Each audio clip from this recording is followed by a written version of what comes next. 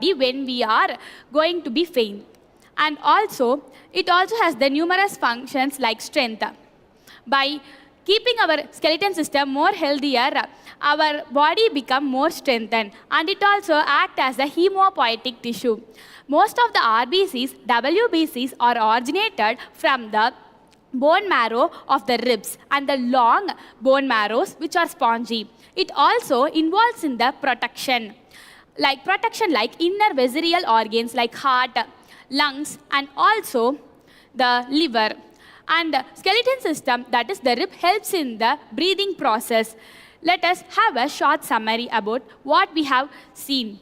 Axial skeleton. So we have covered skull, vertebral column, sternum, ribs, and their number of bones and the total number of bones and the entire bones. So they are of axial skeleton are of totally 80 bones. They are skull, vertebral column, sternum, ribs. Now let us see about the appendicular skeleton. They have forelimbs, hind limbs, pectoral girdle, pelvic girdle, and their types and the bones and the overall counting. The appendicular skeleton has 126 bones. Like other skeleton system, system like circulatory, excretory, respiratory, this, our skeleton system also one of the most important system. Human body is the God's creation. We should protect it. Thank you for this opportunity. Thank you. Peace. Greetings to one and all present here. I am Dhanvar Smithul of grade 8. Today, I am here to give a long lecture on the topic of exploring the forces in a depth study of motion analysis. Come, let's get started. The contents are motion and types of motion. First, we can see what is a motion. When a body changes its position over the time, then it is called motion. Now, let's see the types of motion. The types of motion are totally of 7 types. They are translatory motion, rotatory motion, circular motion, oscillatory motion, vibratory motion, periodic motion, and non-periodic motion. First, we can see about translatory motion. Translatory motion refers to the motion of an object around a straight path, and in example, all the parts of the body move in the same direction and distance. In translatory motion, the object's displacement depends upon the magnitude and the direction of the force applied to it. If the force is applied on the same direction of the object's motion, then the object will accelerate.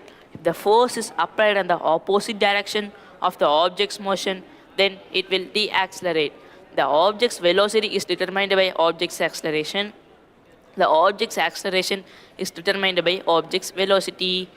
Now let's see about the examples of translatory motion. The examples of translatory motion include motion of a car traveling on a straight road, movement of a car traveling on a straight line. Next, we can see about the various physical quantities. The various physical quantities are displacement, velocity, acceleration, and force. First, we can see about displacement. Displacement is the rate of change of position of an object from its initial position to its final position. Next is velocity. Velocity is the rate of change of position of an object to cover the displacement and the time taken to cover the object's displacement.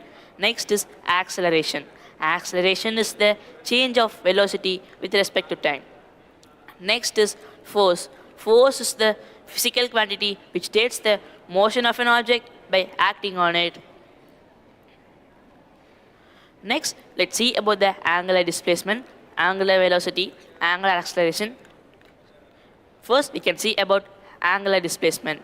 Angular displacement refers to the angle through where an object is moved or rotated from an object by its initial position to its final position. Next is angular velocity. Angular velocity is the rate of change of position of an object by the object's displacement and the time taken to cover the object's displacement. Next is object's acceleration. The object's acceleration is determined by change of object's angular velocity. This is an example of translatory motion. A bicycle moving on a straight road is an example of translatory motion. Also, the equations. Yes, this translatory motion can be predicted by equations such as equations of motion, and it is used to predict the relationship between distance, displacement, velocity, and acceleration. Also, it is used to predict the behaviors of the objects. Now, let's see about the types of translatory motion. Do you know this translatory motion is divided into how many types? This translatory motion is divided into two types. They are rectilinear motion and curvilinear motion. First, we can see about rectilinear motion. Rectilinear motion is also known as linear motion. This is an example of linear motion.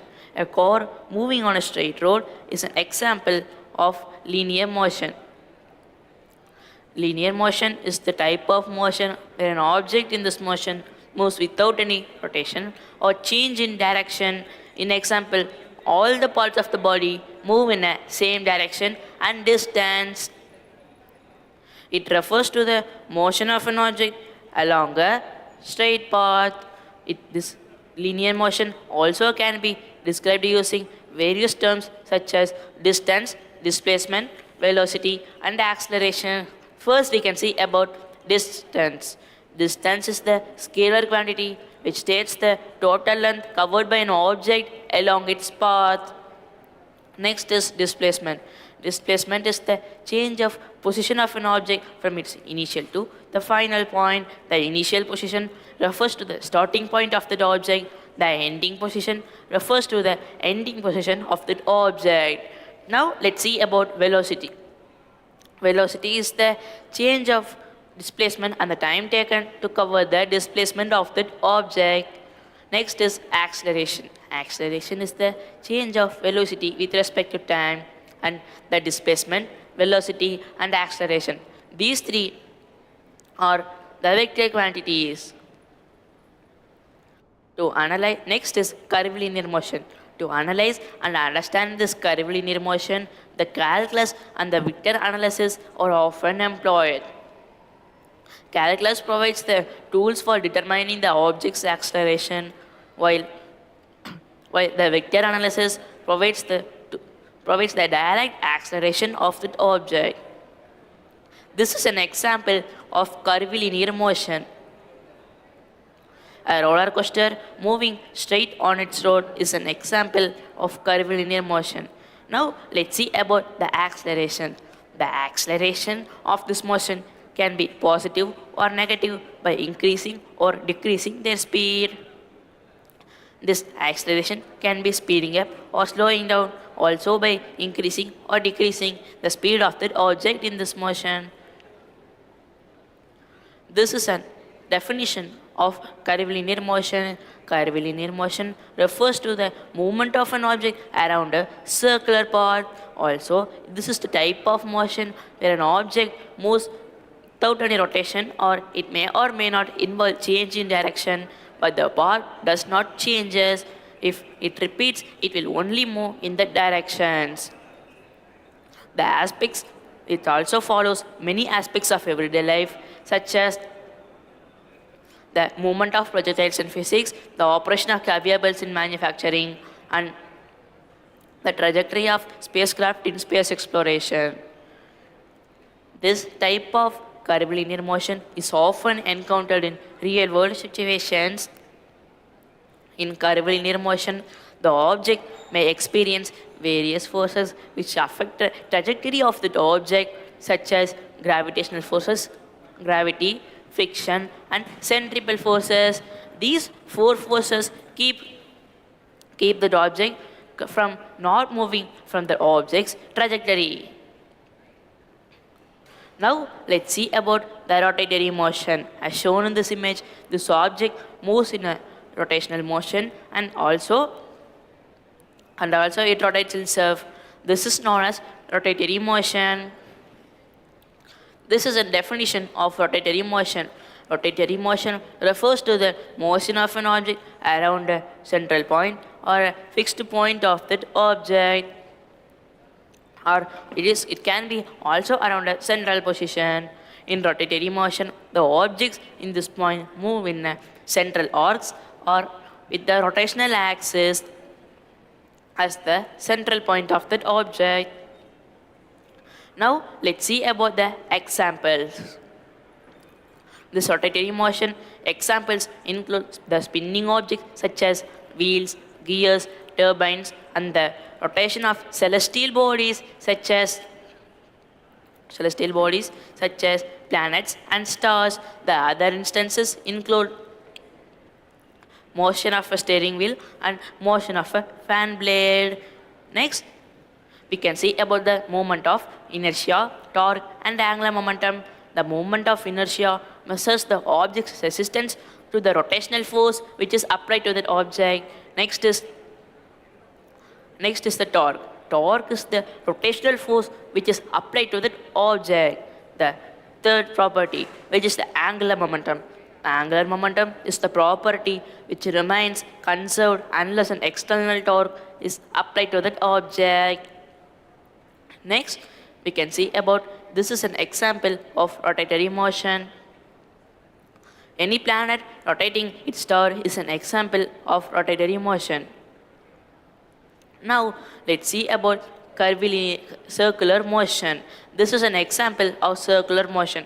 A runner or a man running on a ground. This is an example of circular motion. Circular motion is the movement of an object along a circular path, which means it is the type of motion which follows the curved trajectory, but the direction of this motion continuously changes. In the circular motion, the object only moves with the constant speed, but the direction of that motion continuously changes, which means if any object is moving in circular motion, again it can change to translatory motion, or it can move in rotatory motion because of lack of not changing directions. Also, this rotatory motion and circular motion is governed by Newton's law of motion and the laws of rotational dynamics. Now let's see about the laws of motion. This translatory motion, rotatory motion, and circular motion follows certain laws which is laid by Sir Isaac Newton. The first law, second law, and third law. The first law states that if any object moves in a central position, or if it is moving on a uniform motion, it will be not moved or acted. It will be not acted unless an external torque is applied to it. Next is the second law. The second law states that the product of motion and acceleration is equal to the product of force which is applied to that object. Next is third law. The third law states that for every action that there is an equal and an opposite reaction for every object. Next, this is an example of circular motion. Our Earth rotating the Sun is also an example of circular motion. And also, our Moon rotating the Earth is an example of circular motion. This circular motion is also governed by the physical quantities such as distance, displacement, and velocity, and also acceleration. Next, let's see about the oscillatory motion. Here is an example of oscillatory motion as a swing. A swing moves from the central point to left, and with the help of the gravity there, it pulls and it comes to that right side, and again it returns to the central point. This is known as oscillatory motion. The definition: oscillatory motion is the type of motion where an object in this motion moves in a repetitive back and forth motion, or a repeated back and forth motion, or to and from motion, or an oscillation movement of an object around a central or a equilibrium point. This type of oscillatory motion is often encountered in real world situations. The movement of one point to another point and to the same point is known as oscillation, amplitude, or period. The reciprocal of period is known as frequency, while while one frequency is measured in hertz, while 1 hertz is equal to 1 oscillation per second. Also, in oscillatory motion, the object moves between two extreme positions. This is an example of oscillatory motion. The simple pendulum. A simple pendulum is tied with the string. It is also an iron string or a thread too. It is at the central position named point of suspension. It moves from point B to A, and with the help of the gravity, and it pulls from A to C point, and from C it comes to B and it repeats. This is known as one oscillation. Next, let's see about vibratory motion. The string in this vibratory motion, the example of the vibratory motion is a guitar string. A guitar string is tied very tightly into it. When it is tied very tightly, it vibrates, and with the help of the atmosphere and the air, it produces some sounds. This is known as vibratory motion. And let's see the definition of vibratory motion. Vibratory motion is the type of motion where an object in this motion moves without any rotation or change in direction. In example, all the parts of the body move in the same direction and the distance. Also, it is characterized by to and fro movement or repeated and back forth movement. But the some objects in this vibratory motion have two central point or equilibrium point. Now, let's see about the displacement, velocity, acceleration, and the law which is oscillatory motion and vibratory motion is governed with. This vibratory motion can be also described using physical quantities such as displacement, velocity, and acceleration. Also, in this vibratory motion and oscillatory motion, these two are governed by Hooke's law and Newton's second law of motion. The Newton's second law of motion states that the force which is theater to the object is equal to the product's mass and the acceleration. The Hooke's law. The Hooke's law is the set of two laws. This vibratory motion also finds a wide range of fields including engineering, physics, medicine, and industry. This vibratory motion and oscillatory motion, these two moves in the same frequency, same distance, and same displacement. Also, in this motion also, this object moves from one point to another point and again returns to the same point. This is known as oscillation movement or a vibration movement. This is often measured in period, amplitude, or a vibration. The reciprocal of period is frequency, while frequency is measured in hertz. 1 hertz is equal to 1 oscillation per second. Now, let's see the example of vibratory motion. The examples of vibratory motion include motion of a harmonic oscillator, a motion of a turning fork, motion of a wire which is tied into two ends, and the motion of a guitar string and a violin string. This is a turning fork. When we beat that turning fork with the rubber stick or a rubber ball, it will vibrate. This is known as vibrations. And this is a wire which is tied into two axes or two central points. When we touch it, it will vibrate, and this produces some sounds. Now, let's see the examples and the importance of the vibratory motion. If this vibration is not there, let's see what will happen. If these vibrations is not there, or if these vibrations are not there, these things that are the musical instruments such as drums, guitars, violins, these will not work, because if there is no vibrations, no object will vibrate and produce any sounds, and there will be no any sounds. Now, let's see about periodic motion. Our Earth Rotating the sun is also an example of periodic motion. If Earth is in one point, after 365 days, it will be at the same point. This is known as periodic motion. Now let's see the definition of periodic motion. Periodic motion is the type of motion where an object in this motion repeats again and again with the regular intervals of time. Which means I will tell a best example for it, a clock. If a clock is in noon 12, but after 12 hours, it will be at night 12. But after 24 hours, it will be again at the noon 12. This is the periodic motion. Mathematically, this periodic motion can be described using various physical quantities such as displacement, velocity, and acceleration.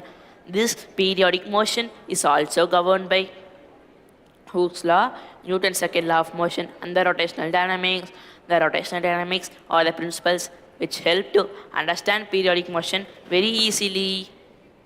Periodic motion is also governed by various principles and laws. These three laws, which I said already, can be depend upon a specific system. This is an example of periodic motion. As I said already, this clock is sharply at 12:08. After 12 hours, if it is noon, it will be at night 12. But after 24 hours, it will be at the same time of yesterday. This is known as periodic motion. Now, let's see about the non-periodic motion. First, we can take an example named football. When we kick a football, it will move, and if we kick it at the circular path, it will at the circular, and it may or may not repeat at the regular intervals of time. Let's see that periodic motion's definition. Periodic motion is the type of motion where an object in this motion moves without any rotation or change in the directions, but it may or may not involve change in directions, but it does not repeat the same motion, but we can say that it does not repeat at the regular intervals of time.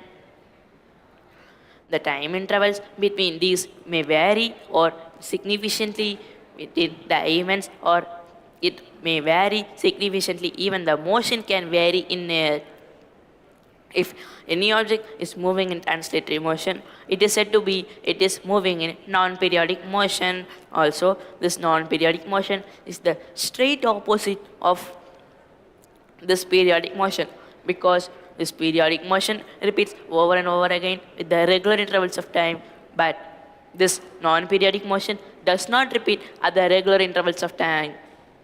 Mathematically, describing this non-periodic motion can be challenging due to the unpredictable nature of this non-periodic motion.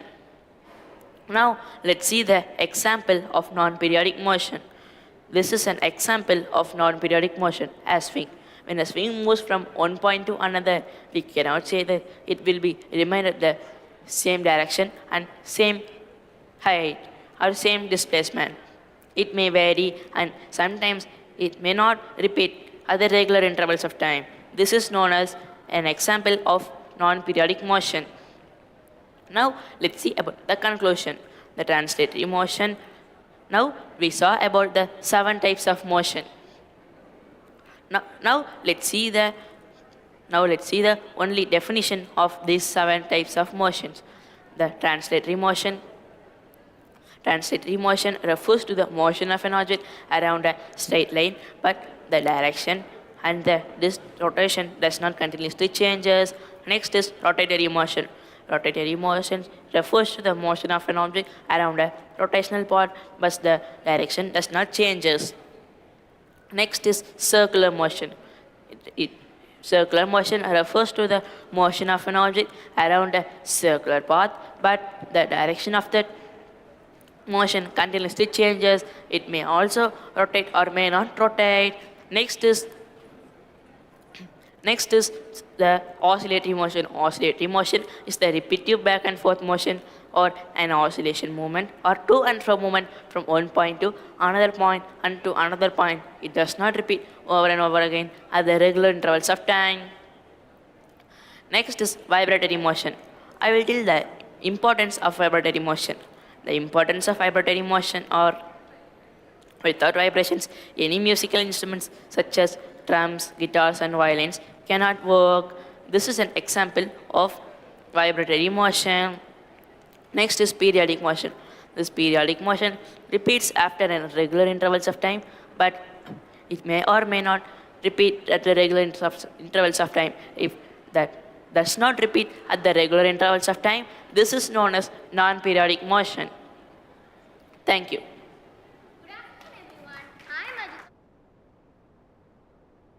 Topic of heart healthy living, diet, exercise, and stress management. Now let's have an introduction on it. Heart disease is a leading cause of death in our world for both men and women, but you can do a lot to protect your heart by making healthy choices and taking steps to reduce your chances of getting a heart disease.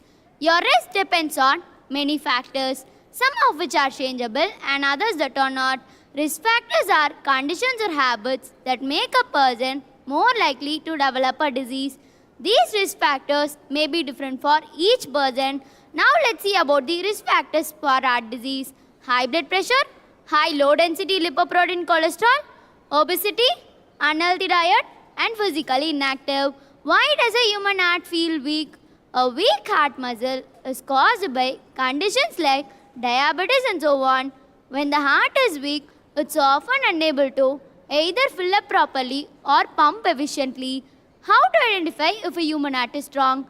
If you are able to perform moderate intensity physical activity such as brisk walking without chest pain, tightness, or difficulty breathing, which means that your cardiovascular system supplies your body with the enough oxygen it needs.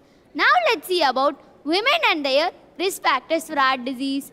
Women generally get heart disease about 10 years later than men do.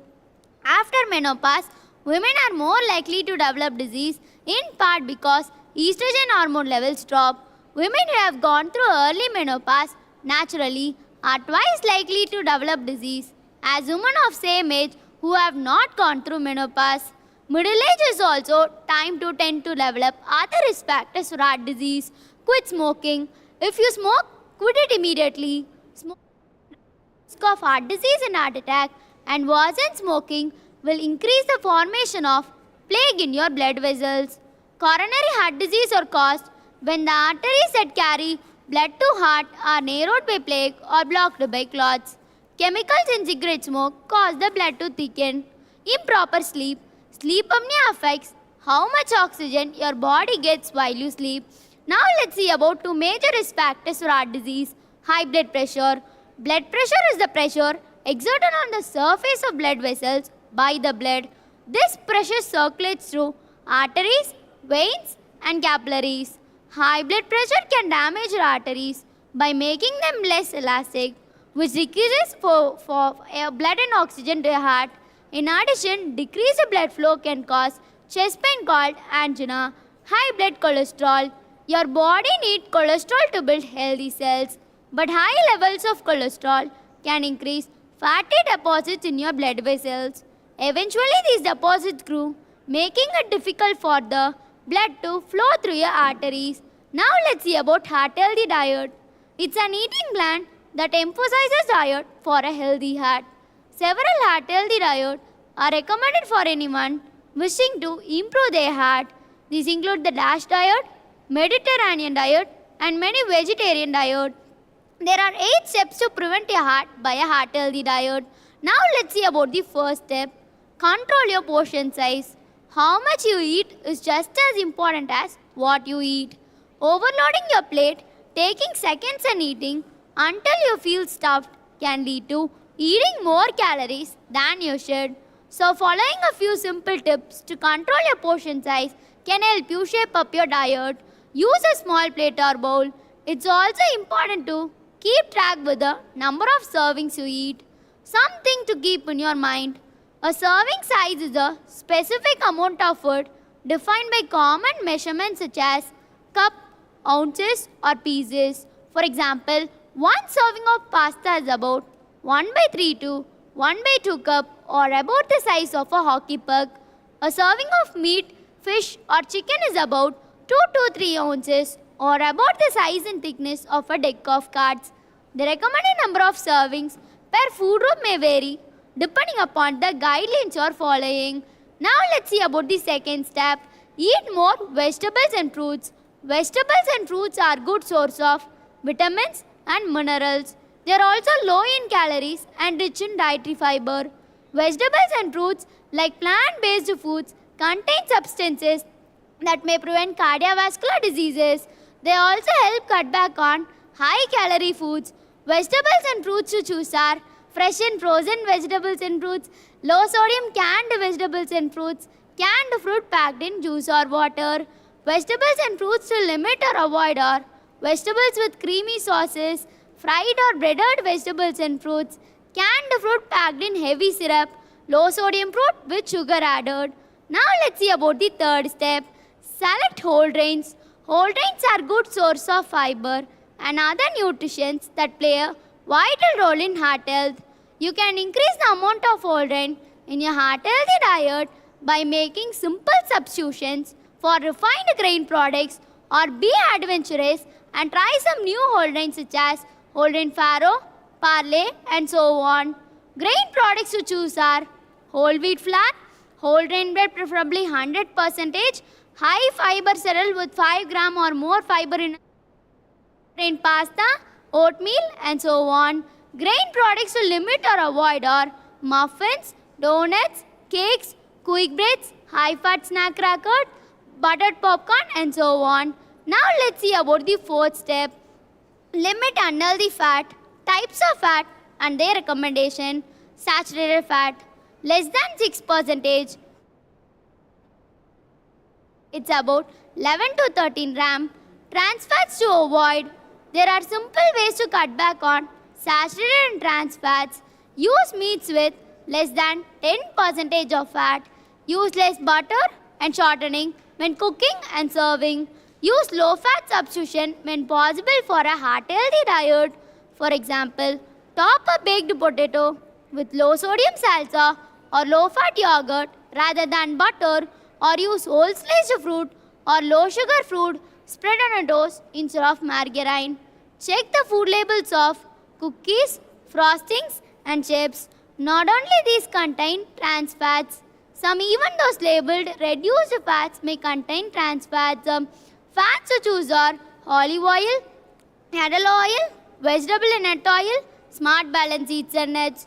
Fats to avoid are lard, bacon fat, non-dairy creamers, gravy, shortening, palm, canola oil and so on. When you use fats, choose monounsaturated fats. Polyunsaturated fats are also good. In the place of saturated fats, monounsaturated fats and polyunsaturated fats may help lower your blood fats. But moderation is essential. All types of fats are high in calories. Another easy way to add healthy fat to your diet is to choose ground flax seeds. Flax seeds are small brown seeds which is high in fiber and omega-3 fatty acids and lower your blood fats. Now let's see about the fifth step. Choose low-fat protein sources. Fish is a good alternative for high-fat meat. Certain types of fish are rich in omega-3 fatty acids and lower your blood fats called triglycerides. You'll find the highest amount of omega-3 fatty acid in cold water fish such as salmon and herring. Legumes, beans, peas and lentils are also good and contain no cholesterol. Substituting a plant protein for animal protein, for example, a soy or bean burger for hamburger, may help lower your cholesterol intake and increase your fiber intake. Low-fat protein sources to choose are lean ground meats. Proteins to avoid are full-fat milk, organ meats such as liver, marbled meats, hot dogs and sausages. Now let's see about the sixth step. Limit or reduce sodium. Eating too much of salt can lead to high blood pressure. Most adults ideally have 2300 mg of sodium a day. Healthy adults ideally have 1500 mg of sodium a day. So limiting salt is a good first step. And much of salt we eat comes from canned and processed food such as baked goods and frozen dinners. So to reduce sodium, make your own soups and stews. If you like the convenience of canned and processed foods, choose for ones with low added salt or reduced sodium.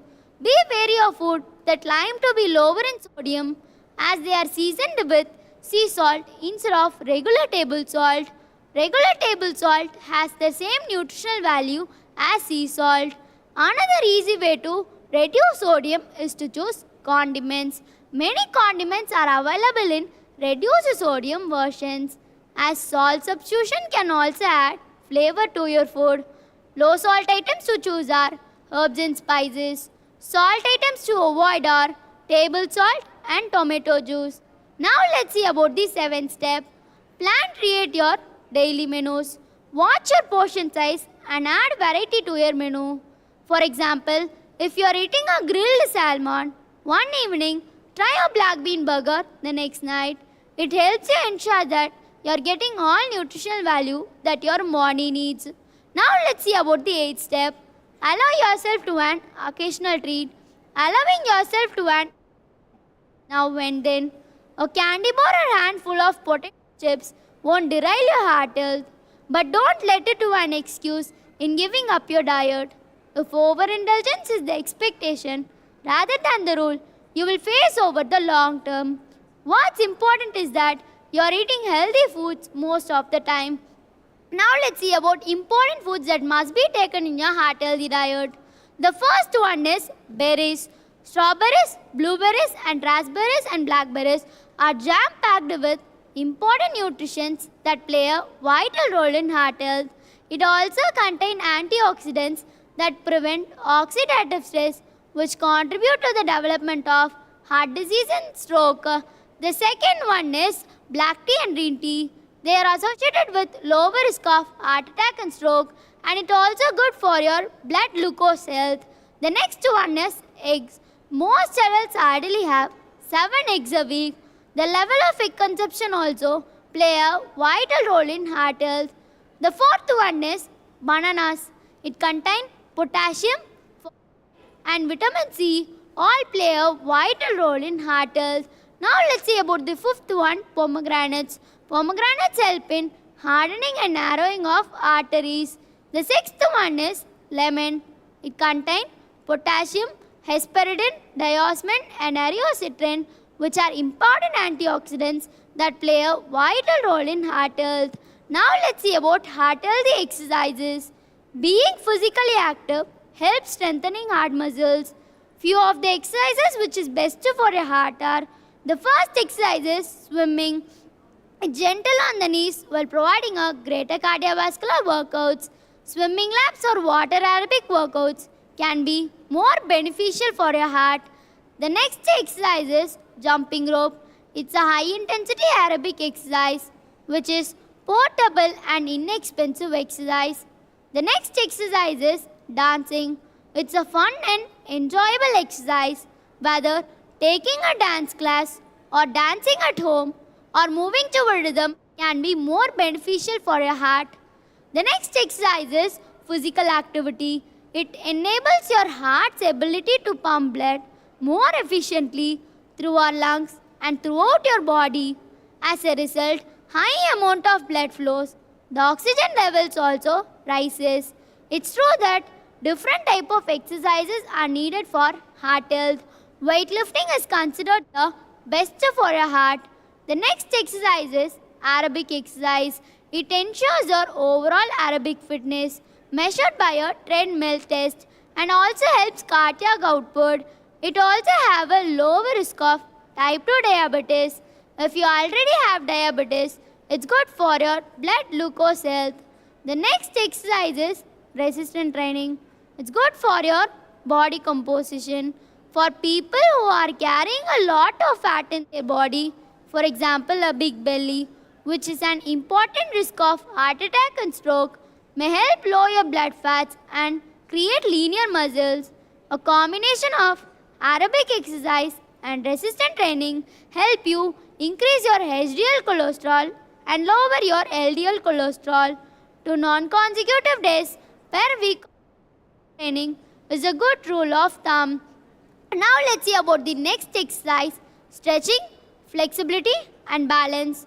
Flexibility workouts don't directly contribute to heart health. What they do is they benefit the musculoskeletal function. If you have good musculoskeletal function, you will be able to do all other exercises. It's crucial in maintaining an resistant and aerobic exercise. It also helps prevent falls that can cause injuries that restrict from doing other exercise. Now let's see about one of the most effective yoga for heart blockage, pranayama, which include deep breathing techniques. If you want more special type of pranayama, try Kapalbhati pranayama. Now let's see about additional benefits of exercise. Reduce stress hormones which put extra burden on your heart, such as a beta blocker, target heart rate. The more fit you are, the harder you have to work to reach your target heart rate. For example, for the first month, if you're walking for 3 mph to reach a heart rate of 120, the second month you have to walk for 4 mph to reach the same heart rate. It ensures that your heart is working more efficiently. Say within your heart rate, you're probably working at the right level. Go above your heart rate and you're working too hard. Go below your heart rate and you're not working at all. Now let's see about stress management. Managing stress can help you lead a healthier life. Stress is an automatic, physical and emotional response which is normal part of everyone's life. Chronic stress is when stress is constant and you're in high gear or on for days or weeks. Now let's see about negative mental health, decision and dissatisfaction with life. Now let's see about conditions that are potentially harmful responses. Irregular heart rate and rhythm, inflammation. Now let's see about steps to handle stress. Step 1. Identify whether you are stressed. Step 2. Identify your stressor. Step 3. Identify the reason for your stress. Step 4. Identify and apply proper stress management strategy. Now let's see about ways to handle stress. Sleep. A normal adult should ideally sleep 9 hours a day. Maintain a positive attitude. Get involved in hobby which distract you from other negative mental thoughts and worries. Now let's see about signs of heart stress. Nausea, indigestion, chest pain, snoring, sweating, getting exhausted and so on. Now let's see about important ways to handle stress.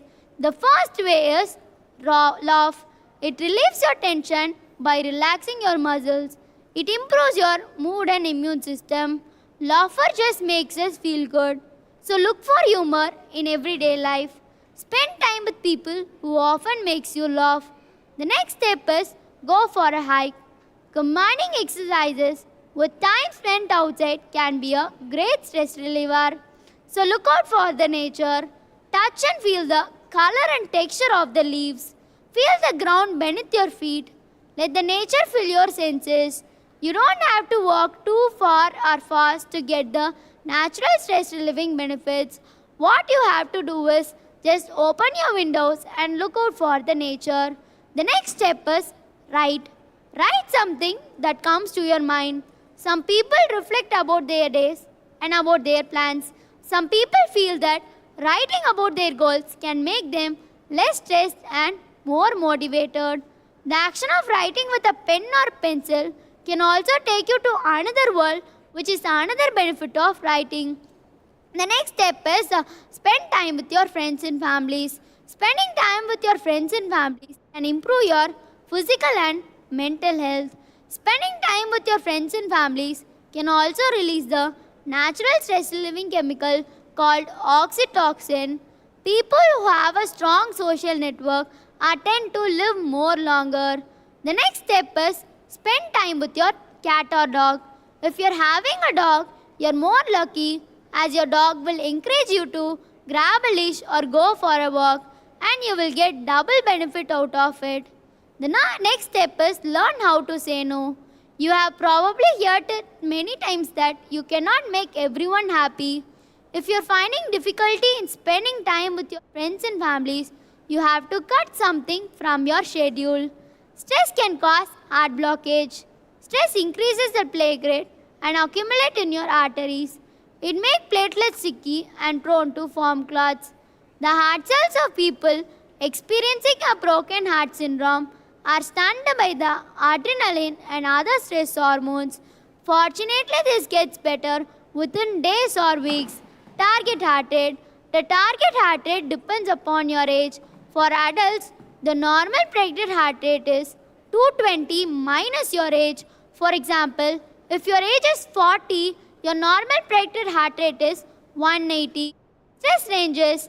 It ranges from 0 to 100, where 0 to 25 is resting state, 26 to 50 is low stress rate, 51 to 75 is medium stress rate, 76 to 100 is high stress rate. Many may not realize that anxiety can slow your heart down. It's not common, but it's possible, and in some cases, it's not a slow heartbeat at all, but your mind telling that your heart is abnormal. Now let's see about meditation. Its most powerful technique, which is highly effective in lowering your stress levels. There are more practice of meditation, but one which is more beneficial is mindfulness based meditation. Mindfulness based meditation help you stay at the present moment and allowing you to acknowledge your stressors without becoming overwhelmed by them. Regular practice of mindfulness based meditation activates the body's relaxation response, which counteract the psychological effect. Rumination is the most common feature where thoughts and worries loop in our mind. Mindfulness based meditation train your mind to redirect your attention back to the chosen focal point. Effective time management can help you prioritize tasks, set realistic goals, and avoid becoming overwhelmed by your stressors. Remember that stress management is a personal process and different type of stress management are applicable for different personalities. It's important to explore and experiment which works the best for you. Now let's see about stress hormones. Stress hormones are hormones released by our body in response to stress. When you overcome a stressful situation, the body's stress response system, also known as fight or flight system, gets activated. It triggers the other hormones to release. The primary stress hormones are cortisol, epinephrine, and norepinephrine.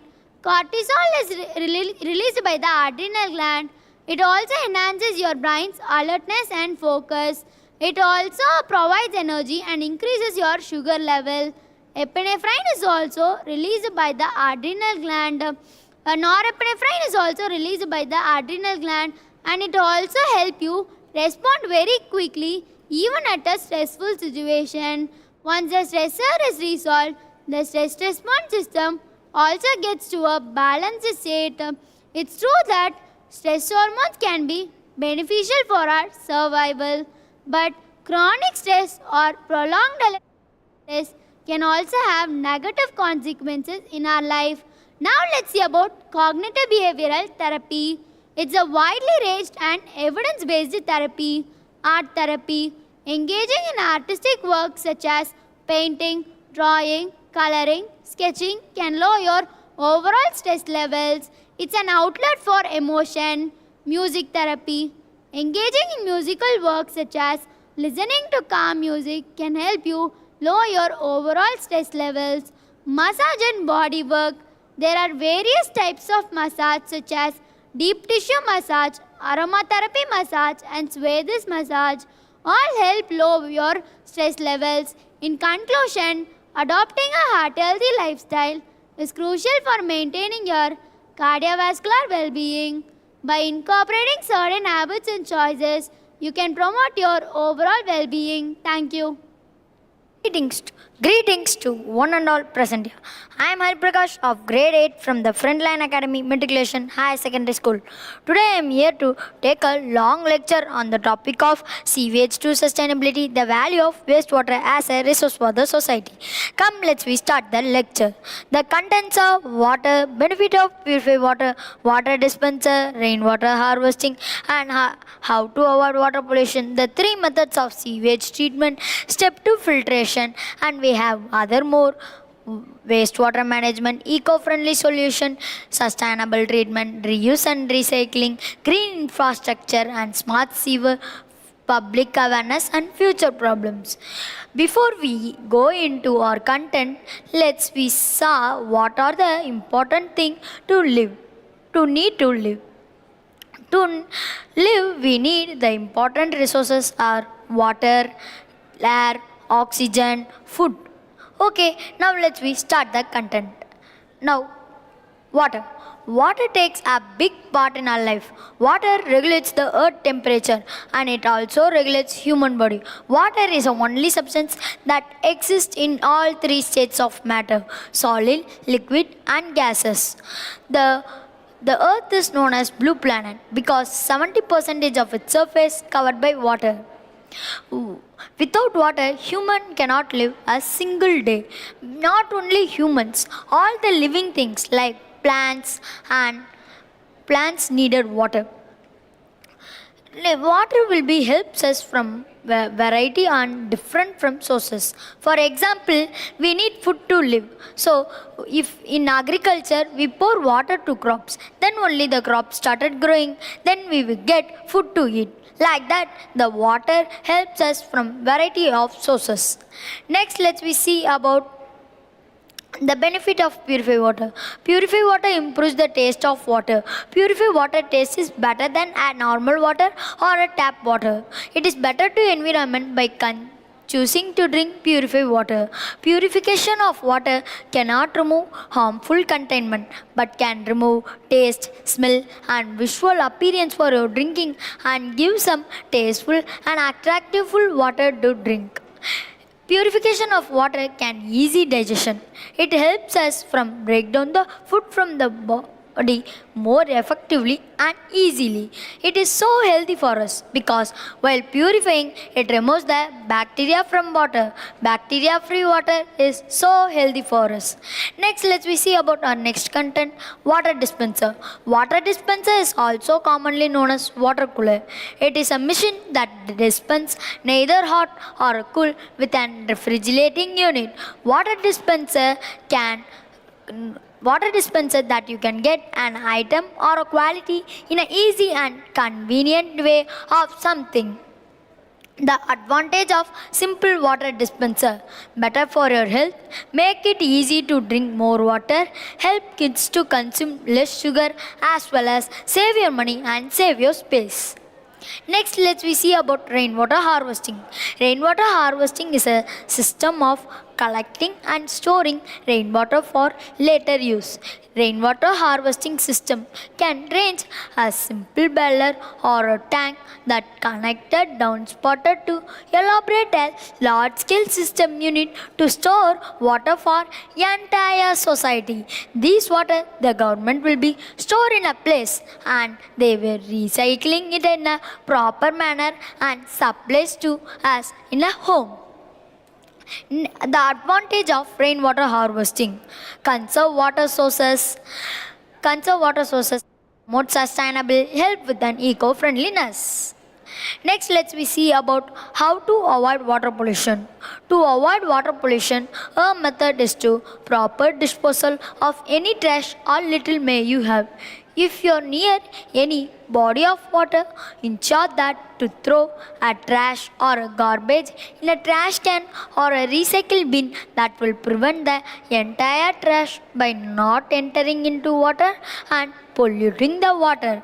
And another method is to avoid using harsh chemical near water sources. These type of chemical easily run off into water and causes pollution. Instead of this, you can use non-toxic and eco-friendly products.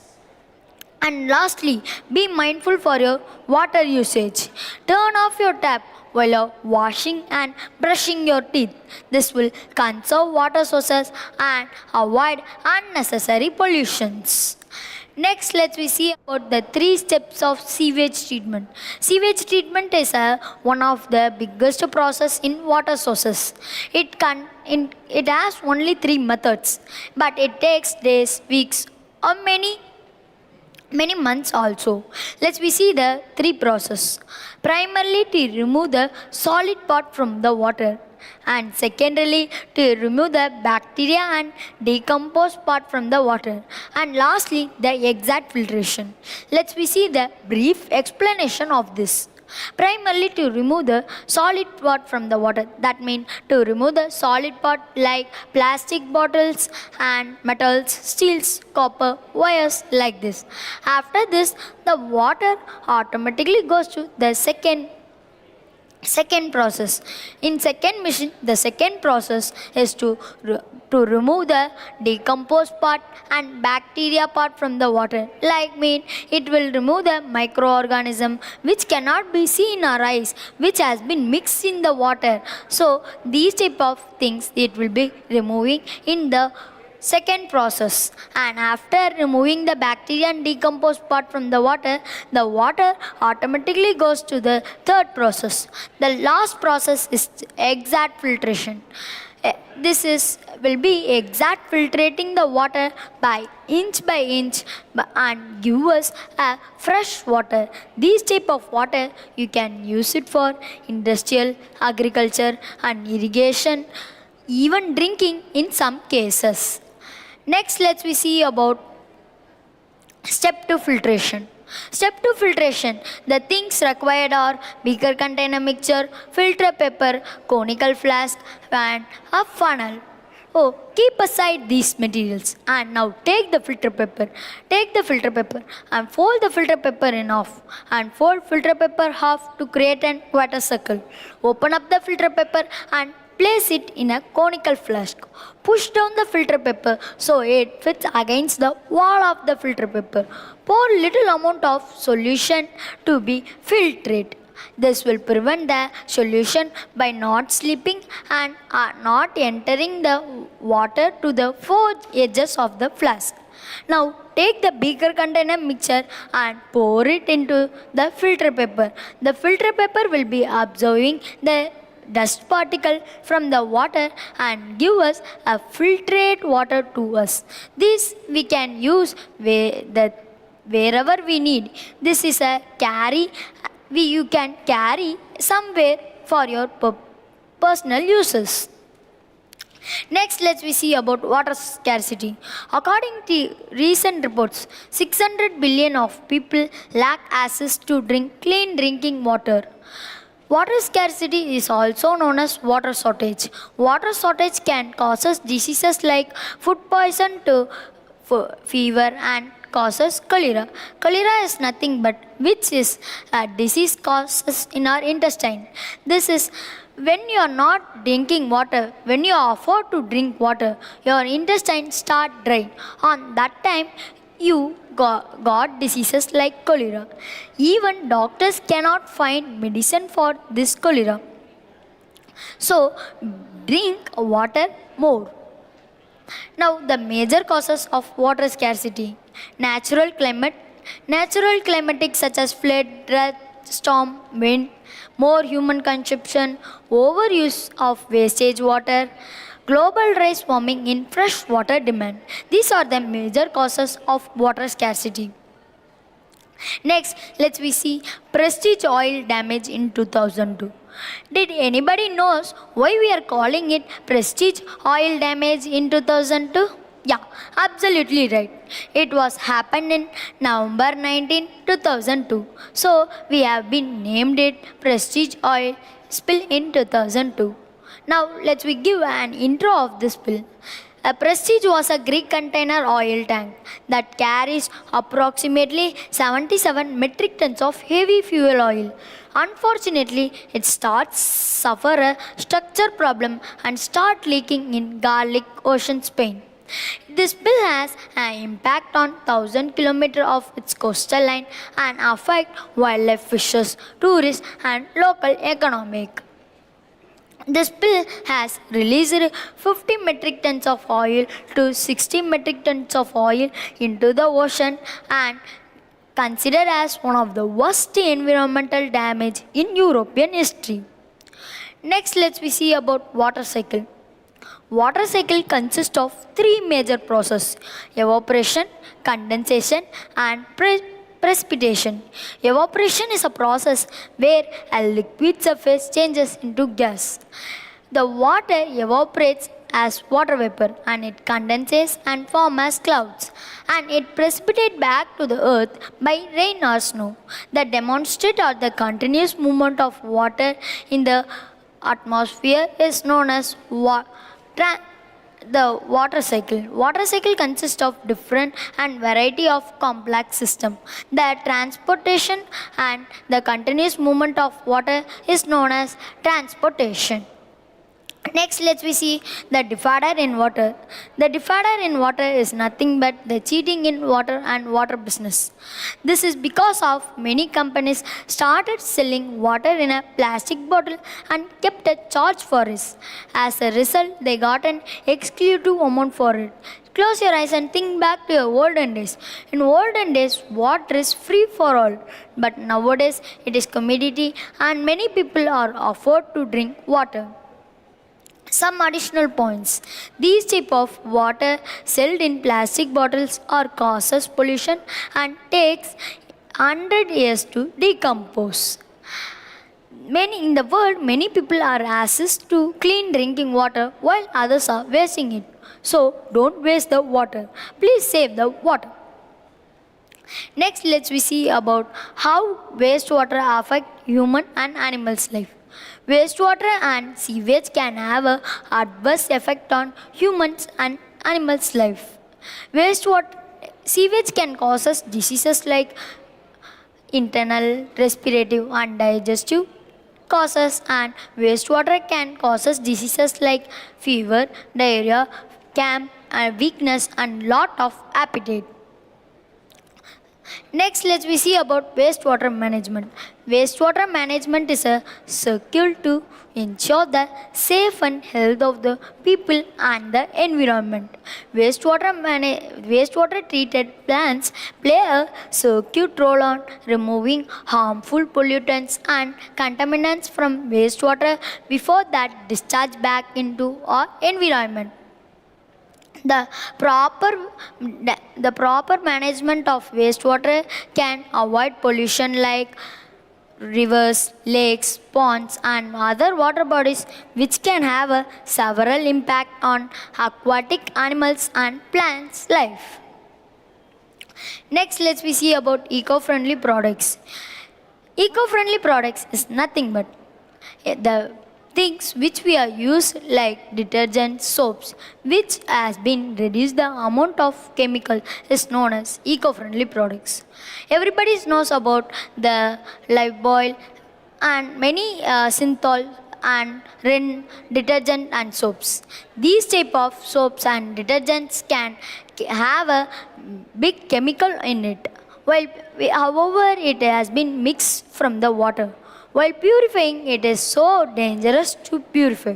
So, if you are reducing the amount of chemical and using natural item like biodegradable soaps and biodegradable detergents, which can however it mixes from the water, while purifying, we can purify easily. So, use eco-friendly products. Next, let's we see about sustainable treatment. Still now we saw many treatment which are useful for water and useful for environment. This is useful for water but dangerous for air. This treatment will take the chemical by heating. While heating, the chemical evaporates and it goes as water vapors and mix with air. So to avoid this sustainable treatment, we want to follow the 4-step of process. Reuse water and prevent wetland, avoid water pollution and use eco-friendly products.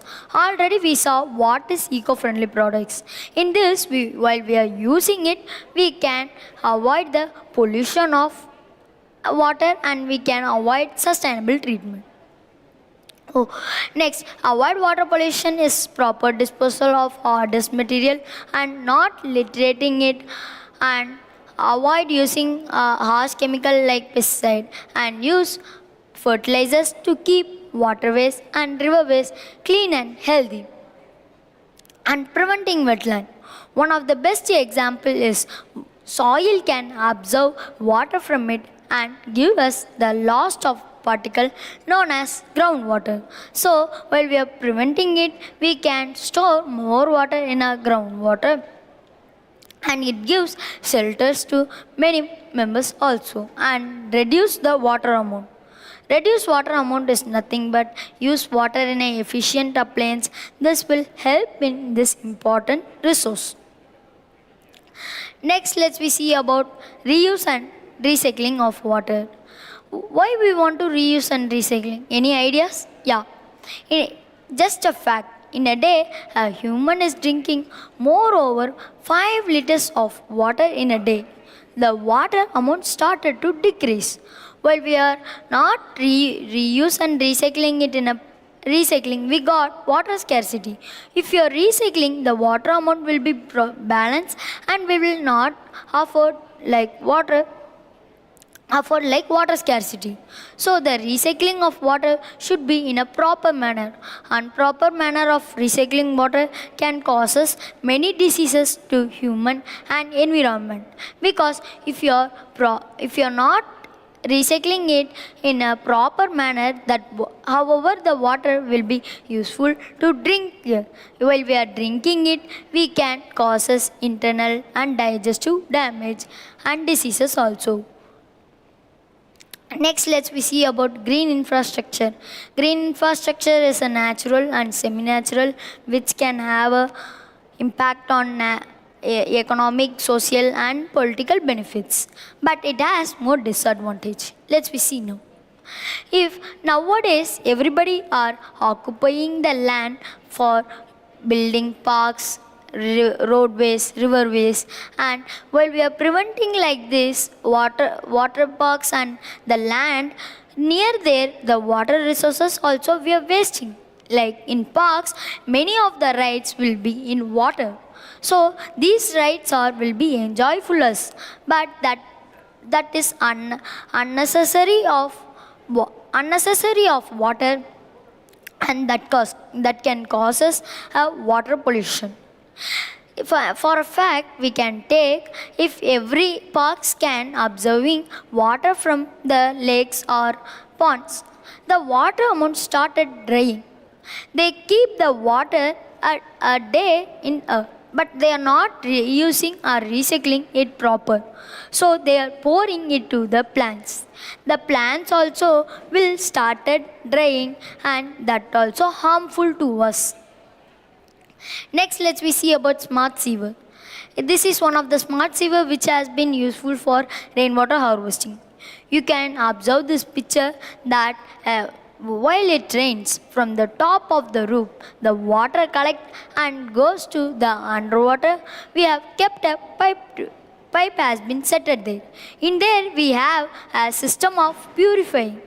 The proper purifying of water will be goes to the second pipe, and this water will be going to any ideas? Yeah, it is going to a useful reason. It going to a treated plants, because in the world oxygen already what I told in starting, we need oxygen to live. So while we are pouring water to plants, the plants will absorb the pollutants and contaminants from air and give us and provide us oxygen. So this was an important smart sewer which they have been here in Singapore. And public awareness. There are many of public awareness. Let's we see one of the public awareness which has been made in Sri Lanka. In Sri Lanka, they have more of water. So they started, without they knowing, they started using plastic more, and they started throwing wherever it goes and stuck in water. While in the water, the plastic has been eaten by many whales, and while the plastic has been sucked in the whale's stomach, the whales also started dying. Like this, many of the animals, sea animals, has been died in these sources. So they have been kept a public awareness museum in Sri Lanka. Still now there is. Next, let's see about future problem. What you can observe in the first picture? Yeah, absolutely right. A human hand is crushing the earth and the water started leaking. This was an important this was an important image which shows useful to us. In a day, a Coke company is taking ton of water to make Coca-Cola. If every hot juice company started taking water from the earth, the water amount started decreasing. While the water amount started decreasing, we got water scarcity and many other water shortage and the water amount started to loss. These type of Coke and Coca-Cola has been not healthy for us, that also unhealthy. For unwanted use, why we want to waste the water? Think it. And what you can understand in the second picture, the land is covered of plastic bottles. This is made of us. Imagine that if you're going to a travel and getting a plastic bottle to drink. And after drinking, you're throwing that plastic bottle in roadways. When air comes, the water bottle started moving. Finally, it reached to any water sides or roadside. So don't throw the plastic in roadways and riverways. I am not saying to stop the using of plastic. Avoid it. You can reduce the amount of plastic. If you are reducing amount of the plastic, we can use it for benefit uses. About reuse benefits. Reuse water is known as reclamation of water. Reclamation of water comes from variety sources and treated to variety sources such as industrial and agriculture and other industrial process. Next, let's see about agriculture application.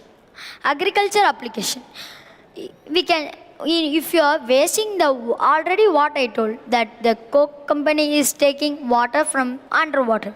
If they are taking like this, we not getting enough water to agriculture itself. The important one of the process is agriculture, because if you are in agriculture only, we get food to eat. If you are not getting food to eat, you cannot live in our earth. So you be aware of the water and use the water in our useful uses. No, don't waste the water and use it in an unnecessary purpose. Next, let's see about capacity building, which nowadays many members are using water for their design. See in this picture, in there we have kept near water. That water will not be taken by anyone. There have been kept strict rules that should be not taken by anyone. If nobody are taking water, we in there a little area of water only if they have. If you are not taking that water, so they also can afford a water scarcity and causes diseases like cholera. What we have said in our water scarcity. Now conclusion. Now I am concluding this. Still now we have been see about the benefit of purified water. What are the important sources of purifying? Why we want to purify? And if you are throwing the plastics in the roadways or riverways, what will happen? If that will give us in a useful manner, or it keep to us a dangerous manner. So thank you for this opportunity.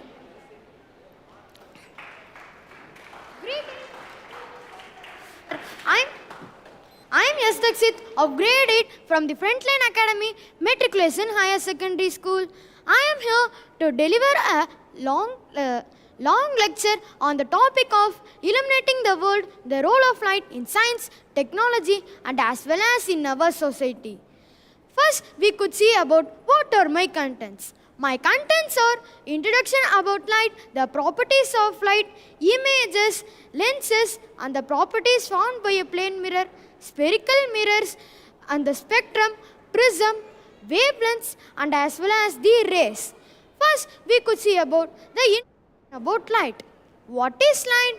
Light is an electromagnetic radiation which could travel through space at a constant speed of approximately 299,792 kilometers. Light can be visible to the normal human eyes, and light can be produced by natural sources such as by sun or by artificial sources such as by lasers or by light bulbs. It doesn't have mass, but it does have energy, momentum, as well as it can be polarized. Light is a particle-like entity which is known as the photon, and it can exhibit both the wave-like and particle-like behavior. Light, which plays an important role on optics, including astronomy, quantum mechanics, and as well as in the areas of science. What are the properties of light? There are totally 8 properties for light, namely 1. Reflection, 2. Refraction, 3. Diffraction, 4. Polarization, 5. Scattering, 6. Interference, 7. Absorption, and 8. Dispersion. First, we could see about what is reflection. What is reflection? Reflection is the process of bouncing back of light rays. When a light ray strikes a surface, it either can be absorbed or transmitted, and as well as it can be reflected. The angle of incidence is equal to the angle of reflection. The reflection occurs in the place such as in our mirrors or in the polished surfaces such as the reflections of waters. Next is refraction. What is refraction? Refraction is the bending of light as it passes from one medium to another medium with different densities. It occurs when a light wave is passing from air medium to through the water medium. The refraction occurs. Refraction in the sense, the meaning is it is the slight bend which occurs from passing from one medium to another medium with different densities.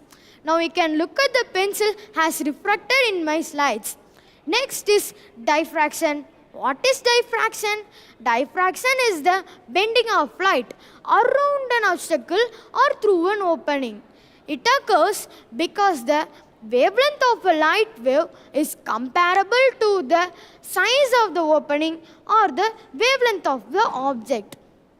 Next is polarization. What is polarization? Polarization refers to the orientation of an electric field vector of a light wave. When light is polarized, the electric field oscillates the light in a specific directions, which means the unpolarized rays coming from the sun, while hitting the horizontal reflective surface, it is reflected as a polarized light and passing through a same direction until the end of the lens. Next is scattering. What is scattering? A scattering is the process of redirecting light in multiple number of directions when it comes to interacts with the dust particles or other particles as well as the objects in the path of a light wave. This is why the sky appears to be blue during the day, as well as the shorter blue wavelengths are scattered more than the longer red wavelengths. Blue was the third shortest wavelength and the red was the first longest wavelength. Next is interference. Interference is the phenomenon where two or more waves meet at the resulting wave. Either it is amplified or cancelled out.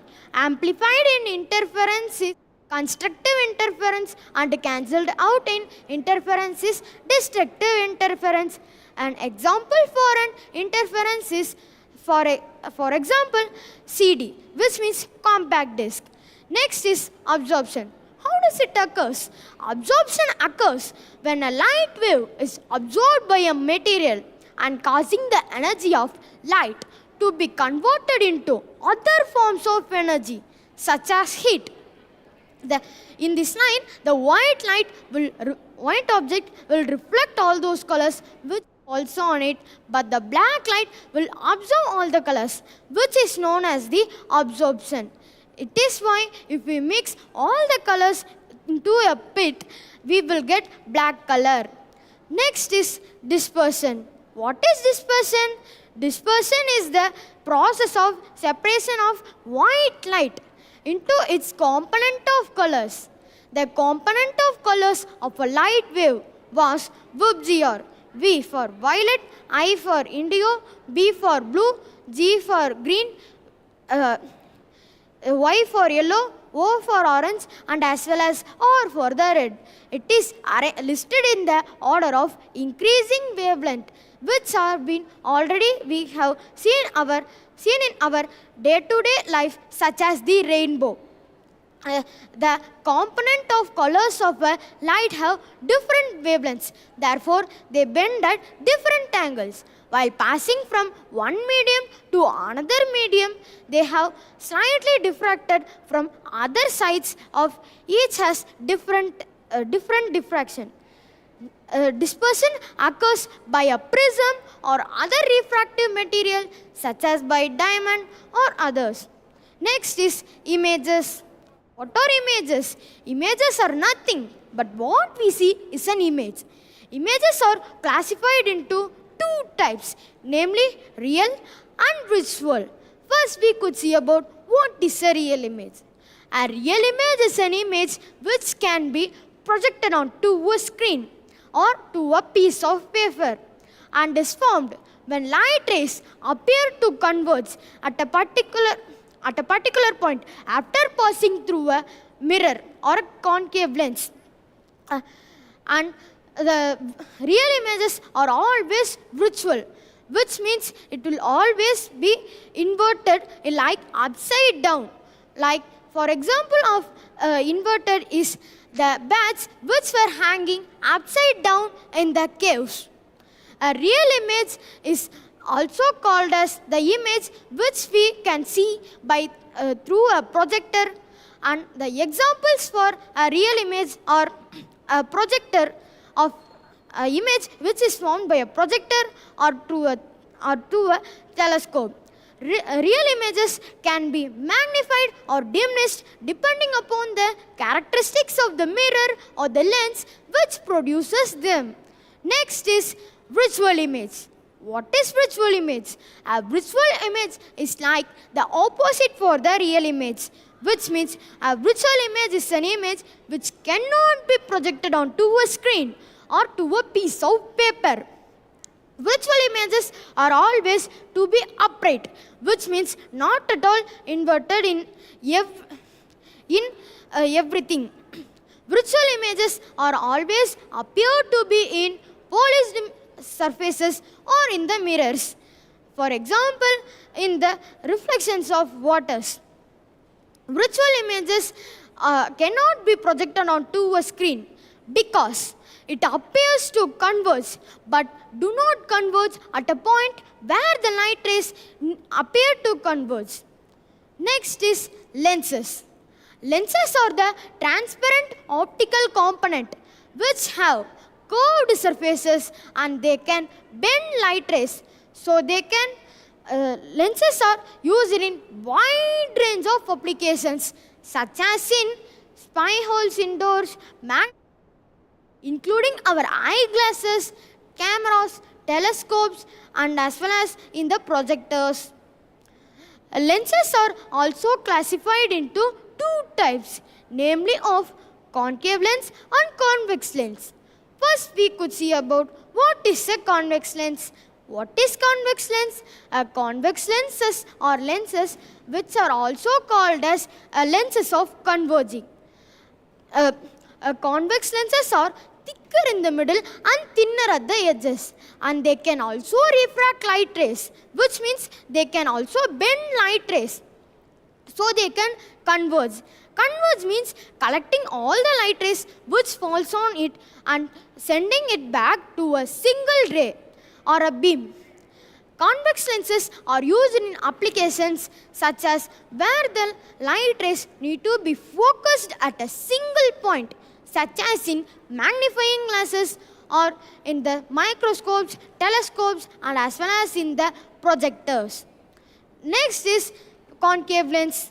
A concave lens is the opposite for a convex lens, which means a concave lens was also called as a lenses of diverging.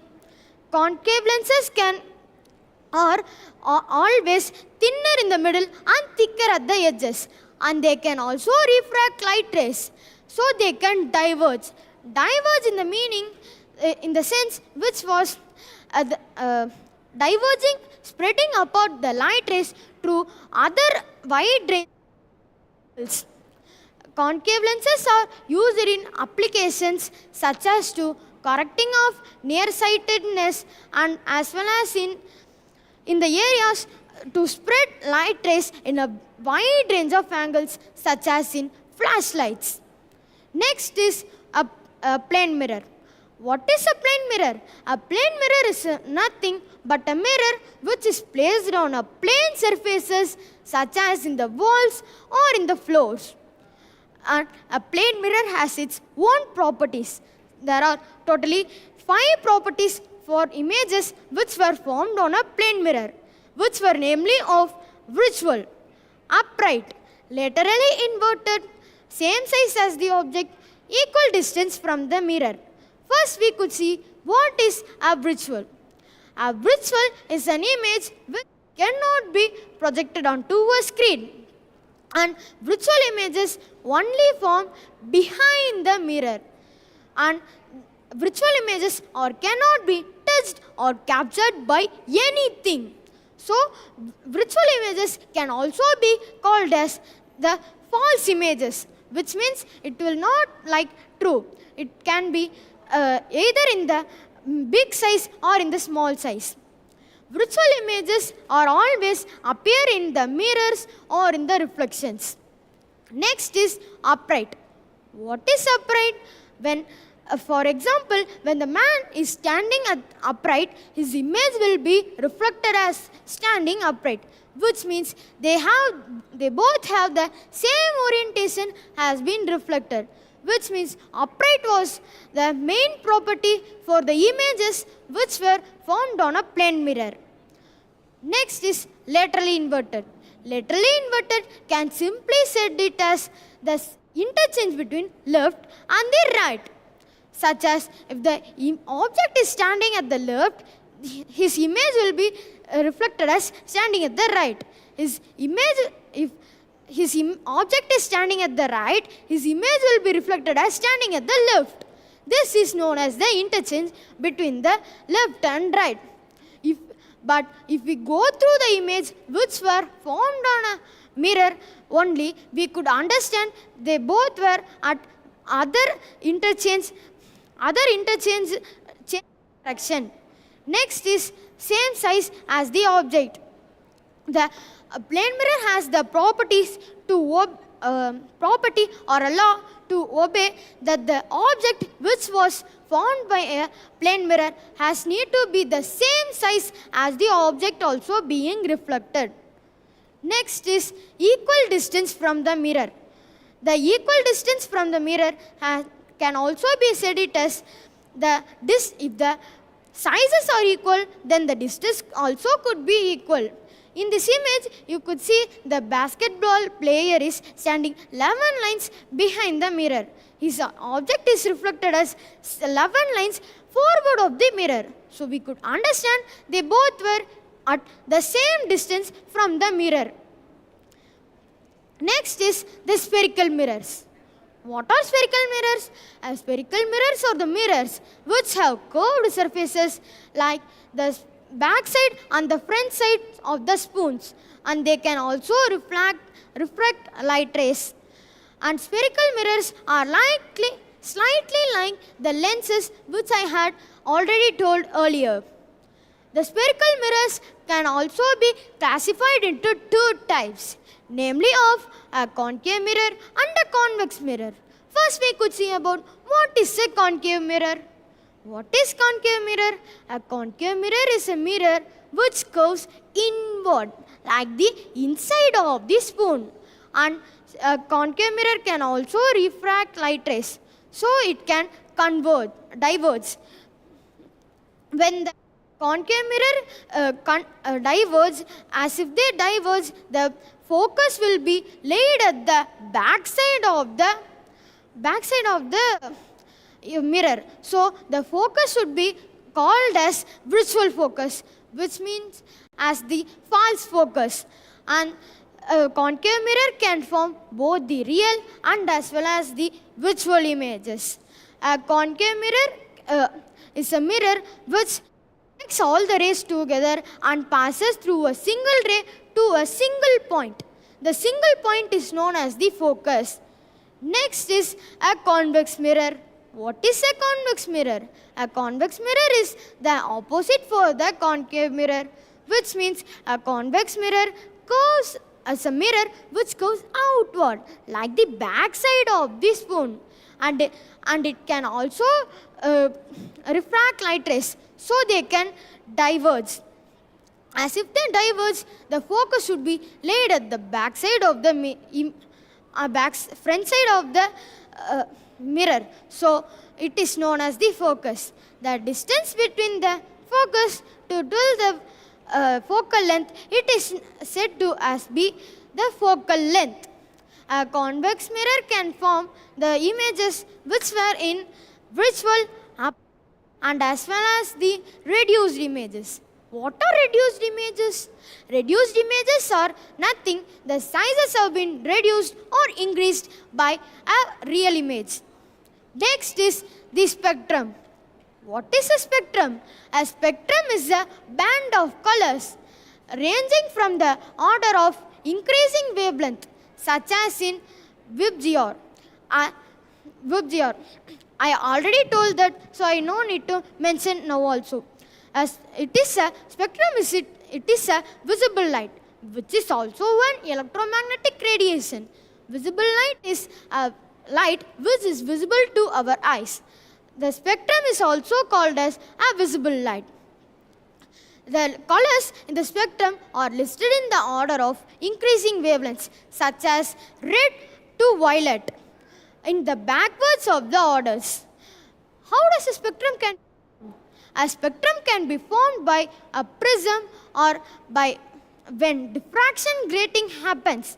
A prism, the colors of a light wave will be separated into the component colors and create a spectrum. That is known as the spectrum. A spectrum are used in optics to be known as to mention the wavelengths of the electromagnetic radiations. Electromagnetic radiations are nothing, the radiations which we could not see by our normal eyes. Our normal eyes could see up 380 nanometers to 700 nanometers only. But the electromagnetic radiation lies between 700 to 4000 nanometers. Next is the prism. A prism is a triangular piece of glass which is also set in a geometric shape also. A prism, how does a prism reacts? The prism reacts as it involves in two methods such as refraction and diffractions. When a light wave enters into the prism will slow down the light wave and slightly bends upon the normal. And while exiting the prism, the prism will convert the slow light rays to high speed and it will slightly bending of different colors. This is known as diffraction. When the refraction occurs while passing from air medium into a glass medium, it is known as the refraction. Next is wavelengths. What are wavelengths? Wavelengths of a light refers to the distance between the two consecutive peaks or troughs, which were namely of the infrared to the ultraviolet rays. Rays has the highest nanometer rate and the ultraviolet has the shortest nanometers rate. Next is rays. A ray in optics refers to a straight line along the path which light travels. A ray is a singular form of a beam. A beam is a plural form of a ray. Next is the types of electromagnetic radiations such as the rays. There are totally 7 types of rays, namely 1. Radio, 2. Microwave, 3. Infrared, 4. Visible, 5. Ultraviolet, 6. X-rays, 7. Gamma radiation. First we could see about what is a radio wave. Radio waves are radiated by the electric charges undergoing acceleration on a metal rod, which were namely the antenna. The flowing of electrons front and back in antenna will convert the electric charges into radiated waves, which were of high nanometers such as in 4000 nanometers. Next is microwaves. Microwaves are defined as a electromagnetic radiation with a frequency ranging between 300 MHz to 300 GHz, and it ranges in millimeters towards centimeters, which means in 1 millimeter to 30 centimeter. Microwaves are microwaved only in microwaves or in ovens to heat up a dish. Next is infrared. Infrared bulbs are also called as the infrared lights, which means the light which humans cannot see, but they can detect the light in the form of heat. If we touch a bulb which is on infrared light, we can notice the heat which came from the infrared bulb. This is simple definition for infrared bulb. Next is a visible light. A visible light is a ray of an electromagnetic radiation which could be seen by normal human eyes. A visible ray light is also called as the light which were listed in the spectrum. The ultraviolet rays. The ultraviolet rays are also called as the UV rays, which means the ultraviolet rays. And its wavelength is up to 400 nanometers to 600 nanometers, and in ampere it will produce the current in 4000. Next is X-ray. X-rays are in the form of electromagnetic radiation which is similar to the visible light, and X-rays are mostly used in medical fields such as to view the inner parts such as bones and tissues of our bodies. X-rays can pass through hardest materials such as to our skins. Next is gamma radiation. Gamma radiation are the radiations which have smallest wavelengths, but it was one of the most energetic electromagnetic spectrum, and it is produced by the hottest and the most energetic objects in our universe, which means the neutron source or the pulsars, supernova explosions, and the regions near the black holes. Okay, now I could conclude the topic of illuminating the world, the role of light in science, technology, and as well as in our society. We have already seen about the light and their properties, images, and the properties of image formed by the plane mirror and the spherical mirrors, lenses, prism, spectrum, wavelength, and as well as the rays of light and its components. Thank you for giving the wonderful opportunity to me. Thank you.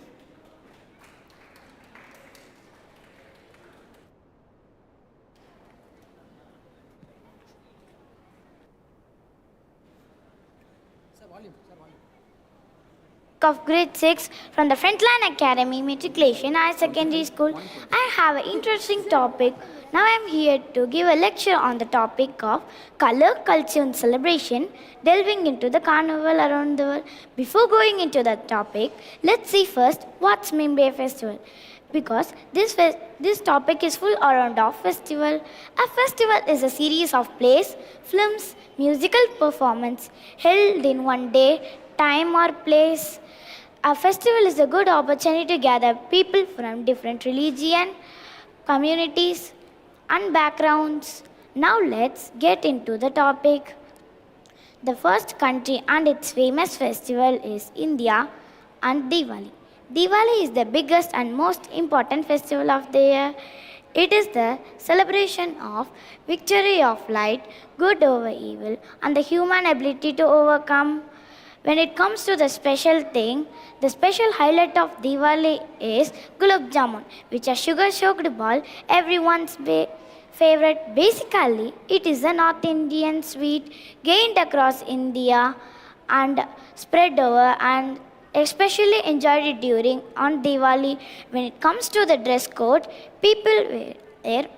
women wear elegant lehengas made up of silk, chiffon and velvet. Men wear dhotis and shirts, kurtas. When it comes to the special thing, on Diwali, do you know how will they celebrate? On Diwali, people clean and decorate their house. Girls draw color rangolis in front of house, share sweets, snacks and crackers and light up the whole day. Here are some example pictures celebrated on Diwali. To the next country is Afghanistan, Nowruz. Nowruz is one of the important festival of the year. On Nowruz, the special highlight is Mak Haula, which is the savory food item enjoyed during this time, and sticky pastry rice. It is also served with this.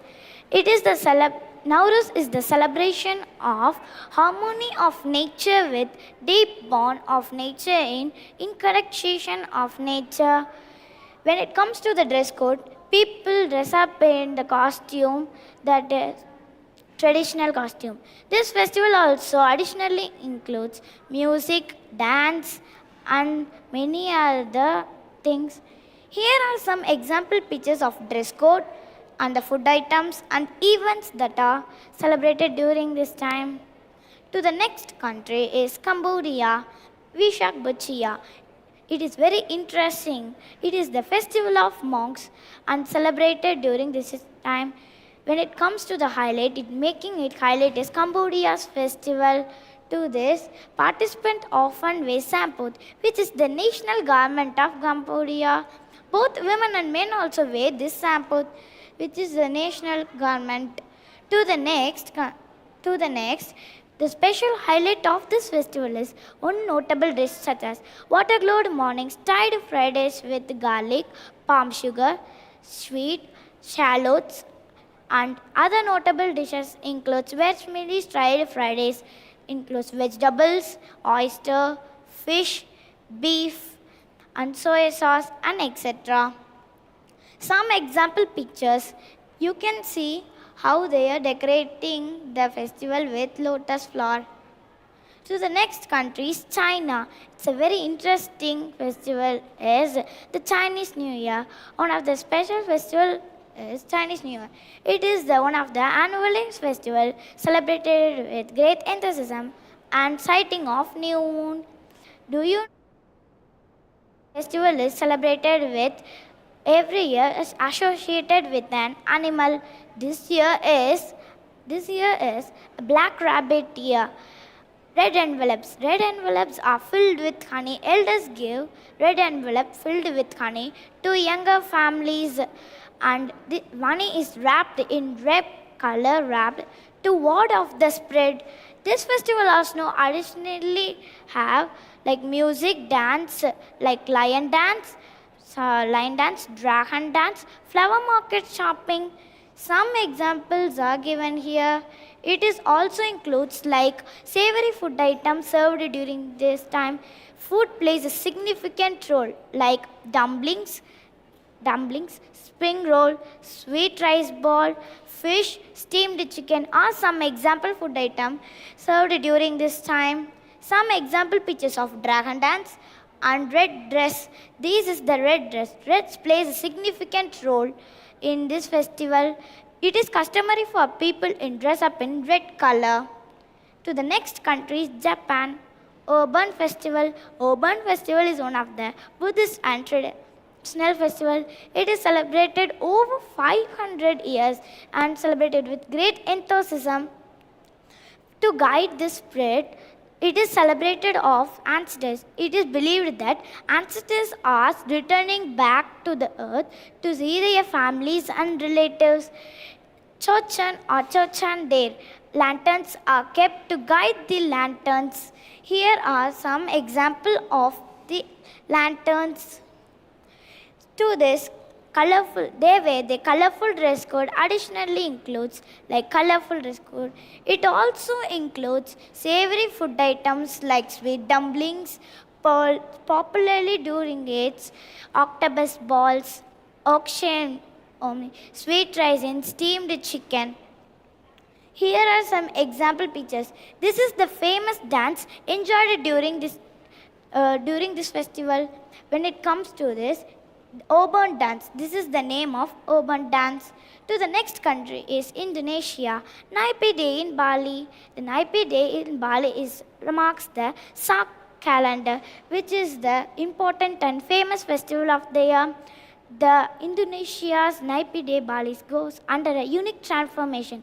All lights, sounds are switched off, worldly activities are abandoned, and traffic comes hard. To this, here are some example pictures. Additionally, these festivals offer like variety of snacks such as pulung naipi and ajapam. These pulung naipi is a particular snacks enjoyed during this time. When it comes to the dress code, they also wear their traditional attire.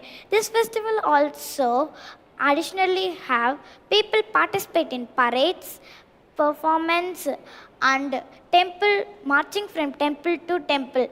They carry banners and offer and adorned in traditional clothing by offering. Some example pictures are given here. To the next country is Israel. Passover. Passover is the famous festival of the year. It holds the significant time among all the festival and holds the known as leavened and unleavened bread. It is the special highlight of this festival is making elaborate family meals. As a starter, it is customary to serve a honey-dipped apple, adding a sweet touch to festive gathering. This delightful tradition is enjoyed during many over Passover. When it comes to the dress code, people wear knee-length dresses accompanied by a cardinal or a shirt and a blouse. Men wear dresses that depends on their location. Generally, it includes a shirt, bottom-up shirt, jacket, and a bottom-up shirt and a slacks. Here are some example pictures of the food items and the dress code. To the next country is Angola. Angola's famous and important festival is the Angola of most important pre-herb of Angola Carnival. It is the vibrant and festive celebration celebrated during this time. This festival is celebrated on Lord Thursday until pre-Lenten season of Ash Wednesday. It additionally includes shows like performance, parades, music, dance, and extracurriculars. Like it also includes like lively events, acrylic color, Brazilian style events. When it comes to the traditional dress code, they wear the traditional dress such as women wear African panos of which is the national garment of the Angolan youth prefer a western style event for special occasion. It is like western style dress code such as shirts, jeans, t-shirts and unless like special events. Here are some example pictures of the dress code and the dance which is celebrated during this time. To the next country is Burkina Faso and its famous festival is Semi-national day like culture. It is the weakness of Burkina Faso and celebrated with great enthusiasm. It is one of the most important festival of the year. When it comes to the special highlight, the variety of stable food showcased during this time is one of the special. Was variety of stable food includes like sorghum, rice, millets, peanuts, yams, yolks, and phonics. Here in this festival, rice, maize, and millets are some main crops cultivated during this time. Generally includes when it comes to the dress code, it is very interesting. They wear semi-national day attire or additionally include women wear semi-national makhila, which is the national garment, and men wear apart for traditional attire, semi-national attire or coat. Some example pictures are given here. These are the famous masks and food items enjoyed during this time. To the next country is Egypt. It is a very interesting country. Now let's go into this. Speaking festival is one of the most and important festival of the year. This 5-day festival aims to bring the ancient past to life and educate people and help them to celebrate their rich and grand heritage. This festival is held in El Gorna, a red sea and picturesque town. This festival offers, and special highlight of this is, it represents a Rod Hotsi, a form of powerful sun god and incarnating of royal power. When it comes to this, it is the interesting special thing. When it comes to the dress code, men wear hijabs, turbans, gutras, galapias with pants underneath. Women wear dresses such as shirts called tropes, often wear other layers such as headscarves in cooler weather. Jacket and shirt also includes hijabs or headscarves, including in cooler weather time. Some example pictures are given here. These are the example picture. Here is the picture of a woman dressing in their traditional. This is the traditional dress of Makhila, and it is how the festival is celebrated. Here now let's go to the next country. The next country is Ethiopia, and its famous festival is Timkit. Timkit is one of the most and vibrant festivals celebrated during this time. It is communicating of the baptism of the Jesus by the Jordan in baptism in Jordan River. This is the vibrant and colorful celebration during this time. When it communicates the Jesus by the Jordan in River Jordan. When it comes to this, the last 3 days, Hearts of Tebet asks the 10 commandments of this festival.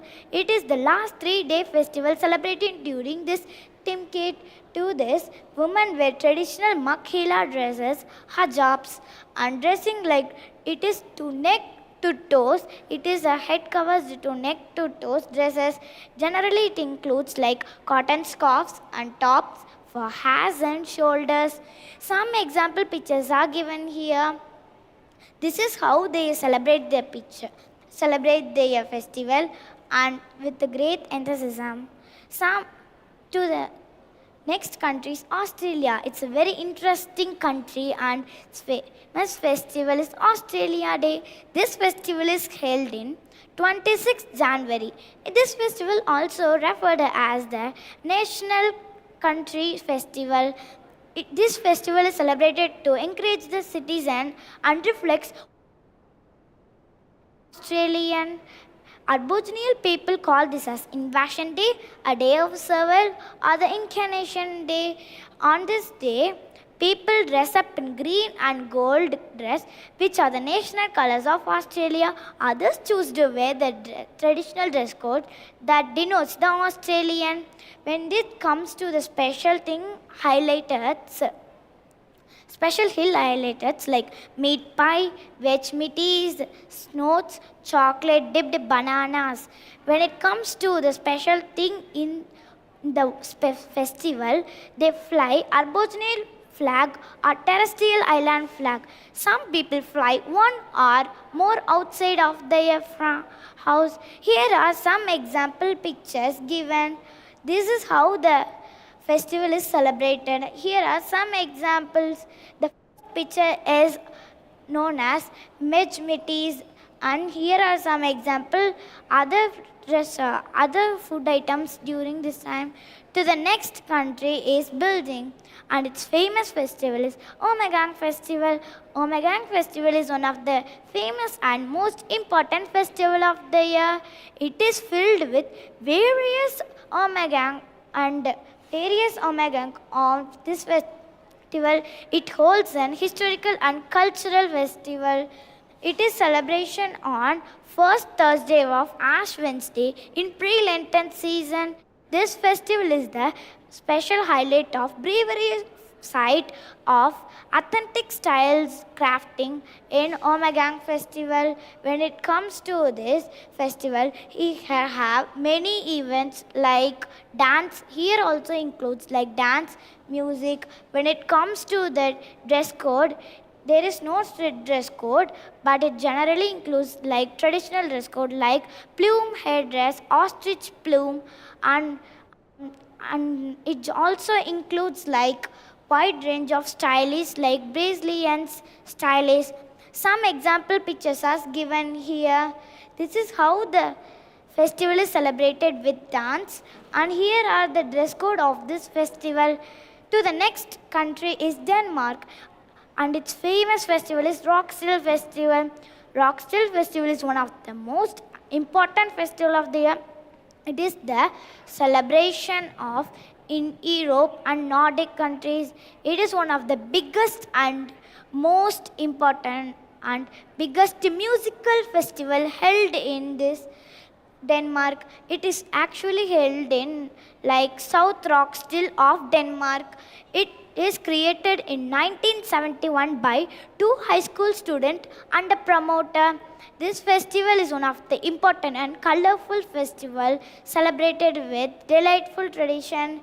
Here takes place like there is no strict dress code when you attend this dress festival, but you can wear the dress that generally comfortable for you. You can wear like flomax, loose fittings, shirts, shorts. Crop tops are also good option for fashionable, but it is advisable with pair them with two high-waisted shorts or pants to show moderate appearance. Some example pictures are given here. This is how the festival is celebrated. To the next country is France, and its famous festival is Bastille Day. Bastille Day is one of the biggest and most important and vibrant festival celebrated during this time. It is the celebration in 1789 in Revolution of celebrated in July 14th in every year.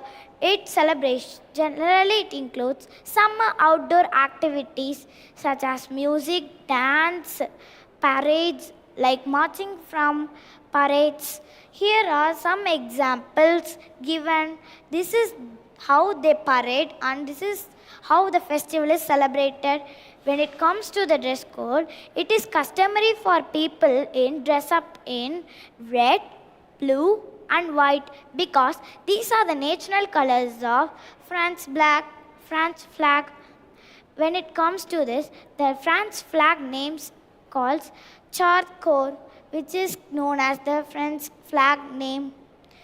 To the next country is Germany, and its famous festival is Oktoberfest. Oktoberfest is one of the most important festival of the year.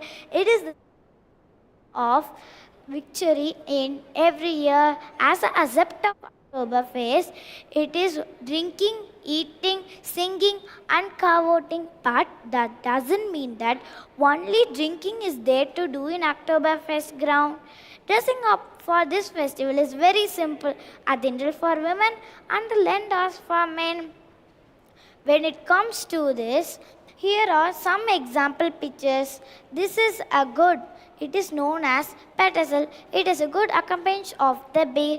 Here also, this also includes many food items such as pork pedestal, spetzel, lebubchen, homemade soft pedestal. This is the picture of pedestal. German potato salad, and lemon spice. These are very delightful dishes and enjoyed during this time. It is very interesting, no? Now let's move on to the next country, Greece. Is one of the most important festival of the year. It is the celebration of filled with various Orthodox Easter and Holy Weeks. It celebrated the various Orthodox Easter in the spectacle of the Holy Week.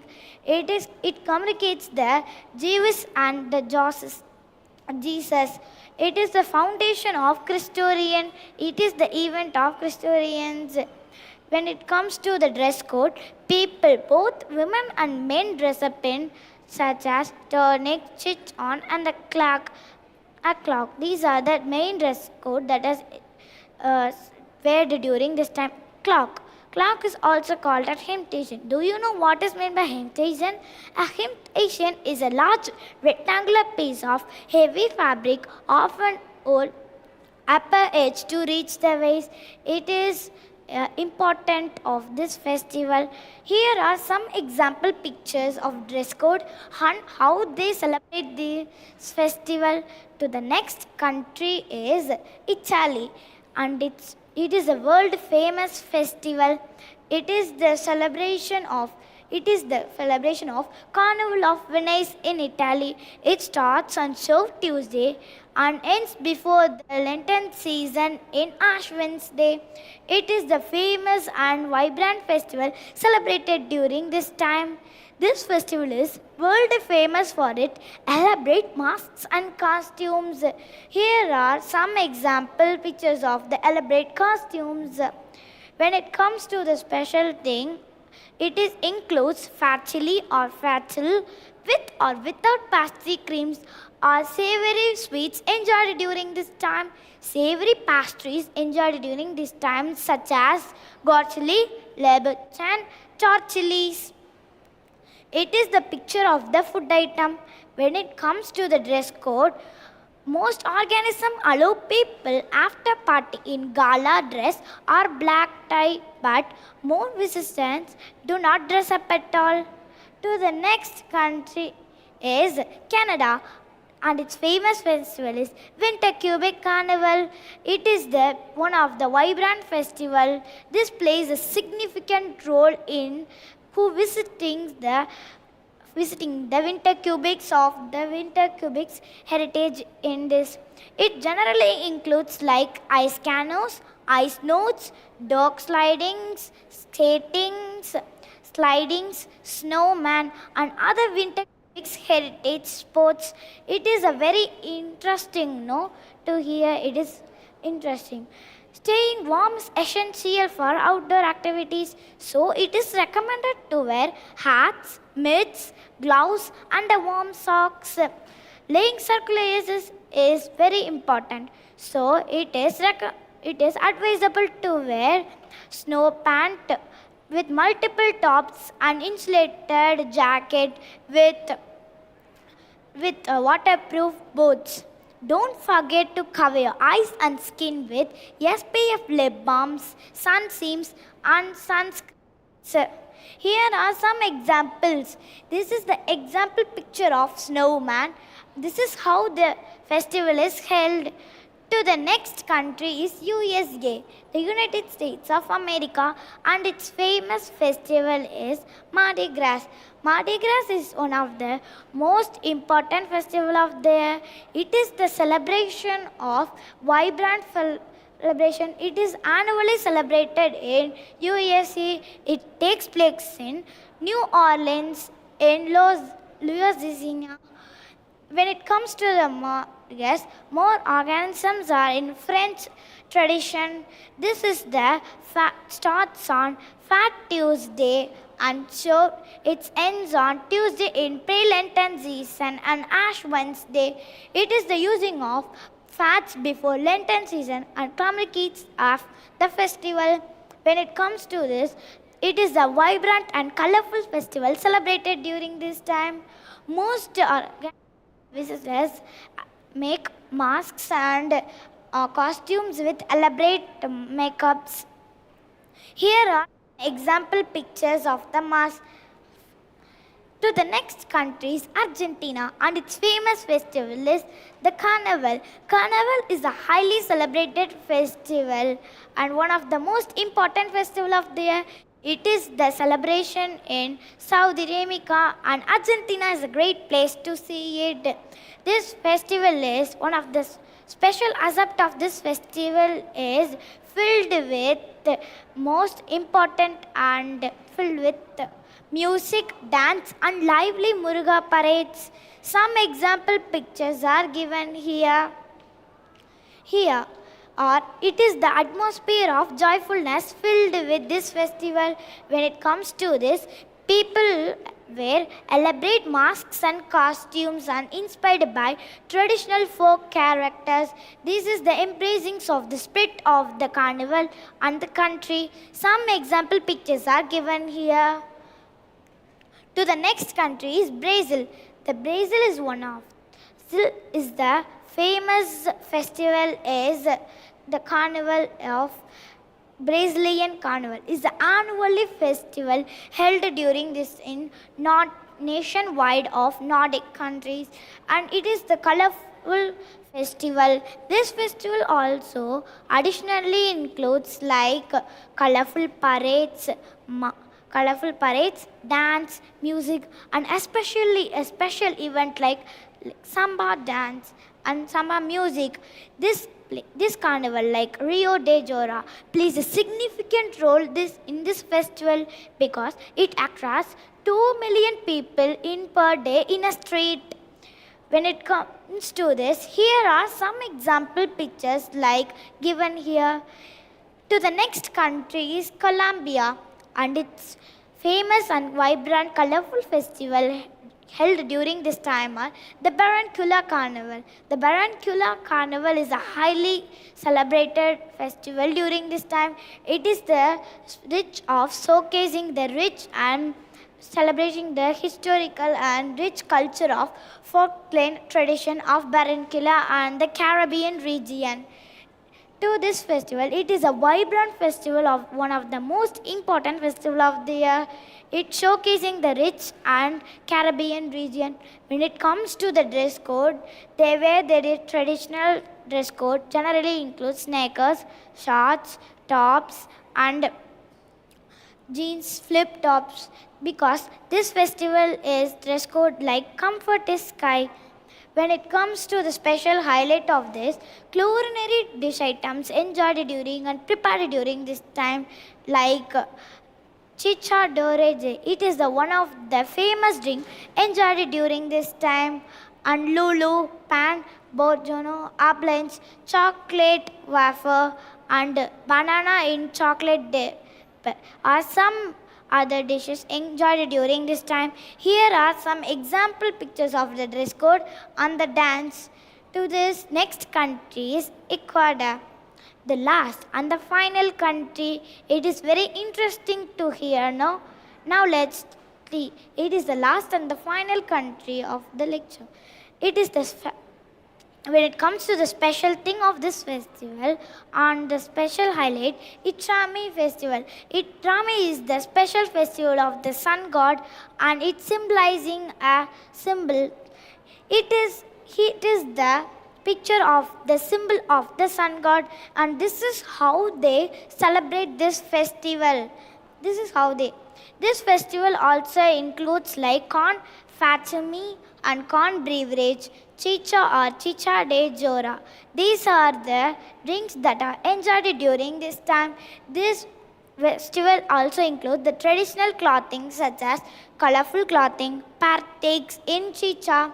This festival is one of the famous, and chicha drink is one of the vibrant and most important place and plays a significant role in this festival. It also includes additionally like feather shows and performance. When it comes to the dress code, people dress up in gold and silver color, which is their national colors of this festival. It also includes a big circle of golden circle kept in the inner king Some example pictures are given here. When it comes to the conclusion of this story, we had seen about the festivals in different countries, how the festival, how they are wearing the dress code, did they are wearing their traditional dress code or comfortable. We had shown about the special highlight. For example, we can take a country like our India. The dress code of this festival like saris, dhotis and shirts. And the special highlight of this is Gulab Jamun. And how they are celebrating this festival? For example, like cleaning and decorating their house. Girls draw color rangolis in front of house. Thank you everyone. My lecture is over. Thank you.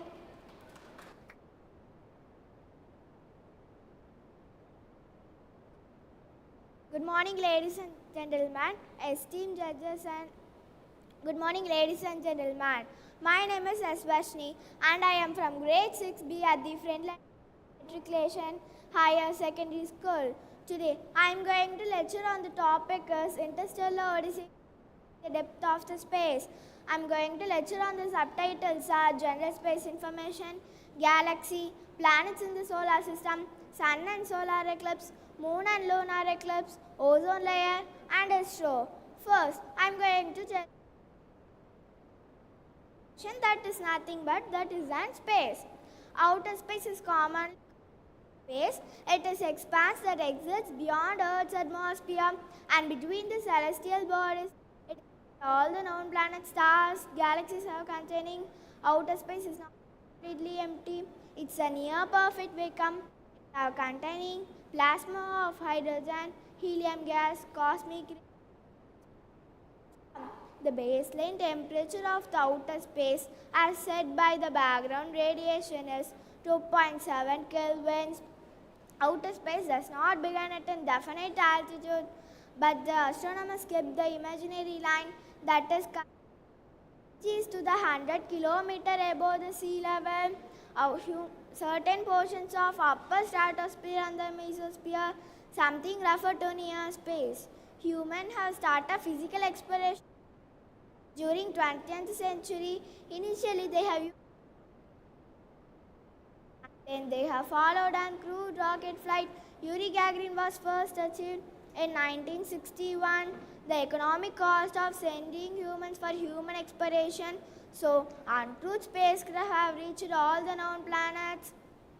Outer space represents a challenging of environment with the human exploration. Because of hazards of vacuum and radiation, microgravity has a negative effect on spaces.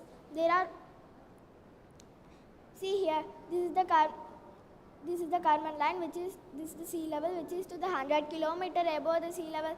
First layer is troposphere, second layer is stratosphere. In the stratosphere only the ozone gas is containing. Third layer is mesosphere and fourth layer is thermosphere. Yes, there are four types of spaces: geospace, interplanetary space, interstellar space, and first I am going to tell to you about the geospace. It is the Earth. Geospace includes the upper atmosphere and the magnetosphere. Magnetosphere protects from radiation from the sun. Interplanetary space. It is the space around the sun and planet.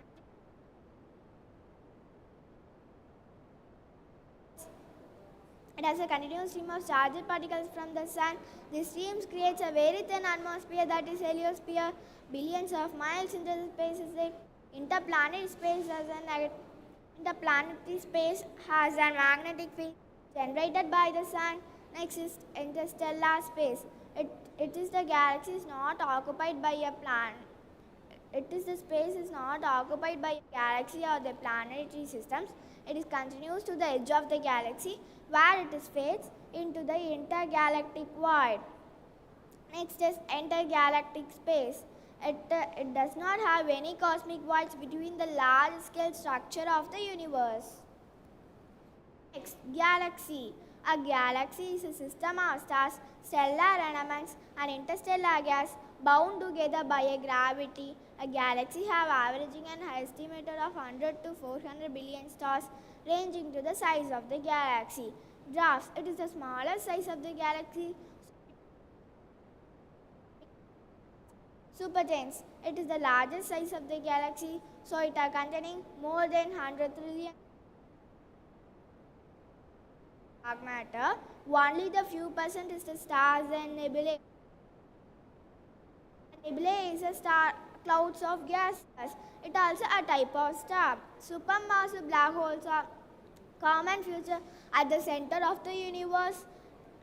Classification of galaxy based on the shape of the galaxy. There are three shapes: elliptical, spiral, and irregular. Elliptical, we can see those pictures. See here, this is the picture of the elliptical. In spiral, there are two types: normal spiral and barred spiral. These are the example for normal spiral, and these are the example for barred spiral. Irregular, see here, it is not having any shape. Milky Way galaxy, that is our galaxy. How it is our name and means, Galileo Galilei was discovery about the hazy band of light formed from individual stars. And then in the Milky Way galaxy have containing 100 to 400 billion stars. There are two largest galaxies are Milky Way galaxy and Andromeda galaxy. Kepler has 5-star planetary systems. 5-star planetary systems, and during 2013 in January, we can see that. See, this is a picture of a Milky Way galaxy. Here it's our sun. Curves are spiral arms. There only molecular clouds is there. After a few minutes, I am going to tell you about the molecular clouds. Solar system, that is our planetary system. How it is a Latin word of solis, they have chosen sun.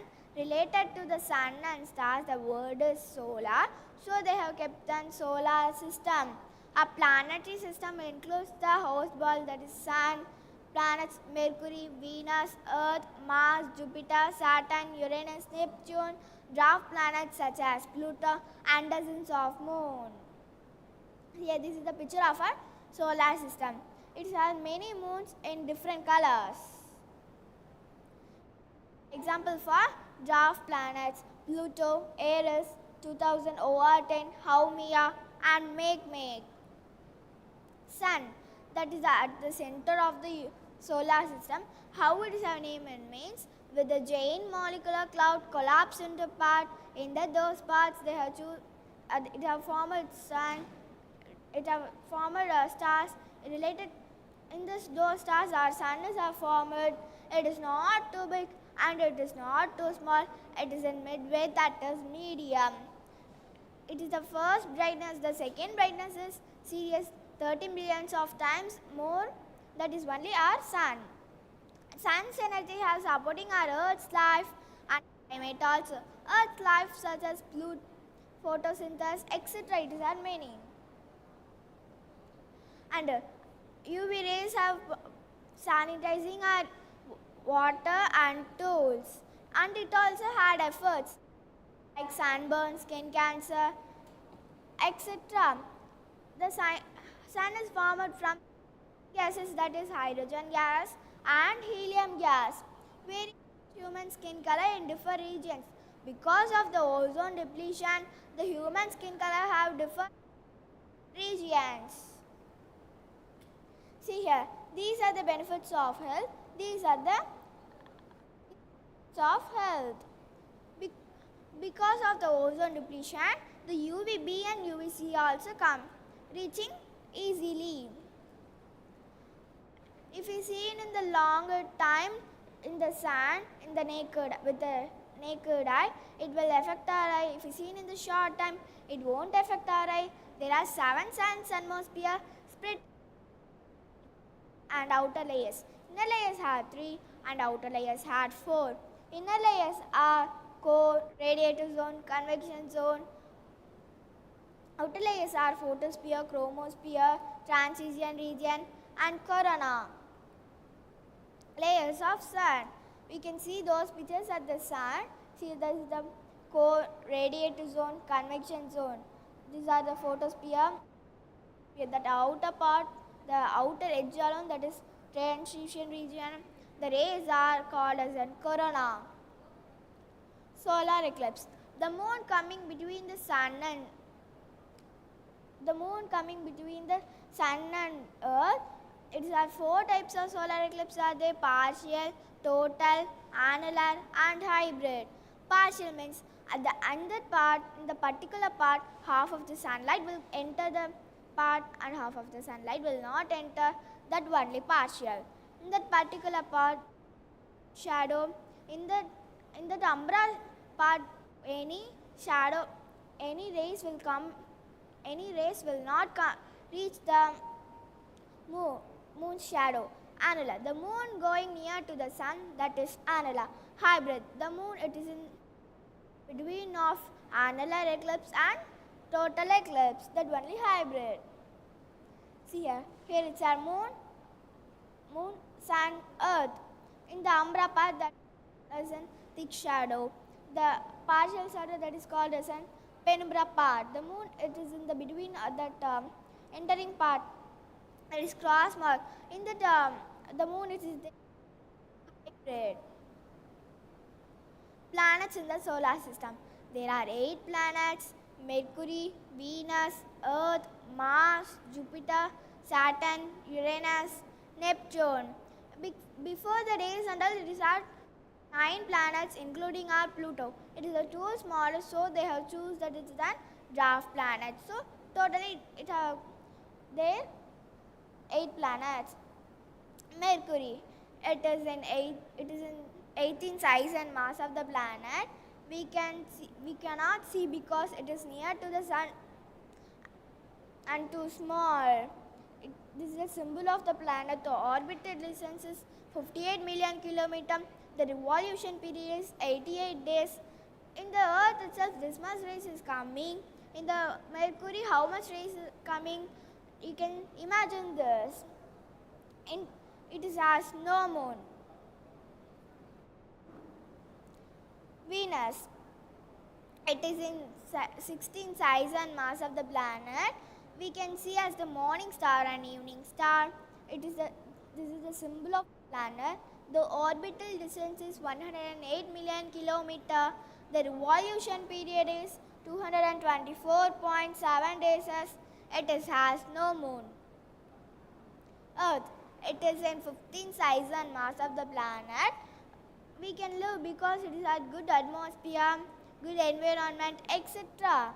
This is a symbol of the planet.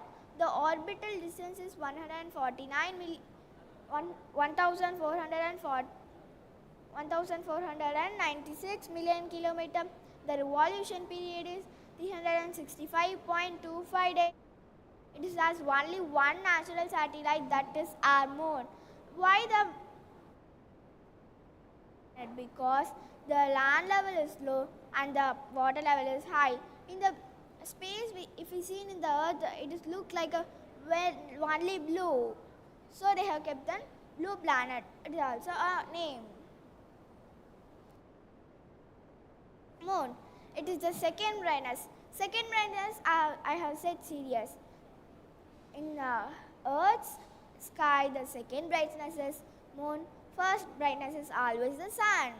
This is the symbol of the planet. The moon coming between the sun and earth, that is new moon. Full moon means the moon, it is going on opposite side of the earth from sun.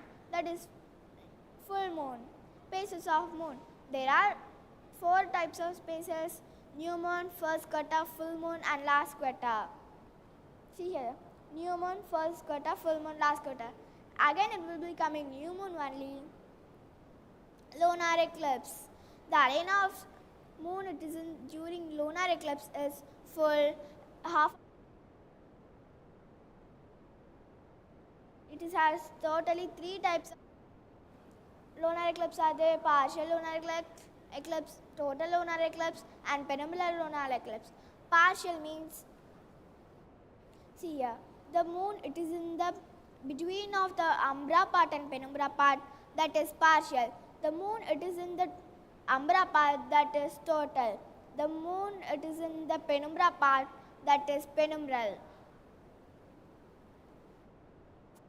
It is in 7th in size and mass of the planet.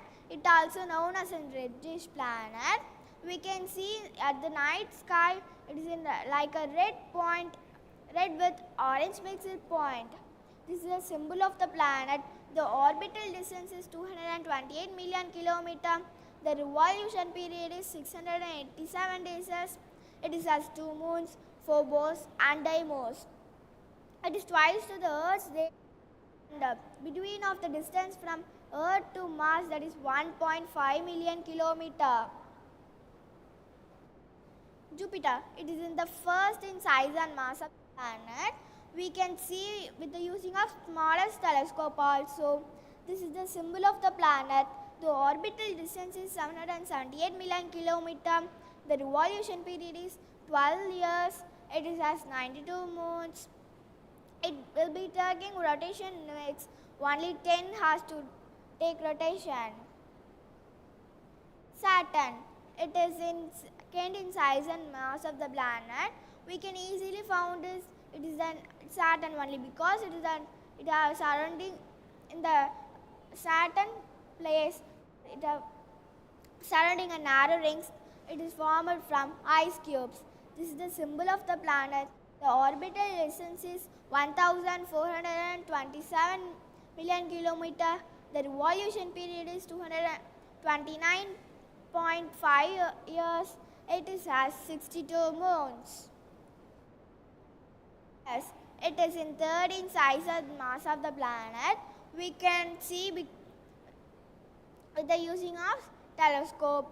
This is the symbol of the planet. The orbital the revolution period is 84 Earth years. It is representing one human's life. It has more than 2 dozens of moons.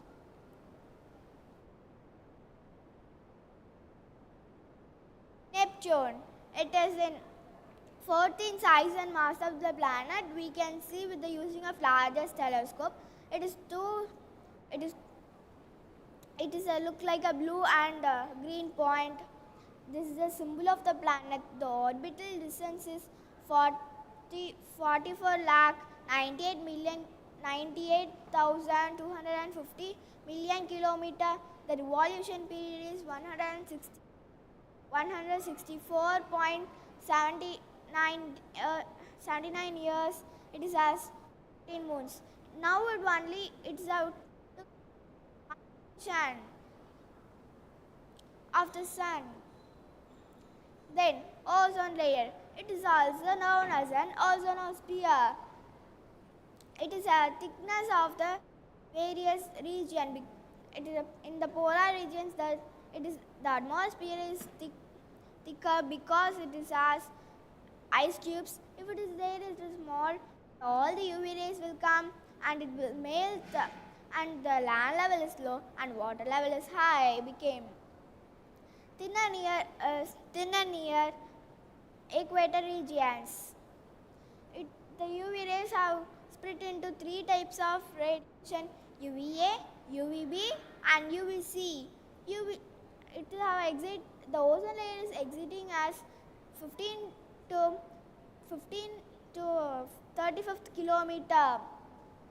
UVA, mostly it is the longest wavelength. Waves will reach that. And UVB, half rays, it is look like a largest, longer wavelength, and half of the rays, it is the smallest wavelength. So UVB, half of the wavelength will reach it. UVC, completely it will be blocking at 35th kilometer.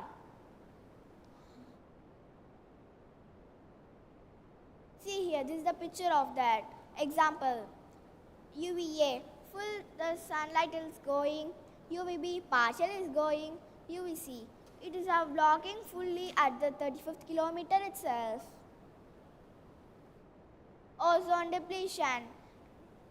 Because why it is causing ozone depletion means with the using of chlorine and fluorine gas, it is reaching the atmosphere and it is brokening the atmosphere. That only ozone depletion. If it is the ozone depletion is more and the human effect also, it will be more.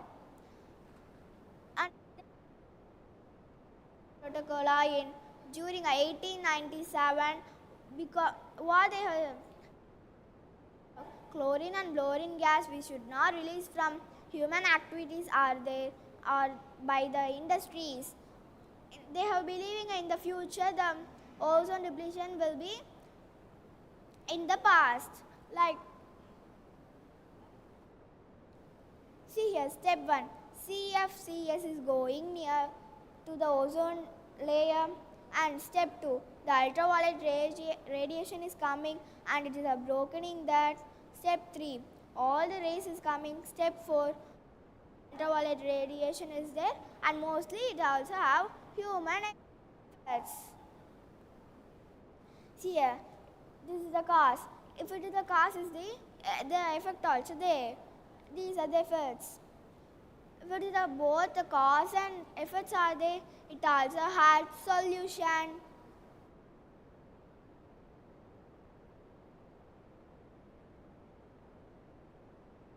It came out. And it also had then ISRO, that is known as an Indian Space Research Organization. It also and it is had a main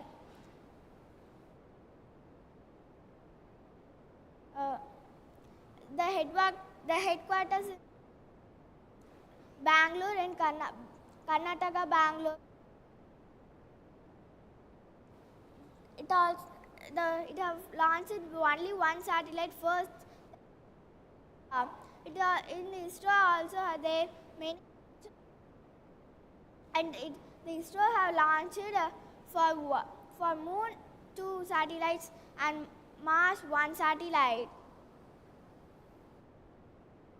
See, this is the picture of our Aryabhatta. It was launched in 19th April in 1975.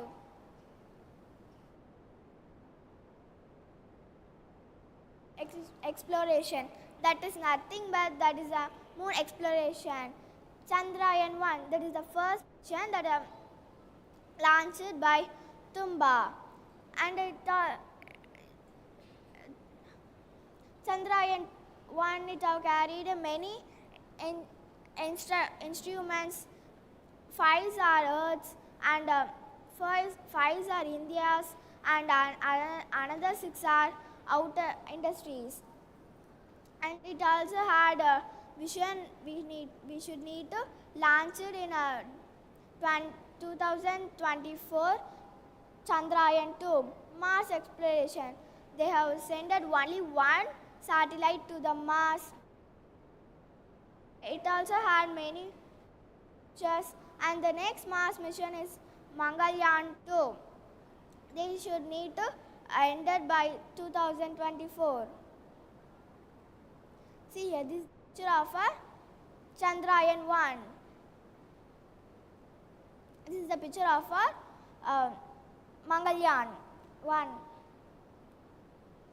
cruise spacecraft. Gangayaan, that is a type of satellite. We can live there is 7 days, and space station.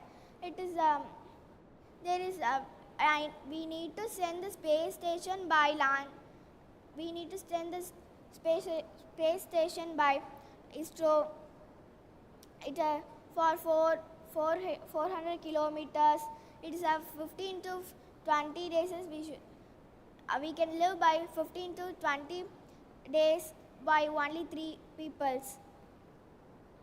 Conclusion: we have seen about the space, galaxy, planets in the solar system, sun, lunar eclipse, solar eclipse, moon, planets, we have studied, we have seen, and ozone layer and ozone depletion, ISRO and their satellites. Thank you.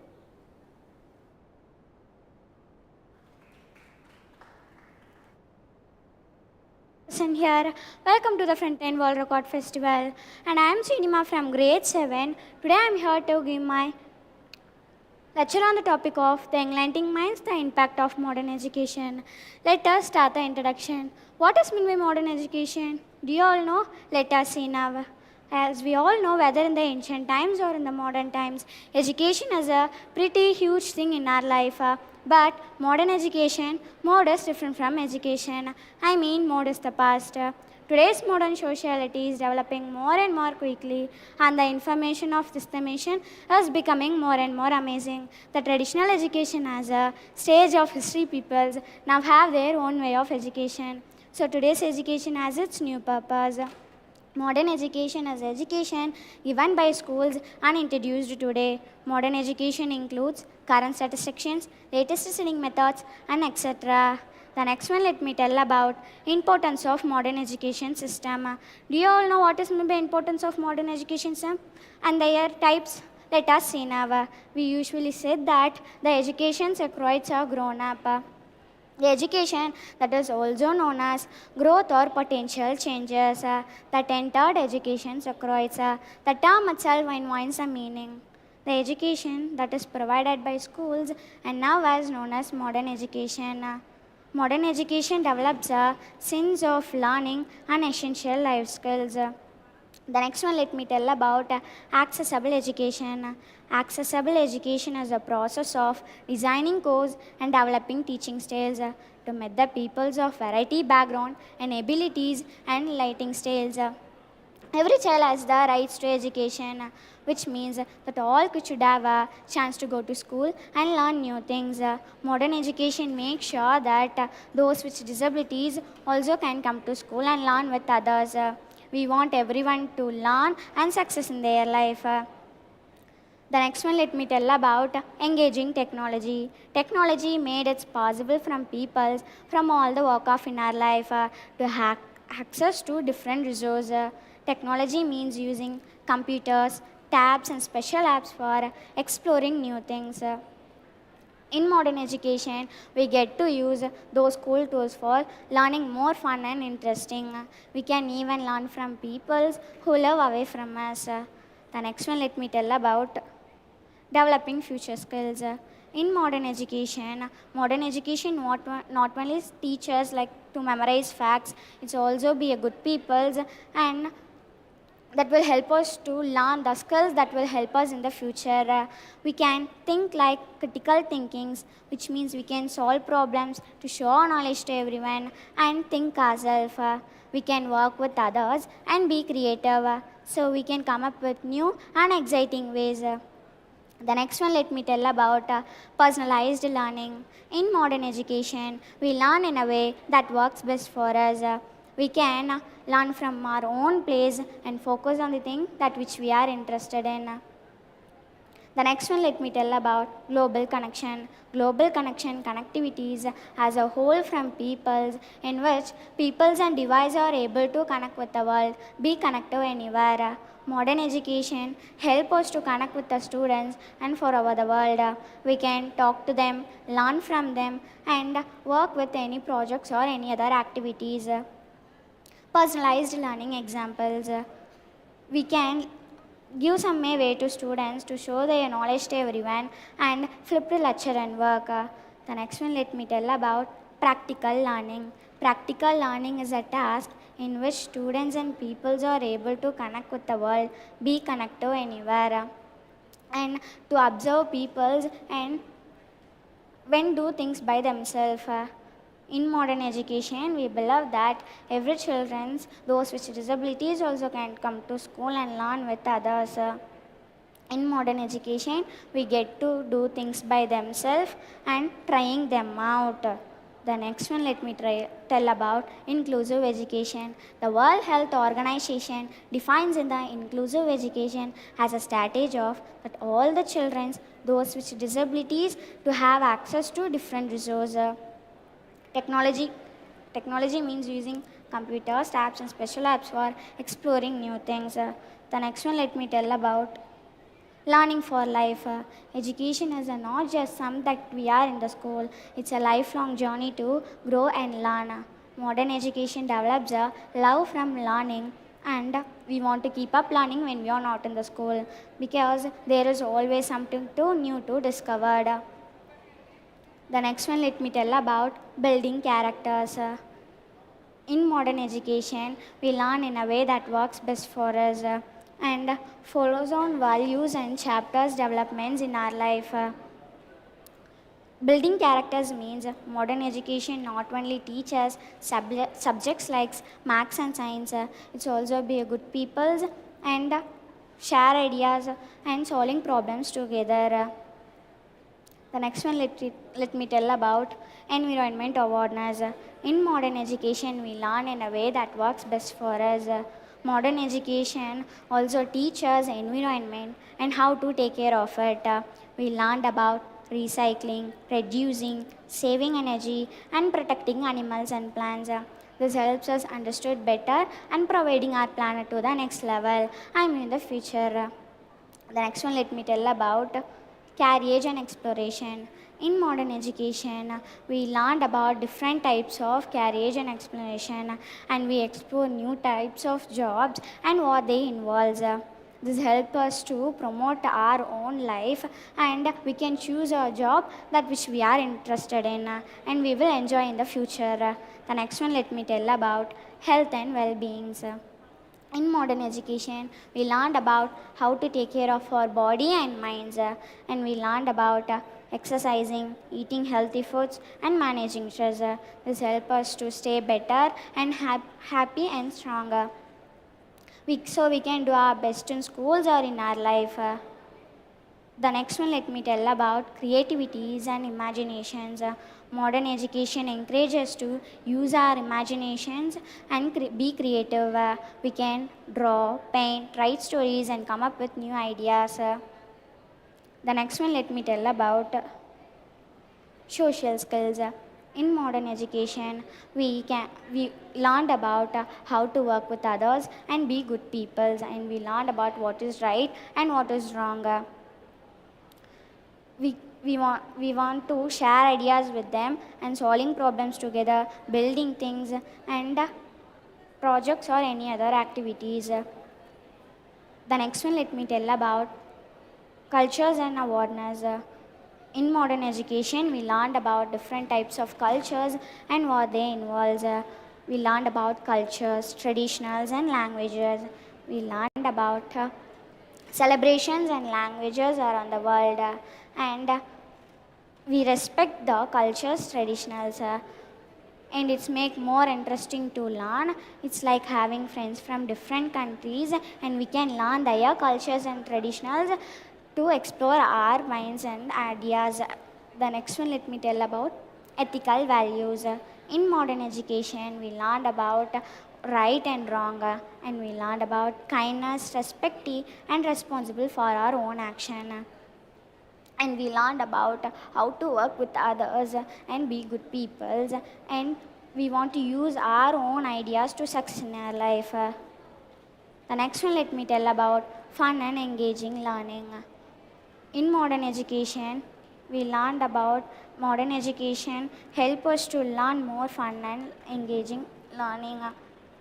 We learned about educational games like hand-on works, experiments, and solving problems and building things and etc. We want to use our own ideas to success in our life. The next one, let me tell about education for all, inclusive and equal opportunities for all, and responsible of our own abilities or disconnected can access our life. The next one, let me tell about communicative environments. In modern education, we learned about use our communicators and involved in communicators and help others. We learned about importance of giving back and make a positive difference in the world. This helps us become caring and responsible for our own action. The next one, let me tell about lifelong friendship. In modern education, we have friends from that will we have for our whole life. I learned about and we meet people in our school and develop our friendship. This helps us to learn more interesting and fun to learn. The next one, let me tell about empowering girls. Modern education, I mean the modern education believe that girls can do anything and be anything that they want to be. Modern education have the same opportunities. Girls have the same opportunities as the boys to success in their life. And having friends, it will be more interesting to learn. Modern education believe that girls can know that she is capable and strong. The next one, let me tell about inspiring teachers. In modern education, we have amazing teachers and who inspired us to learn and grow. We learned about describing about learning about to success in our life and they will support us together and success in our life to our whole educational journey. And the next one, let me tell about learning for mistake. Teach us that value of mistakes and we learned about learning is that it is okay to mistake from all over the world. We can mistakes help us to improve our learnings. The next one, let me tell about critical thinkings. In modern education, we learned about how to work with others and use our ideas to success in our life. And we learn about think ourselves. We learned about share ideas together and use our imaginations to success in our life. And it will make us to be responsible, our individual and better thinkers. The next one, let me tell about future opportunities. In modern education, we learned about modern education believe that every child has the rights to education, which means that all kids should have a chance to go to school and learn new things. Modern education believe that every student, those with disabilities also can come to school and learn with others. We want everyone to success in their life and reach their goals. The next one, let me tell about environmental stewardship. In modern education, we learned about how to take care of our environment and be responsible for our planet. We learned about recycling and conversing recycling and protecting our planet and save nature. We know that the next generation will be, the future generation will be pure, clean, green planet. The next one, let me tell about learning for different resources. As we all know, whether in the ancient times or in the modern times, education is a pretty huge thing in our life. But modern education, mode is different from education. I mean, mode is the past. Today's modern sociality is developing more and more quickly, and the information of this dimension is becoming more and more amazing. And the traditional education as a stage of history, peoples now have their own way of education. So today's education has its new purpose.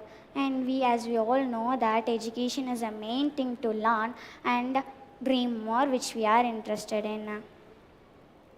The next one, let me tell about digital literature.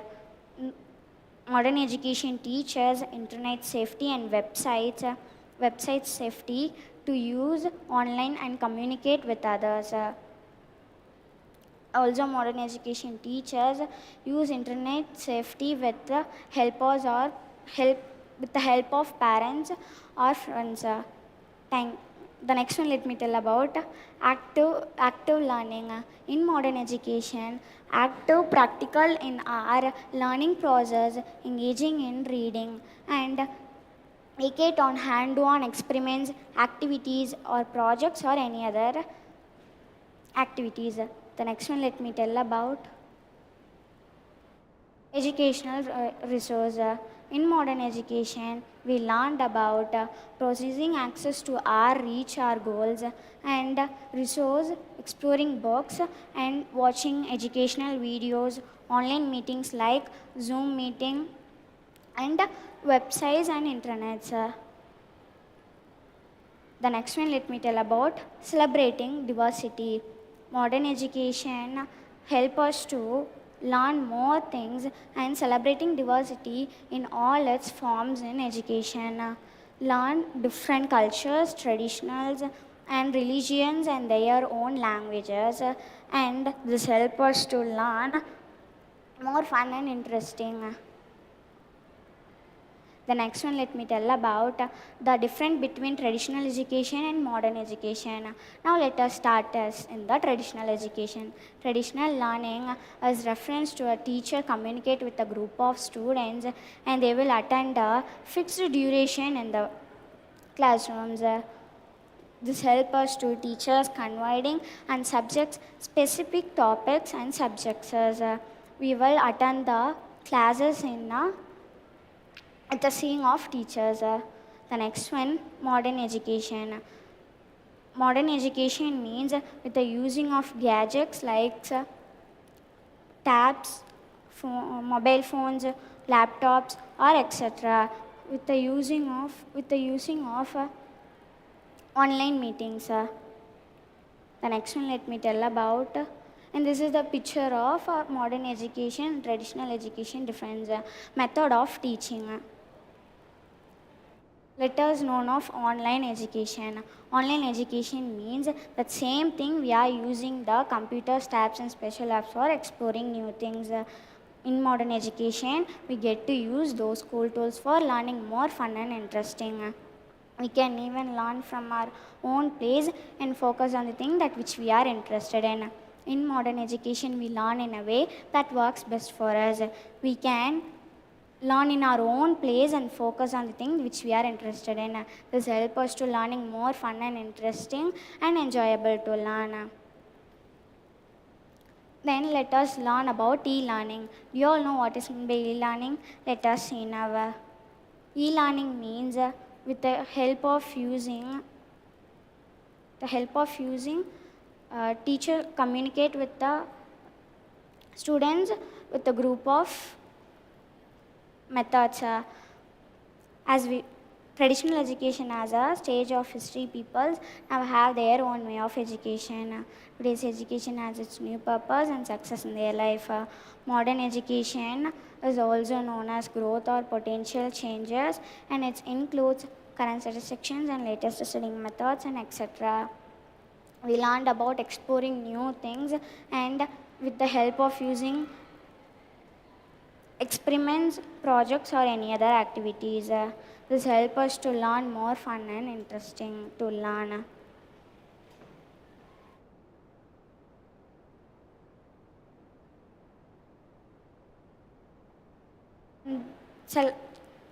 Celebrating diversity. In modern education, we learn in a way that works best for us.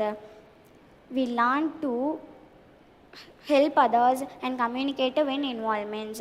In modern education, we learned about different types of cultures, traditionals, and religions with others. The next one, let me tell about conclusion. The power of modern education. Traditional education in modern education has a big impact in our life and to help us to success in our life, to learning more fun and interesting. We learned about different types of topics and specific subjects like math, science, and etc. And become an active learner in our life. We learned about different types of celebrations like Deepavali, Pongal and etc. We learned about different types of traditionals and languages. For examples, using computers, tabs and special apps for exploring new things. This helps us to learn more fun and interesting and learn with others. This helps us to well do in the team works like any other projects or activities. We usually said that the education across are grown up. The education that is also known as growth or potential changes that entered education across. The term itself invites a meaning. The education that is provided by schools, and now as known as modern education. Modern education develops a sense of learning like analytic, complementary decision-making skill, and critical thinking. And thank you to all one and all present here.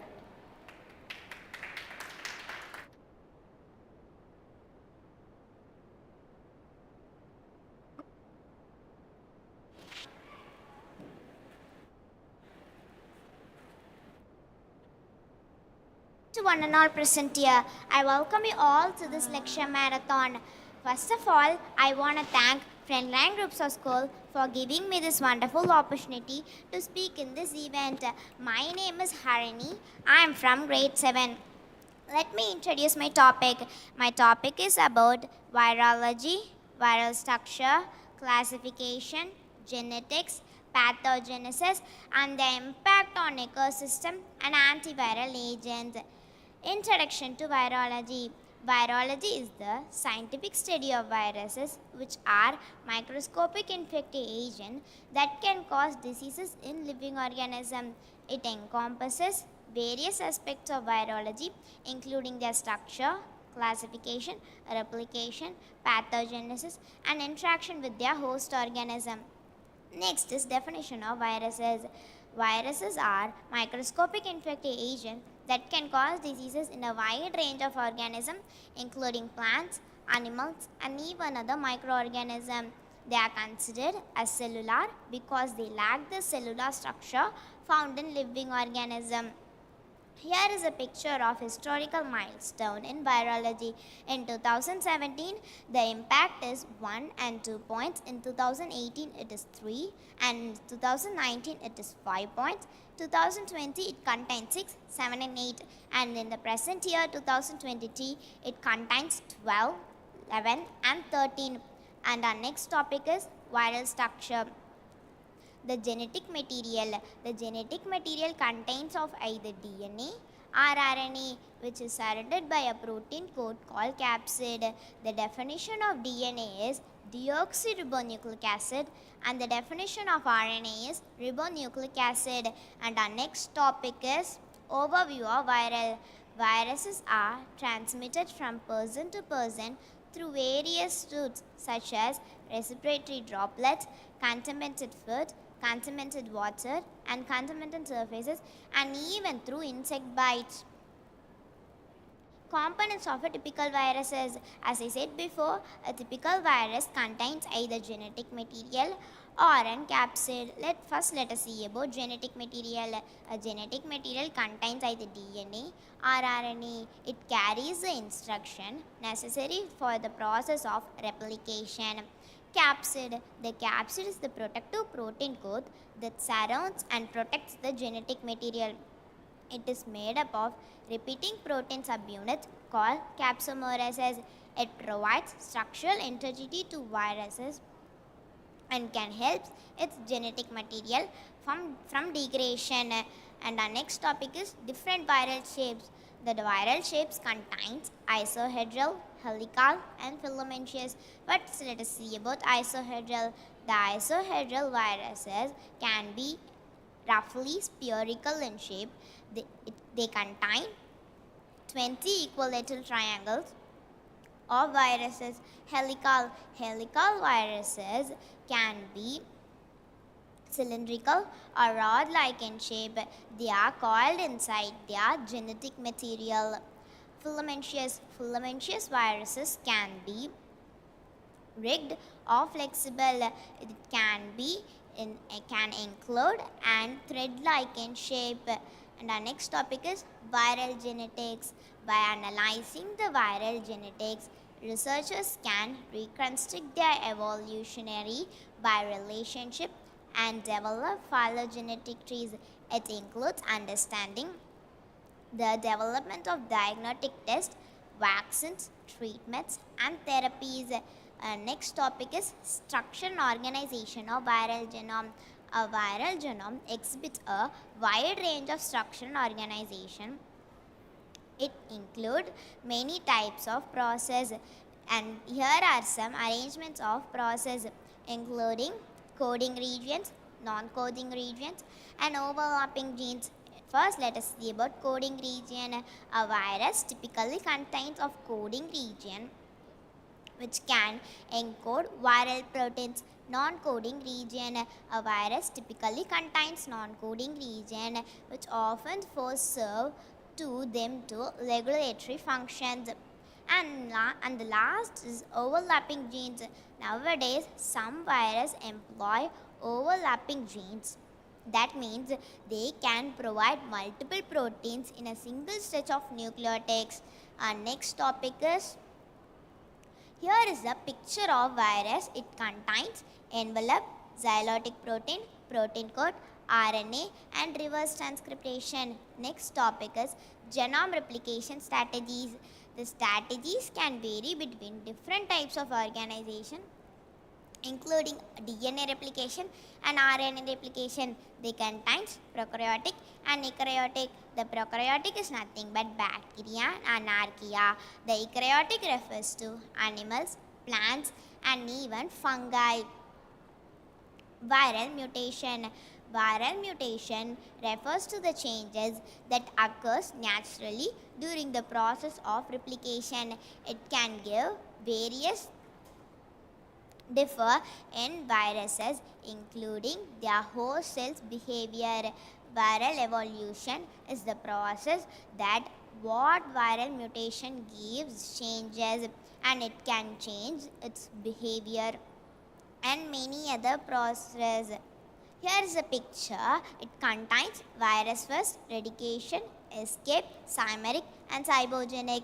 The virus first contains selfish replicants, viruses, protocell and modern cell. In radication, it contains protocell, subviruses and modern cell. In escape, it contains protocell, modern cell, subviruses and modern cell. In chimeric, it contains selfish replicants, protocell and subviruses, modern cell. Cybogenic contains protocell, photovirus cells, advanced virus cells and modern cell and viruses. Do you see this? All viruses end in modern cell. Next is viral classification. The viruses are classified into various systems such as double-stranded DNA. The virus contains double-stranded DNA genome. Single-stranded DNA. The virus contains single-stranded DNA. Positive sense single-stranded RNA. This virus contains positive sense single-stranded RNA. Like these, there are 7 types. I can list you: double-stranded DNA, single-stranded DNA, positive sense single-stranded RNA, negative sense single-stranded RNA, positive sense double-stranded RNA, negative sense double-stranded RNA, and double-stranded RNA. They contain 7 classification.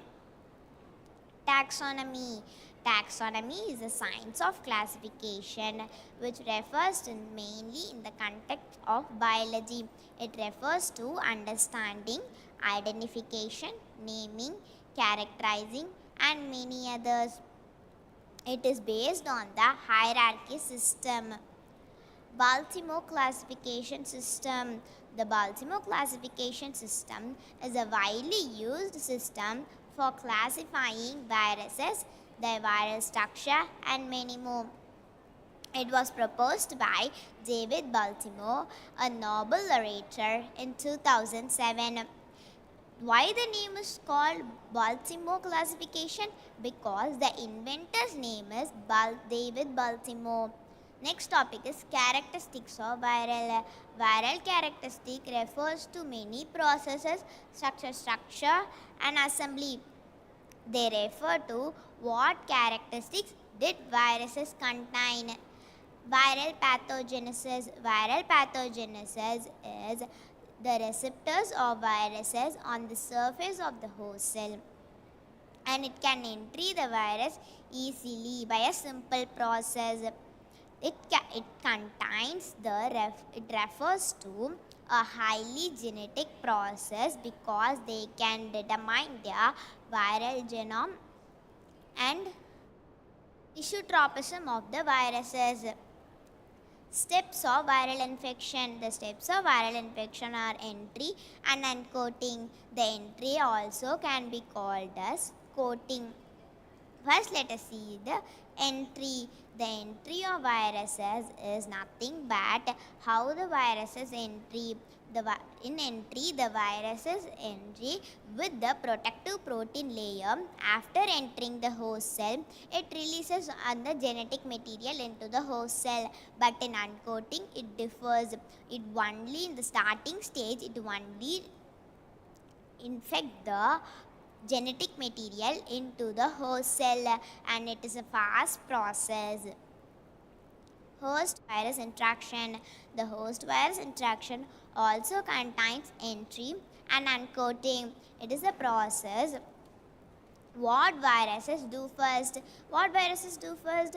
They first determine the host cell and tries to replicate as fast as they could, while the other side, the immune system tries to recognize and eliminate the virus before the virus starts to replicate. Here is a picture of viral structure and immunodeficiency of viruses. In viral structure, it contains 2 particles. In immunodeficiency, it contains 6 particles. Immune response to viral infection. The immune response is the first line of defense. For this, I can give you an example that when we need to cross our border, we have many deficiencies like border security forces. Even though we cross it, they will study how we cross the border without their knowledge. Like same processes is happening in our immune system. Development. The diseases are development nowadays. Even a mosquito are developed, as in olden days mosquitoes bites and when slap it, it will die. But nowadays when a mosquito bites us, it know where need to hide. So like that, the diseases are development. Impact of viruses on an ecosystem. Our ecosystem has been impacted on viruses much more, and the one good thing of viruses is it controls the population of the viruses. Controls the population of the viruses and the population of human. If there is no virus, the death rate will be so low. Here is a cell press picture which shows the scale and effect of viruses. First, let us see the individual. When it affects an individual, it changes in the host behavior. When a virus affects a population, it changes in birth and death rate. When it affects a community, it makes top-down regulation, predator-prey interaction, competition. When it affects an ecosystem, it makes trophic activities and ecosystem shifts. Viral dynamics. Viral dynamics refer to the quantitative study of viruses, the interaction between host, virus, and immune system. Viral predation. Viral predation refers to when a virus is hungry, it can eat its own species, that is virus. Like a snake, when a snake is hungry, it will eat its own eggs. Like virus is a predator, as we can't kill it. Microbial evolution. Microbial evolution is the study of how viruses were in the past and how were in the now, and they will study if a virus is affecting a body. They will study if the virus is newly emerged or the viruses were same like that was in past days, and they will check what is the difference between the past day virus and now what the viruses has emerged. Viruses and environmental health. We saw about viruses past, but now we are gonna see about environmental health. It carries zoonotic viruses. It can make a great spillover into humans. The zoonotic viruses come from animals to humans. and it can make great spillover into human health. It crosses the animals before it comes to human body. It makes more viral outbreaks and impact on human and animal health. Zoonotic viruses. We can see about zoonotic viruses briefly. As I said before a virus affects human, it affects the animals. And let us see the introduction before types of zoonotic viruses. Here are some well-known zoonotic diseases. Rabies. It comes from an infected animal scratch or its bite. Influenza. The types of influenza are swine influenza and avian influenza. Both are from birds, but it differs. Picture of zoonotic diseases spread between animals and humans. It can go to animals to humans or humans to animals. Emerging and re-emerging viral diseases. Virologists study the emerging of viruses refers to how the viruses infect our body, from which origin it is infecting our body, from which place it is coming, which body part it will affect the first, and which body part it will affect the most. How do they replicate, fast or slow? And in re-emerging, they study the for which medication it is leaving our body, for which vaccine it is leaving our body, so that they study in re-emerging. It can help to get more re-emergence of viral diseases. The role of globalization. As you know, SARS-CoV-2 virus gave a great impact like coronavirus. The dead people were thrown in the lakes, Arctic lakes, and they were still now as the ice. Due to globalization, the ice are melting, and it can give a great impact like before SARS-CoV-2 virus. Viruses and biotechnology. The biotechnology refers to getting ready before a virus infects our body. Giving vaccines, as we are giving a practice to our immune system with fighting a virus. When they are affected by a virus, they can do more well. Vaccine development. Vaccines are developed nowadays rather than the olden days. How I can say this?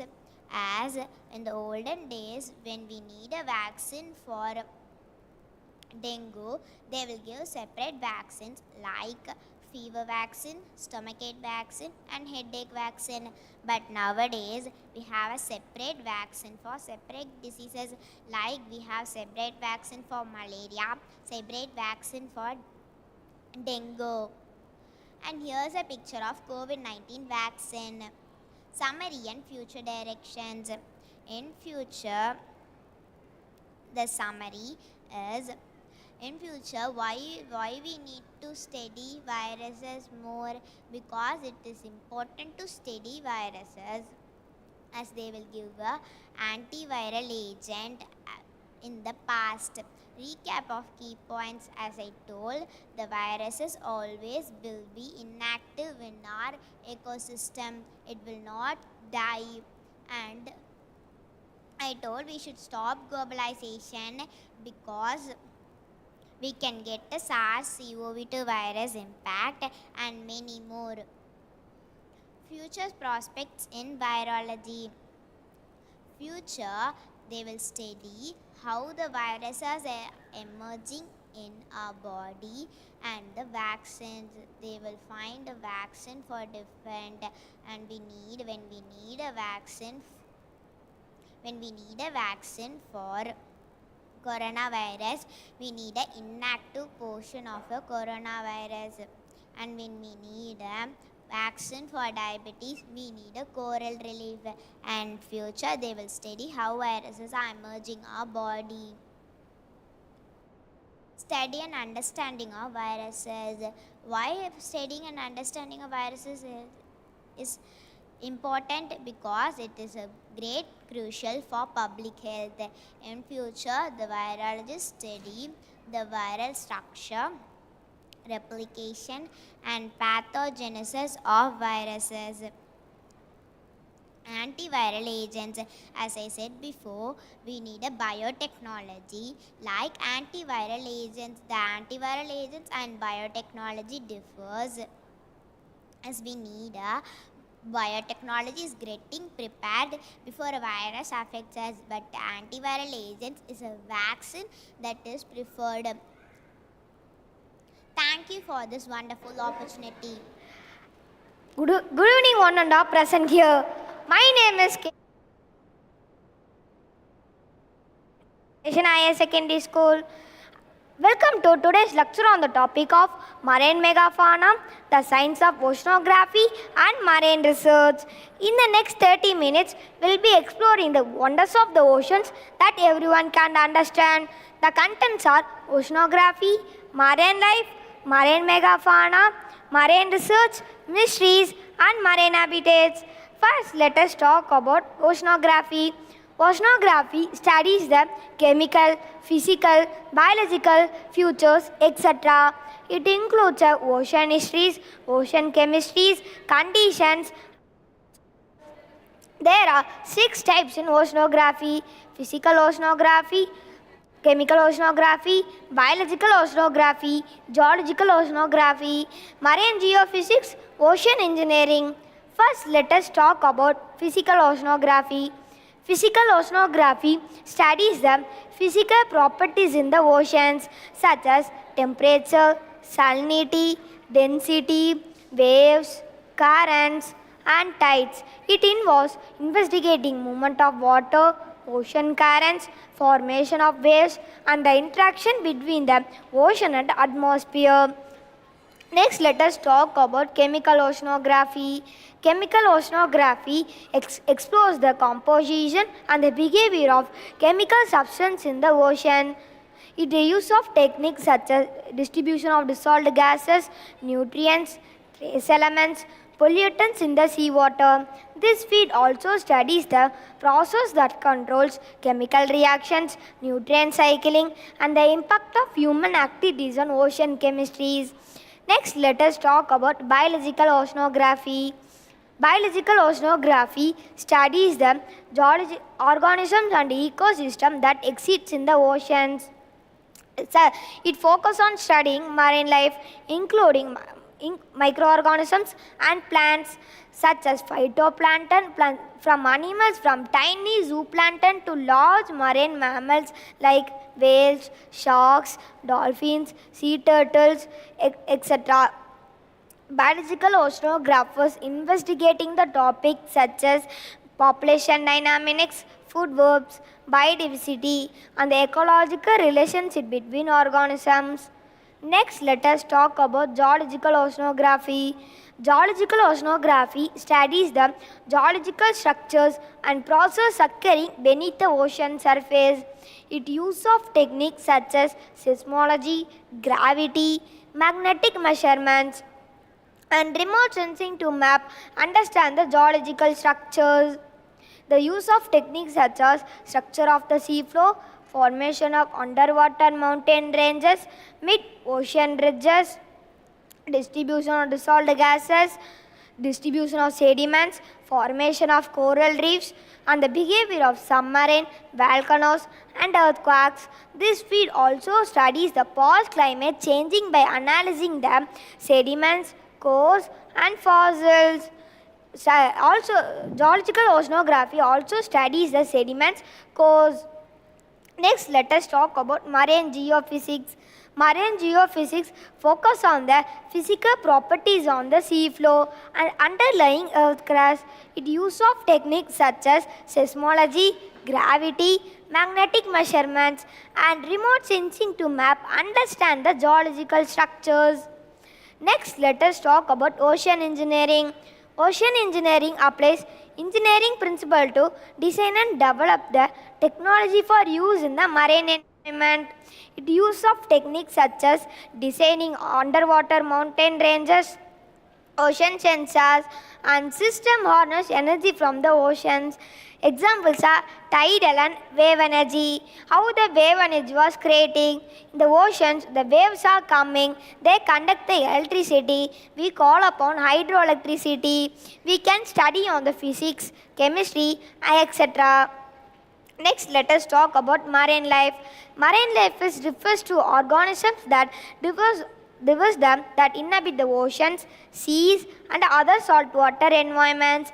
It includes a wide array of organisms ranging from microscopic bacteria and plankton to large marine mammals like whales, sharks, dolphins, sea turtles, etc. Marine life is also known as the sea life. Marine life encompasses various forms of like plants, animals, reptiles, sponges, corals, and many other animals. There are three types of marine life: plankton, nekton, benthos. First, let us talk about plankton. Plankton is a tiny herbivorous plants and animals present in the water. The large marine mammals like whales, sharks, dolphins, etc. We can see in this picture we can see plankton and 13 tails. He has 7 long tails and 6 short tails. Next, let us talk about nekton. Nekton is a free swimming aquatic animals, wave and current castions. Characters and adaptation of whales and fishes. What is the characters of whales and fishes? Nekton can be adopted with the whales and other fishes also. We can see in this picture the whales, fishes, and nekton will be there. Next, let us talk about benthos. Benthos is an animal that live on the sea floor and the flora and fauna found on this water. What is the meaning of flora? The meaning of flora and fauna is animals and plants that live on both land and water. We can see in the picture the sea floor and the plants, animals, and some types of small fishes. Next, let us talk about marine megafauna. Marine megafauna is a foundation of marine biology research. Marine megafauna refers to large animals that inhabit the oceans. These imagination captures the impressive size, unique adaptation, and critical ecological roles. Before going to the content, let me see what is marine. Marine will be keeping the oceans very healthy, and oceans, we have not explored the oceans as we explore the spaces. There are 7 types of marine megafauna: whales, sharks, dolphins, sea turtles, seals and sea lions, manatees, and giant manta rays. First, let us talk about whales.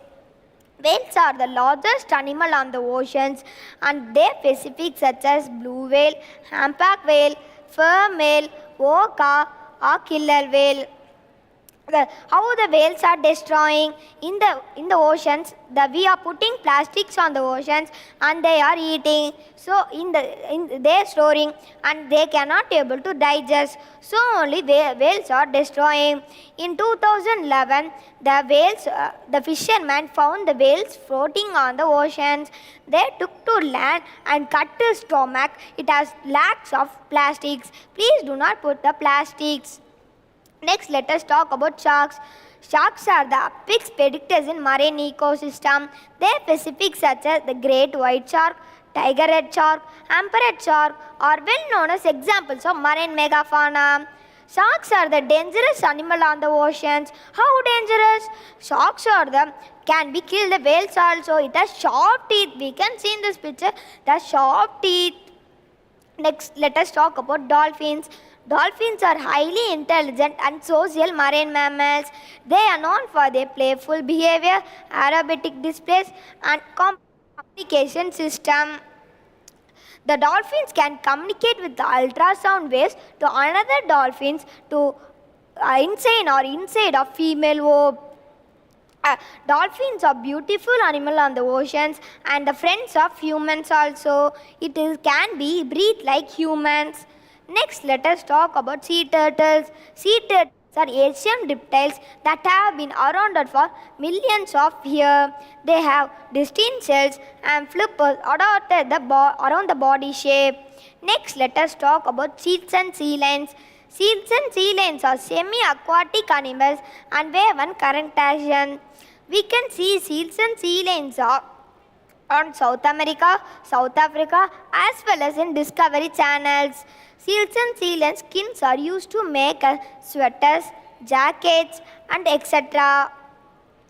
Next, let us talk about manatees.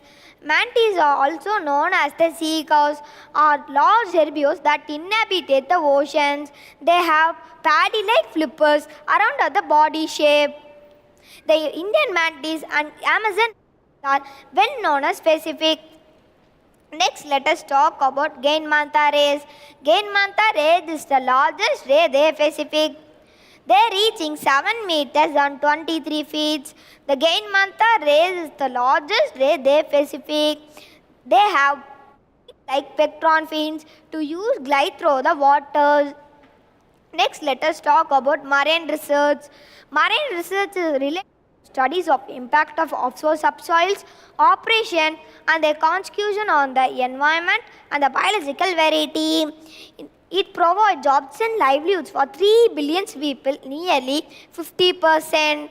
I know some types of marine research center in India: National Institute of Oceanography, Central Marine Fisheries Central Research Institute, Geological Survey of India, Andaman Nicobar Environmental Team. Next, let us talk about mysteries. What is mysteries? Mysteries are events or phenomena that contains unknown or unexplained elements. I know some types of mysteries: Baltic Sea anomaly, Bermuda Triangle, Against Code, Immortal Jellyfish, Yogaguni Monument. First, let us talk about Baltic Sea anomaly. Baltic Sea anomaly was detected in 2011 by Swedish diving team known as the Ocean X team. During a sonar survey of sea floor, clues are aliens. It includes origin, includes the therapies of UFO crashed the spacecraft at the southeast of Swedish Åland. Åland is the second largest Swedish island. Next, let us talk about Bermuda Triangle. Bermuda Triangle, also known as the Devil Triangle. The Bermuda Triangle shape has been 5 lakh square miles. Ships and planes. In 1945, the area include the USS Cyclops in 1918, Flight 19 in 1945.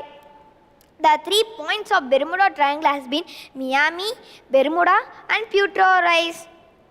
Next, let us talk about Gain squid. Gain squid is the specific of deep ocean dwelling squid in the family of Orchidceteridae, can grow to a tremendous size. In 1870s, Gain squid is established beyond the doubt only appearance of extraordinary complete of specimens in the Newfoundland waters. Gain squid polyp stage. As bet the Gain squid based on new methods, scientists believe that Gain squid will be reaching 7 meters and 66 feet. Next, let us talk about immortal jellyfish. Immortal jellyfish is scientifically known as Turritopus drogagani. Is an extraordinary complete of cells to ability to revert its cells to polyp state life cycle and potentially revert its hit and reach the reset button, and immortal potentially he can come into the death. The ability to revert a polyp stage. Ability to revert a polyp stage is as bad the stage of immortal can hit the reset button and threatened otherwise threatened. Next, let us talk about Yogaguni Monument. Yogaguni Monument is the second largest tsunami struck Japan in the Japan's Atlantis. Next, let us talk about marine habitats. Marine habitats include interreal zones, sandy shores, rock shores, cleft forest, coral reefs, and other many etc. The marine habitats contain lot of salt. There are some types of marine habitats: coral reefs, cleft forest, exteriors, intertidal zones, deep sea, and seagrass meadows. First, let us talk about coral reefs. Coral reefs are massive structure of limestone, deposit of coral polyps, and the free-swimming coral. Coral reefs are made up of collins of hundred thousands are called the collins and also called the polyps. Next, let us talk about cleft forest. Cleft forests are large brown algae that live in the coral relativity place. Cleft forests are large underwater areas by gain cleft. The gain scoot will be going in on the cleft forest ways. We can see in this picture there are many trees and picture many plants and fishes. Next, let us talk about exteriors.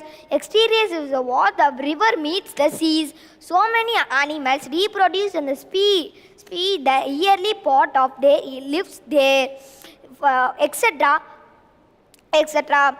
For examples, Sundarbans also meet the seas on the Bay of Bengal. Next, let us talk about intertidal zones. Intertidal zones, the area where the ocean meets the land between high and low tides. And it has many temperature range. We can see in the picture the low and light tides will be there. There will be, here will be, the waters will be low, there will be the high. Next, let us talk about deep sea. The depth of which light beams from the sun to will typically around 200 meters, 656 feet in the end of marine trench and deep oceans. Deep sea is also known as the Bermuda Triangles. The Bermuda Triangle depth also like 2 meters and 658 meters. Next, let us talk about seagrass meadow. Seagrass meadows, the shallow seas of continental shelf of all contain aspect Antarctica. The seagrass also known as the seagrass underbed. Let me recap our contents. The oceanography, there are two types of very important. One is biological oceanography, one is ocean engineering. First, let us talk about biological oceanography. Biological oceanography studies that examines the organism and ecosystem that exists in the oceans. It focus on studying marine life, including microorganisms and plants, such as phytoplankton and animals from tiny zooplankton to large marine mammals like whales, sharks, dolphins, etc. Biological oceanographers investigating the topics such as population dynamics, food webs, biodiversity, and ecological relationship between organisms. The next important contents of oceanography are ocean engineering. Ocean engineering applies engineering principle to design and develop the technology for use in the marine environment. The use of techniques such as ocean sensors, underwater vehicles, and system harness energy from the oceans. The next important contents are in the marine lives are plankton and benthos. Let me see what is plankton. Plankton is a tiny herbivorous plants and animals present in the water.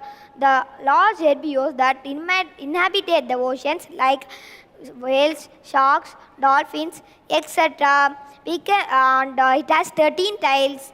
The next important content of marine life is benthos. Benthos is animals that live on the seafloor and the underlying earth crust.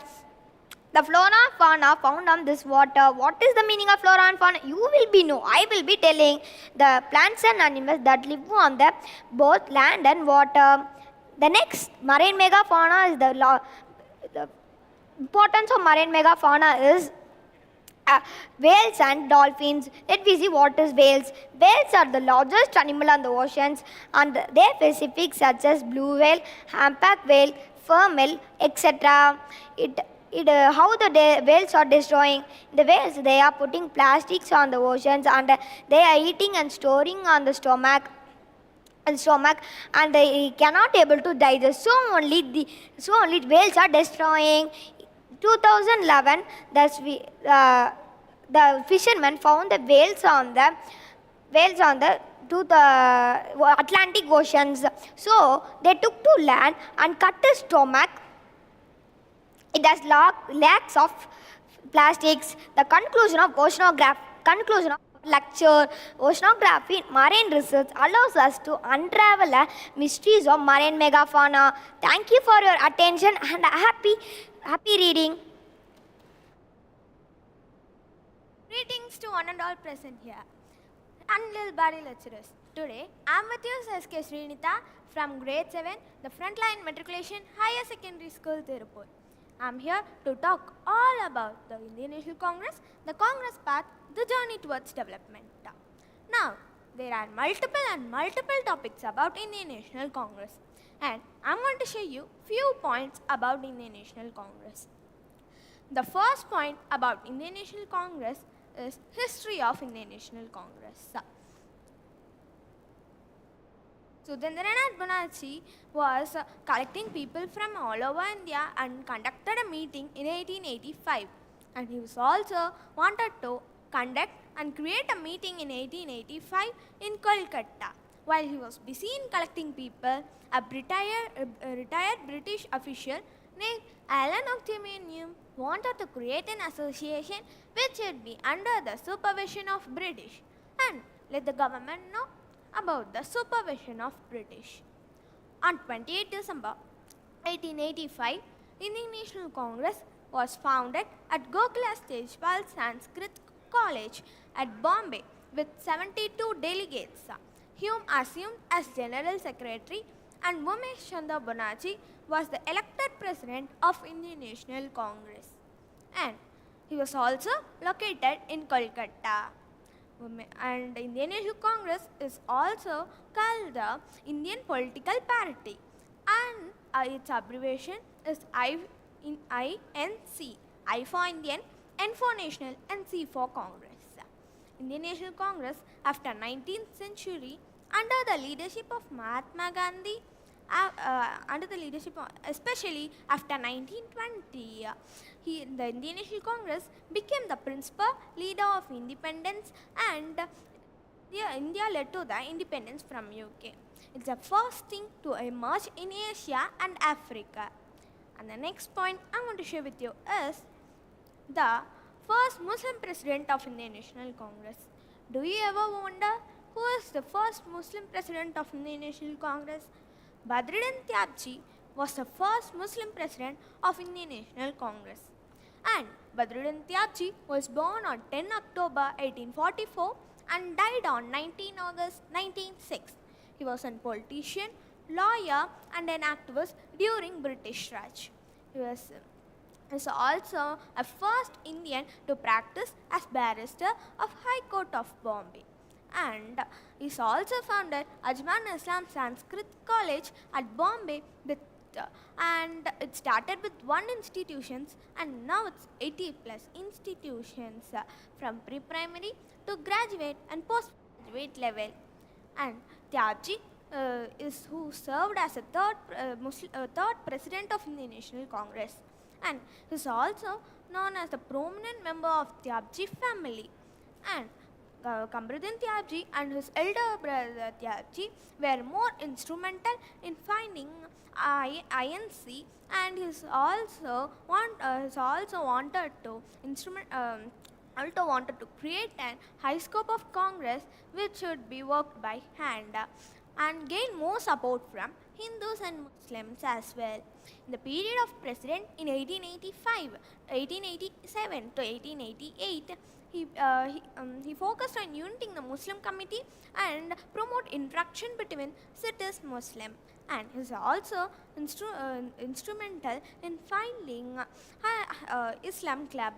And the next point I want to share with you is the rules of first president of Indian National Congress. Do you know which are the rules of first president of Indian National Congress? Yes, sir. The first president of Indian National Congress should be the chief executive of Indian National Congress. The Indian National Congress is an Indian political party, and the presidents were elected by the Electoral College, broad members of Pradesh Congress Committee and All India Congress Committee. In any movement or in any situation on the cause of recognition or death or recognition of presidents elected as above. elected as above. A regular election of a party has been effectively been the party's national head of the organization, head of the chief committee, and the chief spokesman, and all the chief committees. And the next point I want to share with you is the first woman president of Indian National Congress. Do you know who is the first woman president of Indian National Congress? Sarojini Naidu, who was the first ever woman to be the president of Indian National Congress. She was born on 13 February and he studied initially in University of Madras and completed his higher studies in King's College London and Girton College Cambridge. And he said to remember his multifaceted contribution to Indian society and for the freedom movement. And in 1905, she also participated in partition of Bengal, and IIM Swagat speech was inspired by Mahatma Gandhi, Rabindranath Tagore, Gopal Krishna Gokhale, and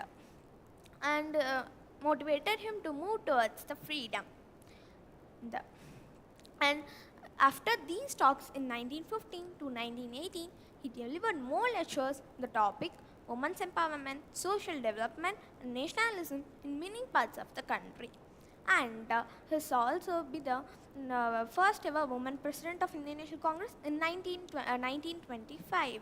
And with his courage and kindness, she told that the battle for liberty, forgiveness is one of the forgivable sin, and despair is one of the forgivable treachery. So, after these, he got the position of first ever woman governor of Uttar Pradesh, and he remained his position till his death in 1949 March 2, after he achieved independence from United Kingdom. This death occurred in in London in his office. And the next point I'm going to share with you is the first president of Indian National Congress. The first president of Indian National Congress is Ramesh Chandra Bonacci. Ramesh Chandra Bonacci was born on 29 December 1844, and he was died on 21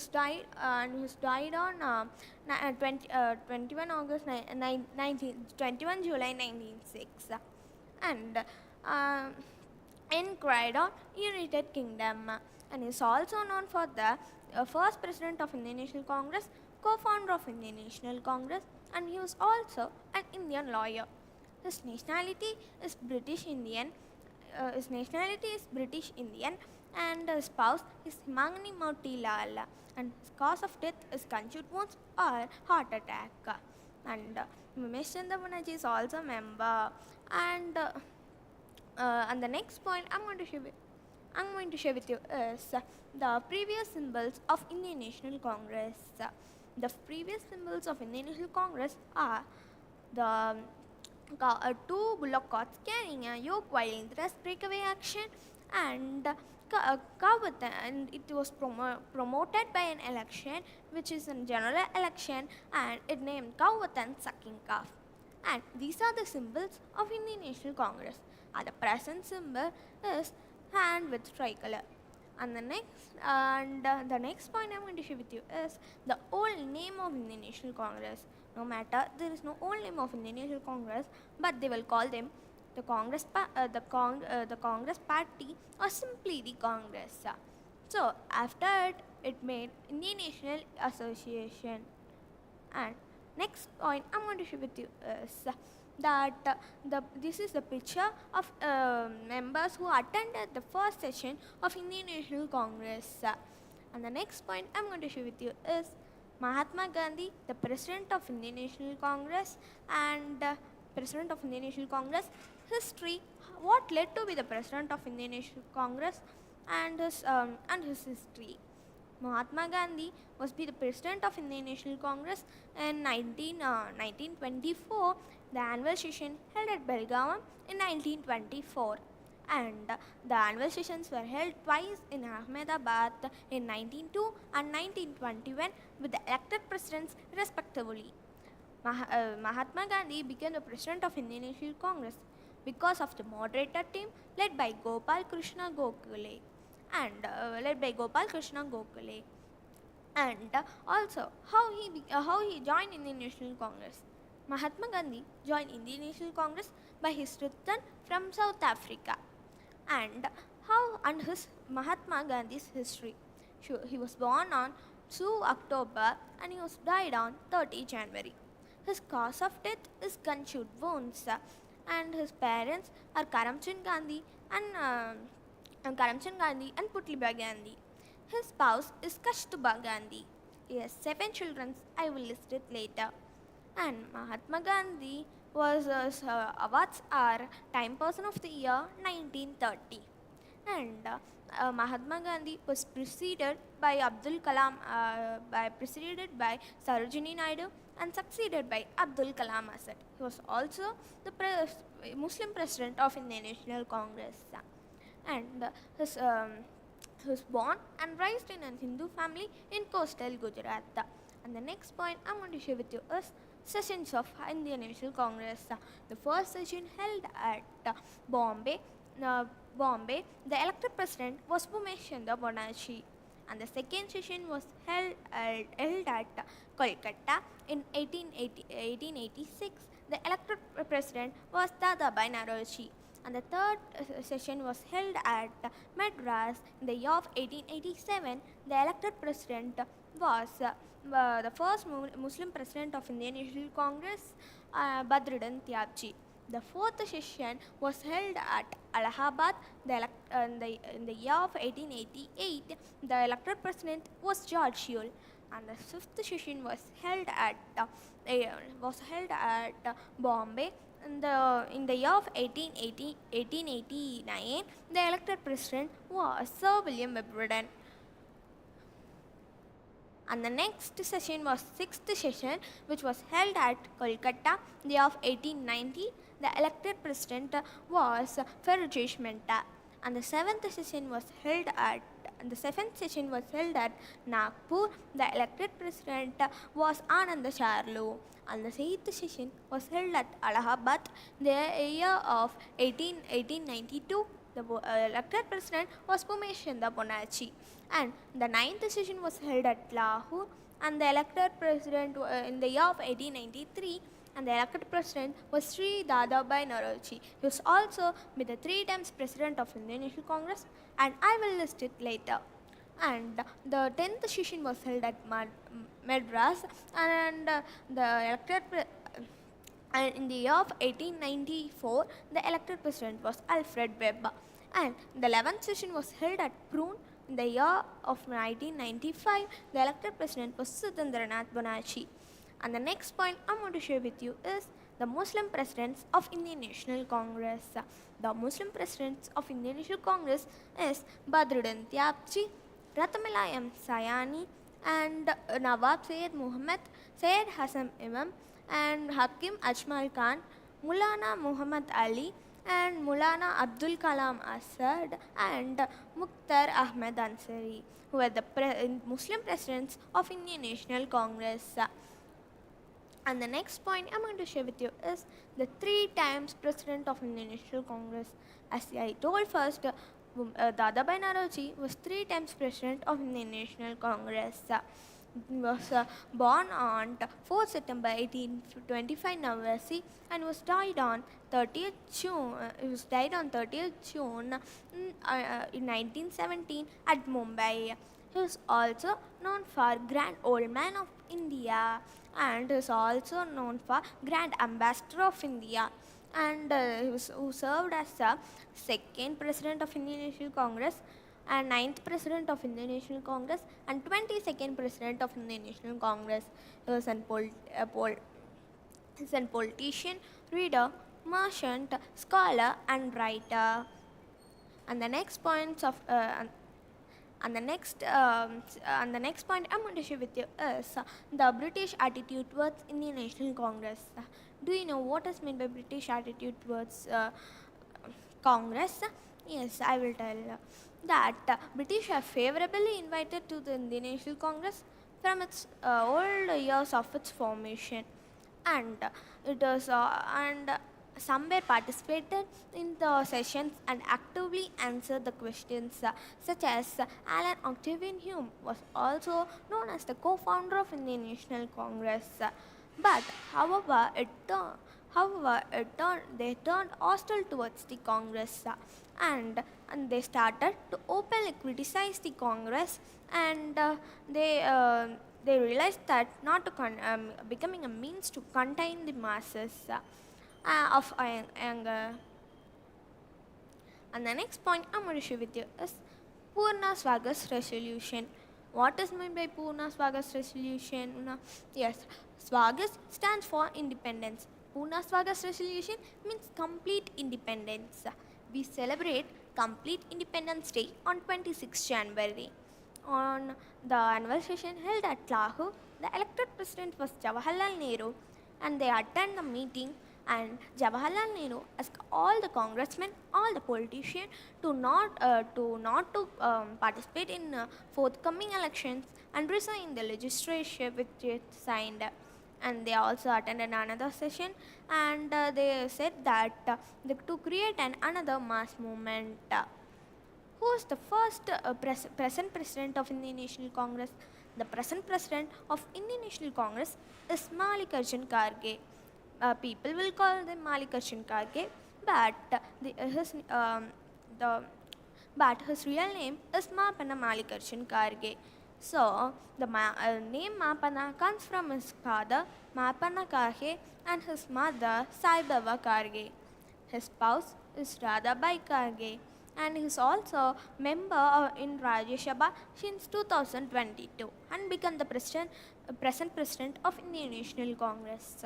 Mallikarjun Kharge has two children named Priyanka Kharge and Priyadarshini Kharge.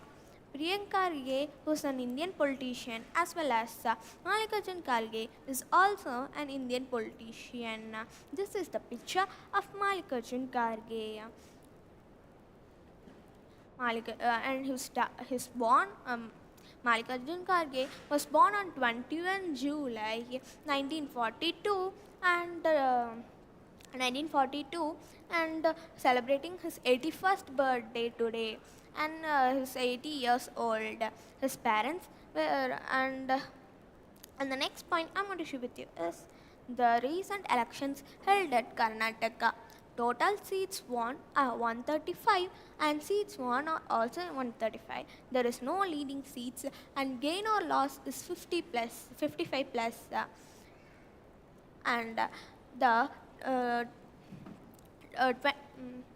Mallikarjun Kharge vs Shashi Tharoor. The elections result.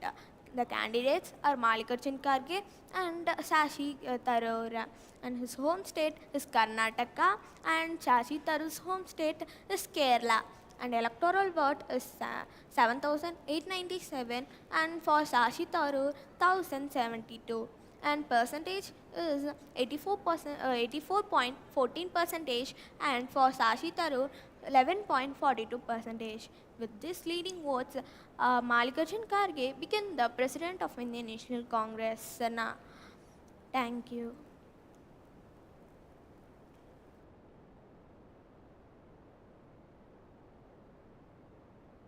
Ladies and gentlemen, welcome to Food World. I'm Abhishri VR from grade 9. I'm studying in Frontline Academy Matriculation High Secondary School. It is a great opportunity for me. I want to extend a warm welcome to all the participants, judges and guests who have joined us today. Today is my topic. I'm going to take a lecture on the interesting topic of culinary delight, savoring of Indian cuisine and regional delicacies. First, let us see culinary delights. Culinary means connection of cooking and delight means joyful. So, cooking makes us joyful. What is culinary delights? Culinary delight means culinary delight is any food or combination of food created to delight the palate. In other words, delicious. Next, how culinary delights involves in India. India's unusual melange of culinary delights. You are the one who love to flavor the unusual.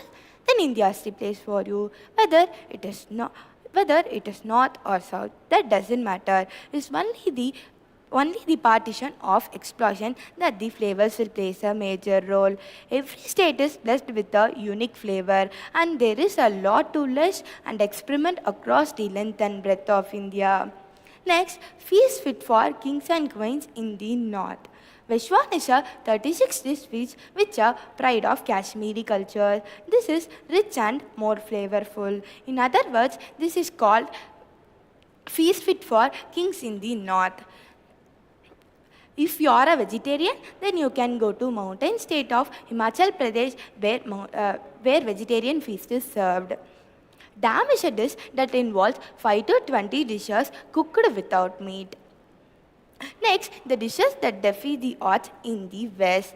In the desert land of Rajasthan, a hardy tree called kejri and a thorny bush is called kair, which is berry-like fruit with served as a pickle with roti and rice.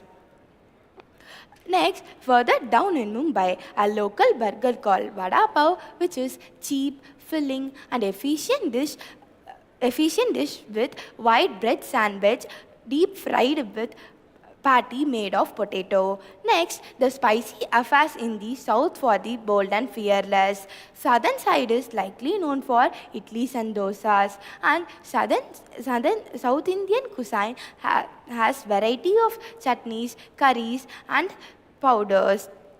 Next, forest delights in the tribal heartlands. The tribal from Bastur region in Chandigarh state harvesting and red ants and their eggs in the forest to prepare a chutney called chapra. Next, the all electric flavors of India. In Arunachal Pradesh, totally sustainable and tasty oilless meal will be cooked in outdoor fire snuffed with meat, fish, rice and greeny leaf. Finally, everyone's favorite in every corner of India, taking over various forms and flavors, always remains the India's beloved treats such as pani puri, kalan, pel puri, fried rice, noodles and so on. My favorite is kalan and pani puri, and yours? Yes.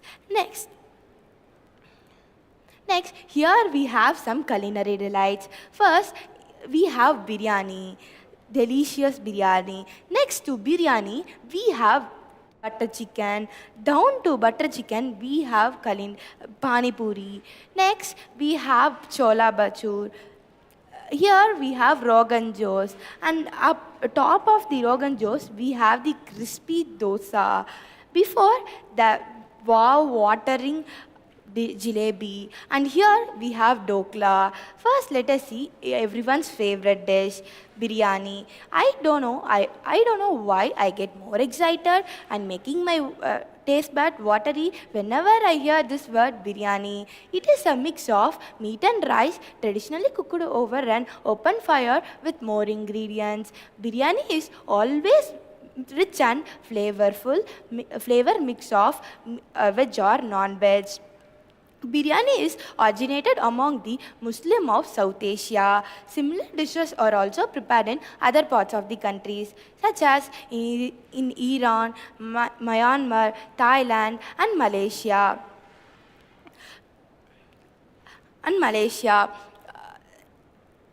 Biryani is also more popular in other parts of the countries, in South Asia and as well as West Asia. Next, everyone's favorite side is butter chicken. It is a type of curry made from chicken with spiced tomato and butter sauce. Its sauce is known for its rich texture. Butter chicken is an Indian dish originated in Delhi. It is similar to chicken tikka, which is invented in UK in the year of 1960s, which is a British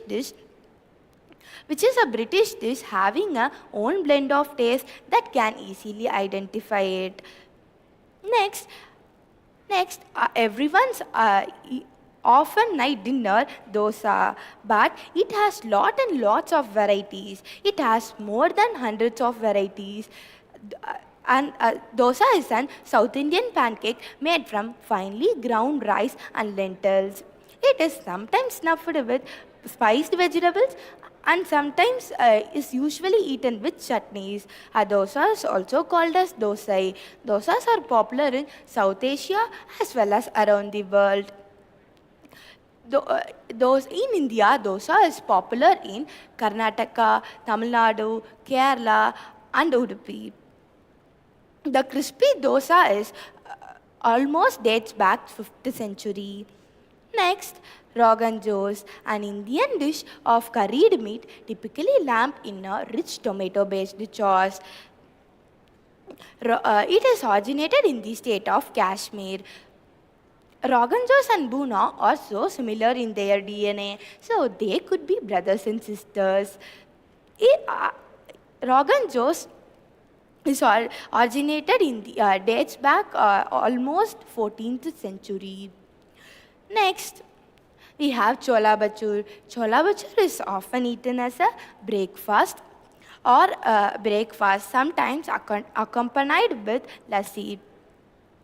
It can also be a street food or complete meal that can be accompanied with onions, pickled carrots, green chutney or achar. It is a food popular in the northern areas of Indian subcontinent. The place of origin is Delhi and eastern Uttar Pradesh. Others believe that chola bhatur was introduced by British who travelled from Persia, where they ate a dish called chula. And we have dokla.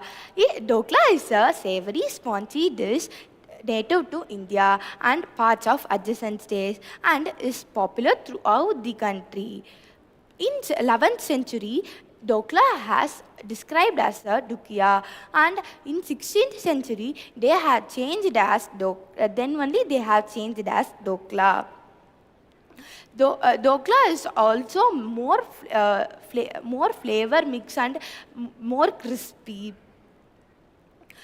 And we have pani puri. In Indian cooking, fried pastry balls filled with spiced mashed potato, spiced water, and turmeric juice. Do you know one thing? We have a Pani Puri day that is celebrated on July 12th. In English, Pani Puri is called as water pancake. Next, jalebi, an Indian sweet made of a coal of deep fried batter that is soaked briefly in sugar syrup. Jalebi is a common and popular sweet which is more popular in India, Bangladesh, Nepal, Pakistan, and other near Indian countries. Next, savoring of Indian cuisine. What is Indian cuisine? Indian cuisine consists of variety of traditional and regional cuisines that is native to India. Given the diversity in soil, climate, cultural, ethnic groups, and occupations, these cuisines vary substantial and use locally available herbs, spices, herbs, vegetables, and fruits. Savoring of Indian cuisine. We have 4 elements of Indian cuisine: dressing rice, harvesting finger millet, drying corn, and finally gram masala. Next, history of Indian cuisine. Indian cuisine reflects on 80,000 year history of various cultural and groups interacted with the Indian subcontinent, leading to the diversity of flavors and regional cuisines found in modern day India. Later, trade with British and Portuguese influences added the diversity of Indian cuisine. Next, restaurant meal. In restaurant, we can eat we eat a meal and pay for it. In restaurant, the food will be the food will be served to your table by a waiter or a waitress. Next, Western cuisine. Meat is a stable dish. Meat is a stable dish that can be easily differentiated with other dishes and spices. And northern cuisine. Northern cuisine is collectively known for cuisine of North India, which includes the cuisine of North India, Jammu and Kashmir, Haryana, Punjab, Uttarakhand, Uttar Pradesh, Himachal Pradesh, Madhya Pradesh, Chandigarh, Bihar, Rajasthan, and so on. Subtypes of northern cuisine is Awadhi cuisine. Next, southern cuisine. Southern cuisine is likely known for obviously South India. South Indian states such as Karnataka, Tamil Nadu, Kerala, Telangana, and other states. The union territories of Pondicherry, Andaman Nicobar, and so on. These were famous for vegetarian and non-vegetarian dishes, where the five states. Eastern cuisine. Eastern cuisine is comprised of the West Bengal, Sikkim, Assam, Arunachal Pradesh, Manipur, Meghalaya, Mizoram, and so on. Next, here we have some Indian cuisine. First, vegetarian delights. Next to vegetarian delights, this is street food. Here we have sweet indulgence. Here we have Ayurvedic influences.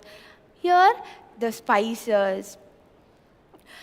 Nearby spices, we have regional snacks. Down to regional snacks, we have regional varieties.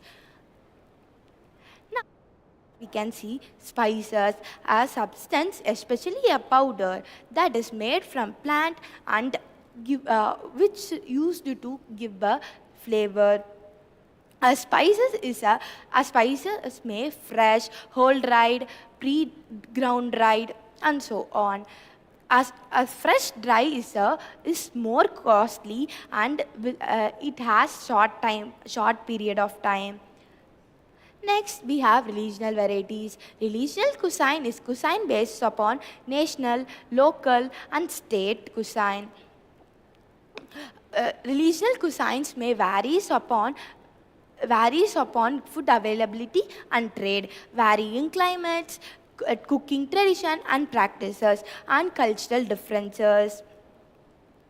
And here we have street food. I think that is everyone's favorite shop or something. Okay, prepared or cooked food sold by a vendor in a street or other public location for immediate consumption. You know one thing, only these days, I think well-known state for street food is Kolkata. Next, regional delicacies. Traditional snacks are prepared from ingredients that can commonly get from our home with a great deals of preparation. Often cold cuts, nuts, remaining leftovers, sandwiches, and sweets are as used snacks.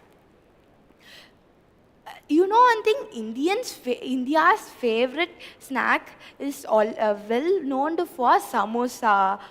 Next, vegetarian delights. A delightful, crunchy, fresh combination of garden fresh, lentils, tomatoes, green peppers, onions, olives, and pickles, and your choice of condiments you're served on freshly baked bread. Next, we have sweet indulgence. I think the pictures are very making us watery, isn't it? Yes. An occasion when you all allow someone or on a special day, yourself you are enjoying on that day. That time you will take sweets. Especially more than good for you. Chocolate is many only indulgent confection, also called candy. Sweets and lollipops feature sugars as a honey as a principal ingredient. Next, we have Ayurvedic intelligence. Ayurveda. What is Ayurveda? Obviously, Ayurveda is an natural medicines. Ayurveda, a naturally system of medicine, originated in India more than 3000 years ago. The term Ayurveda is derived from the Sanskrit word Ayur is life and Veda is science or knowledge. Thus, Ayurveda is translated into knowledge of life. Okay, next. Regional delicacies. What is regional delicacies? Regional cuisine has based upon national, state or local cuisines. Regional cuisines may vary upon food availability and trade, varying climates and such as. Okay, we'll get into these popular states dishes or sweets. Punjab is known, obviously, Punjab is known for butter chicken. First survived back on 1950s. Its invention is attributed to three Punjabi restaurants. Kundan Lal Jaji, Kundan Lal Gujral, and Thakur Das, who founded the world-renowned Moti Mahal restaurant in Delhi. The simple answer when you came into Bengal customer and to the restaurant and tried to order a simple chicken curry. Yes, that is an incident happened in Delhi in Moti Mahal restaurant. Next, Hyderabadi biryani. Obviously, we know that Hyderabad is famous for biryani. Yes, Hyderabadi biryani is a style of biryani originated from Hyderabad. In India, biryani is made from basmati rice and meat. Hyderabadi biryani originated in the kitchen of Nizam Hyderabad. Next, we have Rajasthani dal bati churma. The dal bati churma is most popular for Rajasthani cuisine. It is made up of dal, bati and churma. Dal is lentils, bati is baked from dal. Next, Malabar fish curry. Malabar fish curry is South Indian dish, particularly associated with the Karelian region, where coastlines, climates, and cultural history make spicy fish curries more popular. Next, we have Gujarat. You know one thing, Gujarat is also famous for the sweet of dokla. I think dokla has I didn't have still the taste of dokla, but while searching in internet, Google, while for content, I saw it. I think it was it will be very tasty. So everybody should try the dokla at least once. Dokla is a savory dish that is native to Indian state of Gujarat and parts of adjacent states and is popular throughout the country. Next, we have Kashmiri Rogan Josh. Rogan Josh is an Indian dish of curried meat in a typically lamb,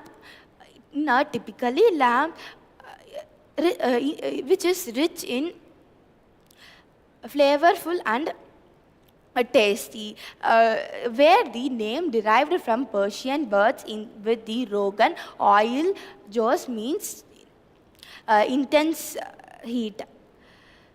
Next, Bengali Rasagulla. You know one thing, Bengali Rasagulla is famous, not only famous in India, it is famous in Bangladesh, Pakistan, Nepal, and such countries nearby India also. It is also famous in South Asia and Eastern Asia of our continent. At conclusion, the savoring of Indian cuisine and regional delicacies is a truly delightful experience, which it is a rich blend of taste and flavor mix of dish, which we will make our mouth watery. With its rich blend of spices, vibrant flavors, and diverse culinary tradition, Indian cuisine offers a unique and flavorful journey. Thank you everyone for this contribution.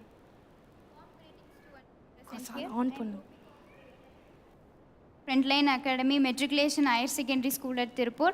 I am here to give a lecture on the topic of Guardians of our Nation, understanding the roles and responsibilities of armed forces. So, the contents we are going to see in the topic are: what are armed forces, what are the types of armed forces, duties and responsibilities of armed forces, awards of armed forces, and the criteria of armed forces. What are armed forces? Armed forces are responsible for defense and security. The Indian Army includes Army, Navy, Air Force, and sometimes Marine or Special Forces. The Indian Army protects and defends nation's interest and maintain border security within the country. They have a ranked structure with civilian control under the government or the head of the state. The Indian Army focuses on ground combat, and Navy specializes in maritime operations, and Air Force handles in aerial operations. The Indian Army fight against external aggressions, maintain border security, and conduct peacekeeping missions worldwide. The Indian Army focuses with both the law enforcement and intelligence agencies in maintaining defense and border security and maintaining stability and deterrent against threats. The armed forces are of three types. They are Indian Army, Indian Navy, and Indian Air Force.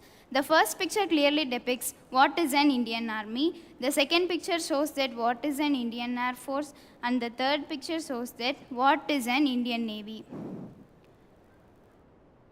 So let us discuss about what is an Indian Navy. The Indian Army is a land-based branch and the largest component of India's defense system.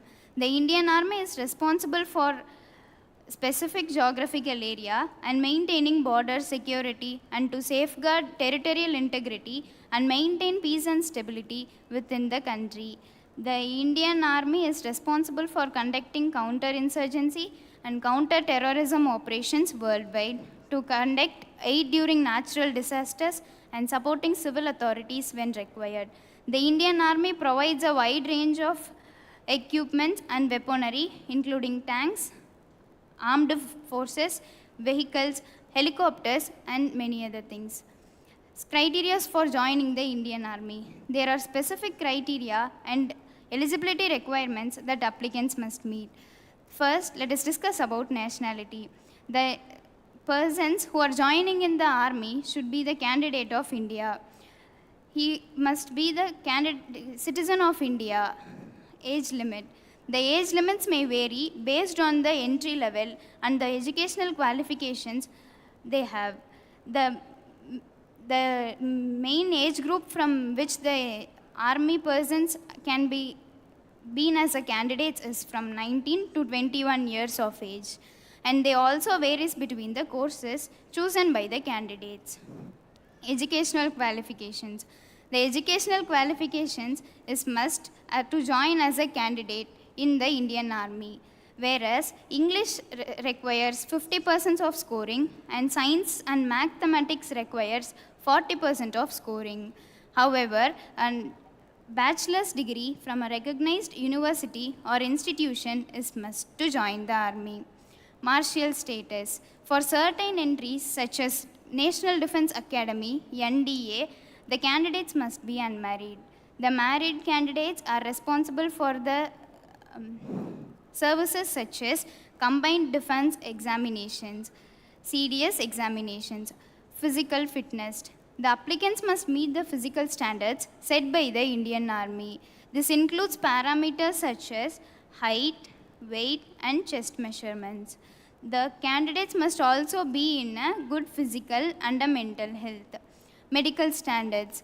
The candidates must meet the medical standards which was set by the Indian Army. A thorough medical examination is conducted to ensure the candidate is medically fit to serve.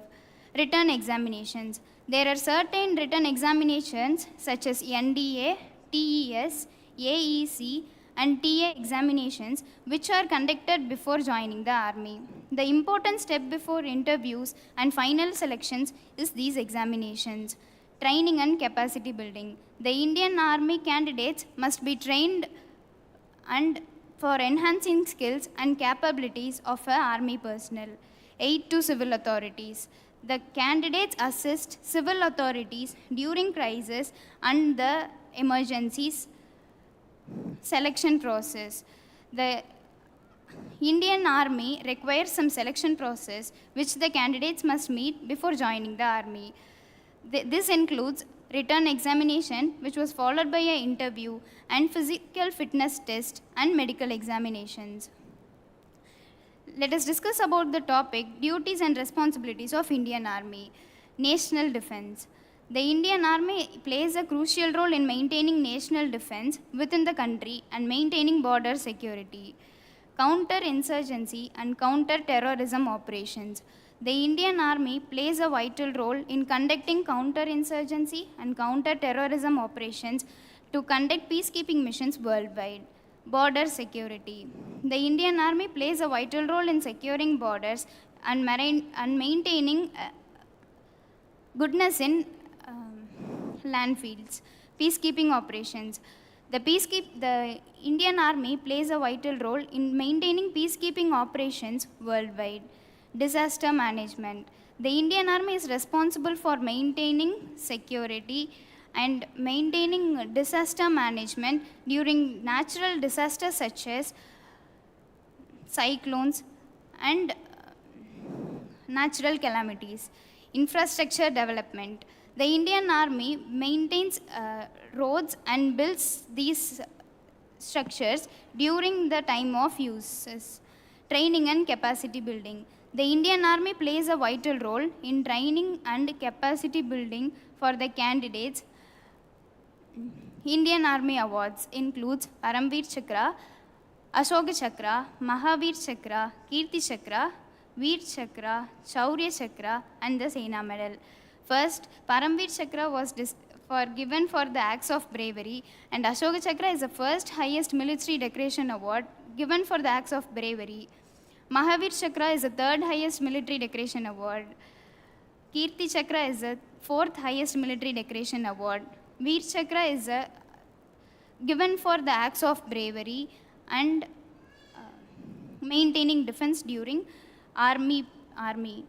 Sena Medal is the highest military decoration award which was also known as Medal of Honor. Governor R.N. Ravi on 1999 awarded Subedar Major and Captain Yogendra Singh Yadav with the Paramveer Chakra who fought for Kargil War in 1999. The top armed countries includes first place was secured by USA and second place was secured by Russia, third place was secured by China, fourth place by Japan, fourth place by India and fifth place by Japan. And next let us discuss about the topic Indian Navy. Indian Navy is a branch of military which operates in the seas. The main role of the Indian Army is to maintain maritime interest. The Indian Navy has ships, submarines and aircrafts for defense purposes and to respond threats and participates in peacekeeping missions worldwide. These fleets include aircraft carriers, destroyers, submarines, and patrol vessels. The Navy persons are highly trained by the personnel. The Indian Navy contributes to regional stability and promotes peace in the Indian Ocean and conduct peacekeeping missions worldwide to protect national security. The Indian Navy was established in the year 1612 by East Asia Company under the name of Royal Indian Navy during the colonial period. And later, after gaining independence in 1947, it was divided into India and Pakistan.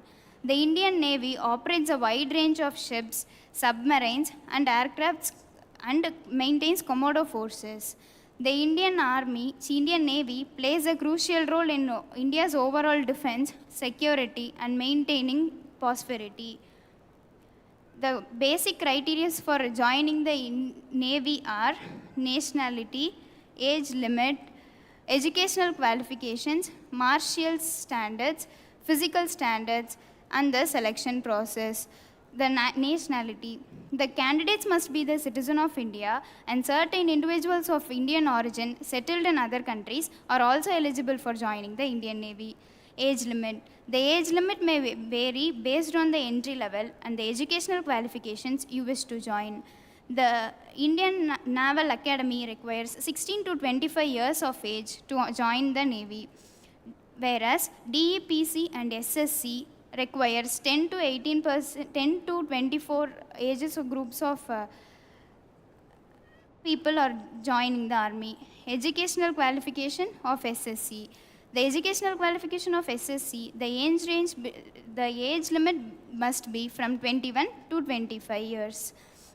For the logistics of SSC, the age limit must be from 19 to 25 years. For air traffic control, the age limit must be in 19 to 27.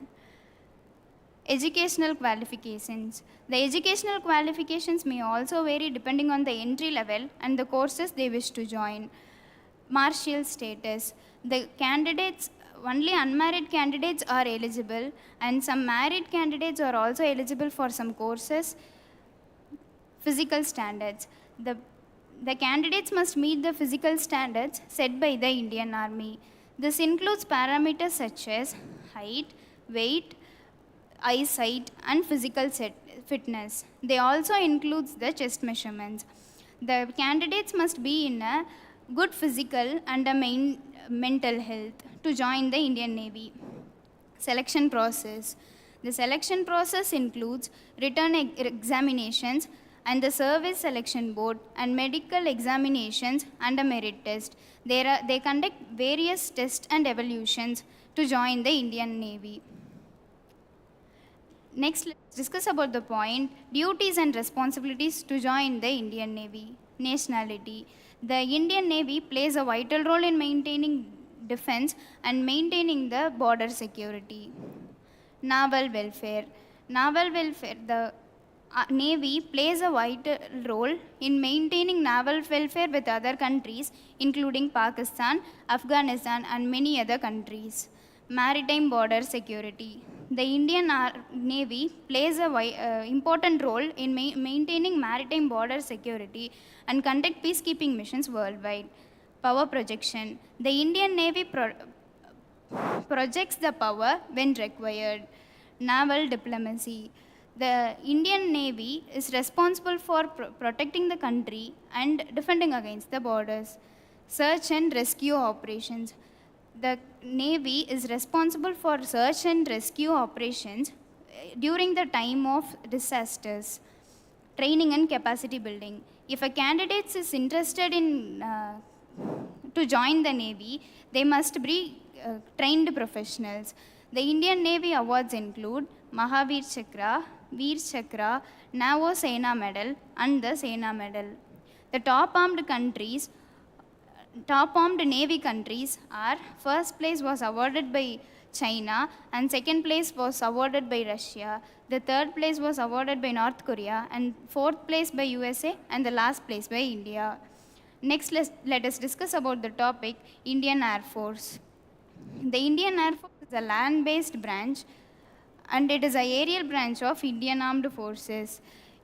The Indian Air Force protects Indian airspace and conducts air operations when required.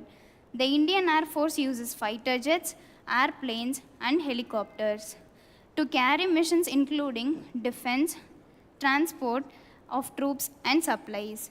The Indian Air Force ensures security and sovereignty of India and maintain peacekeeping operations with the neighboring countries. The Indian Air Force was established in the year 8th October 1932 by the Royal Indian Air Force under the British control. After independence of 1947, under British colonial rule, over the years, the IAF was modernized. The Indian Air Force operates a wide range of aircrafts, fighter jets, helicopters, and armed vehicles. The Indian Air Force varies in various military operations which was held in the years of 1947, 1965, 1971 and the Kargil War of 1999. The Indian Air Force participates in peacekeeping missions worldwide to maintain peace and security in the aerial operations. Duties and responsibilities of Indian Army. Defending the borders. The Indian Air Force is responsible for protecting external threats and external aggression. Securing borders. The Indian Air Force is responsible to prevent unauthorized entry and illegal activities which was performed by neighboring countries. Maintaining law and order, assisting civil authorities in the times of unrest and protest or communal violence. Peacekeeping missions.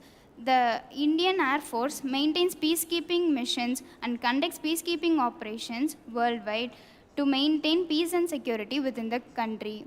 Building infrastructure. The Indian Air Force builds infrastructure such as roads, dams, bridges, and many other infrastructures. Training soldiers. Army trains and develops persons. Cooperation with other countries. The Indian Air Force participates in cooperation with other countries and military exchanges to maintain border security and maritime interest. Military diplomacy. The Indian Air Force participates with other countries to promote stability and security. The Indian Air Force awards include Mahavir Chakra, Veer Chakra, Shaurya Chakra, Vayu Sena Medal. The best award in the Indian Air Force was given to Shaurya Chakra. Criteria to join the Indian Air Force. Nationality. The candidates must be the citizen of India. Certain individuals of other Indian citizens in other origin are also eligible for joining the army. Age limit. The age limit may vary based on the educational qualifications and the courses they wish to join. The basic educational qualification is a bachelor's degree from a recognized university or institution. The Indian Air Force requires age limit of flying branches from 24 to 28 years and ground duty branches required 20 to 26 years. Educational qualifications. To join the Indian Air Force, the main subject is physics and mathematics for the flying branch. NDA entry. The candidates must complete their 10th and 12th examinations with the main subjects of physics and mathematics. CDSE entry. However, a bachelor's degree is important to join the Indian Air Force, and the army candidates must complete engineering degree. Medical standards. The Indian Air Force is responsible to check the physical standards, eyesight and hearing of the candidates. Physical fitness. The candidates must meet the physical standards set by the Indian Army. This includes parameters such as height, weight, and visual activity. And the candidates must pass in all the medical examinations. Selection process. The selection process includes written examinations and the physical fitness test. Thank you for hearing my lecture on the topic of the guardians of our nation, understanding the roles and responsibilities of armed forces.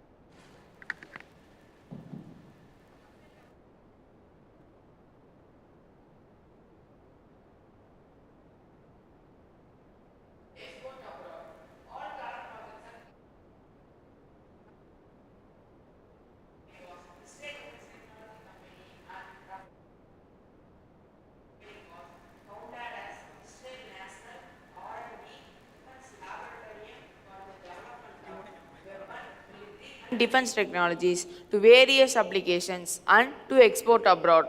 All current projects are classified. From 2011 to 2021, the United States contributed an amount of 1.6 billion to this Iron Dome defense system, and another 1 billion was approved by US Congress. This system using an radar. What is a radar? Radar is a system that identify the missiles were launched by the particular distance. Introduction. The system is commonly referred as Rafale.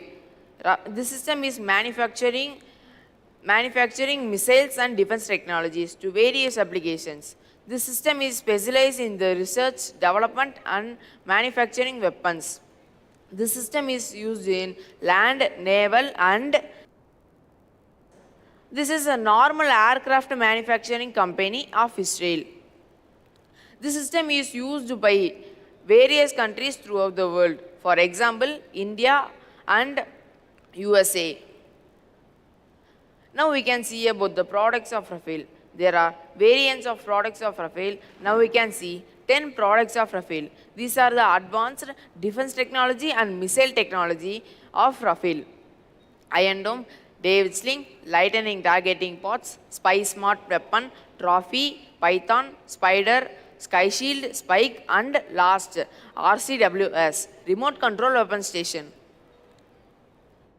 Now we can see about the first product of Rafale, Iron Dome. Iron Dome is a mobile all-weather defense system developed by Rafale Advanced Defense System and Israel Aerospace Industry IAI. The Rafale Advanced Defense System is the prime contractor of this Iron Dome defense system, and IAI, Israel Aerospace Industry, is a subcontractor of this Iron Dome defense system. This system is designed to intercept the short-range rockets and artillery shells fired from the distance of 4 kilometers, 2.5 mi to 70 kilometers, 43 mi away, and whose targetry would take them to the Israel populated area. From 2011 to 2012, the United States contributed an amount of 1 billion for this Iron Dome defense system, and another 1.6 billion was approved by US Congress. Type of this system is CRAM, Short Range Air Defense System. This system using an radar, an advanced radar to detect the missiles for a particular distance. Now we can see about the three central components of Iron Dome. Detection and tracking radar. This system is built by ELTA, an Israel Defense Technology Company, and IAI, Israel Aerospace Industry, and IDF, Israel Defense Force. Battle Management and Weapon Control, BMC. This system is designed for Rafael by MPeast System. This is an Israel software company. This additional batteries consist of 3 to 4 launches, 20 missiles per launch. Now we can see about funding Iron Dome. Funding. Initially, funding provided and undertaken by Israel. These are allowed to the deployment of the first 2 Iron Dome systems. Funding for the additional 2 Iron Dome batteries consists of 3 to 4 launches, 20 missiles per launch. You can clearly see the Iron Dome is launched by a David Sling. Now we can see about the David Sling. David Sling is a mobile all-weather defense system developed by Rafael Advanced Defense System and American defense contractor Raytheon, designed to intercept the enemy planes and drones, cruise missiles, and artillery shells fired from the distance of 40 kilometers 23 mi to 300 kilometers 104 mi away, and whose targetry would take them to the Israel populated area. This system is destroy the ballistic missiles, enemy planes, and drones, cruise missiles. This is the type of the system is medium to large, surface to air, and place of origin is Israel and the United States. Service history in service. The David Sling is meant to replace the MIM-23 Hawk and MIM-104 Patriot in the Israel arsenal. Development of David Sling. This system is developed by Israel Aerospace Industry (IAI) and Rafael Advanced Defense System. Now, the system consists 70 to 250 kilometers away. This is a huge range distance to destroy the missiles. The system stunner. Raytheon is renamed as Stunner. The system stunner is launched this system stunner is designed to intercept the newest generation of tactical ballistic missiles and such as Russian Iskander and Chinese DF-15 using an onboard dual CCD and IR seekers to distinguish between decoys and the actual warhead of the missile. David Sling weapon system stunner was launched during the last milestone test. David Sling became entered operational in April 2005. You can see the David Sling launching a Iron Dome. Now we can see about the Lightning Pod. Lightning Pod is an advanced electro-optic sensor pod. This system will intercept and destroy the enemy missiles. This system is launched by an aircraft, not by surface-to-air missiles or surface-to. This system is capable for air-to-surface missiles. This system is targetary capable. That means it can kill the missiles within a target. This system is used by various countries throughout the world, and the system consisting CCD camera to capture the pictures of the missiles. This is a lightning pod. Spy Smart Weapon. Spy Smart Weapon is a guided bomb missile. This system is used by 15 countries throughout the world, and the system is originated from Israel, and the system is used by Israel Air Force and Indian Air Force and Hellenic Air Force. This is an advanced surface-based air-to-surface missile system.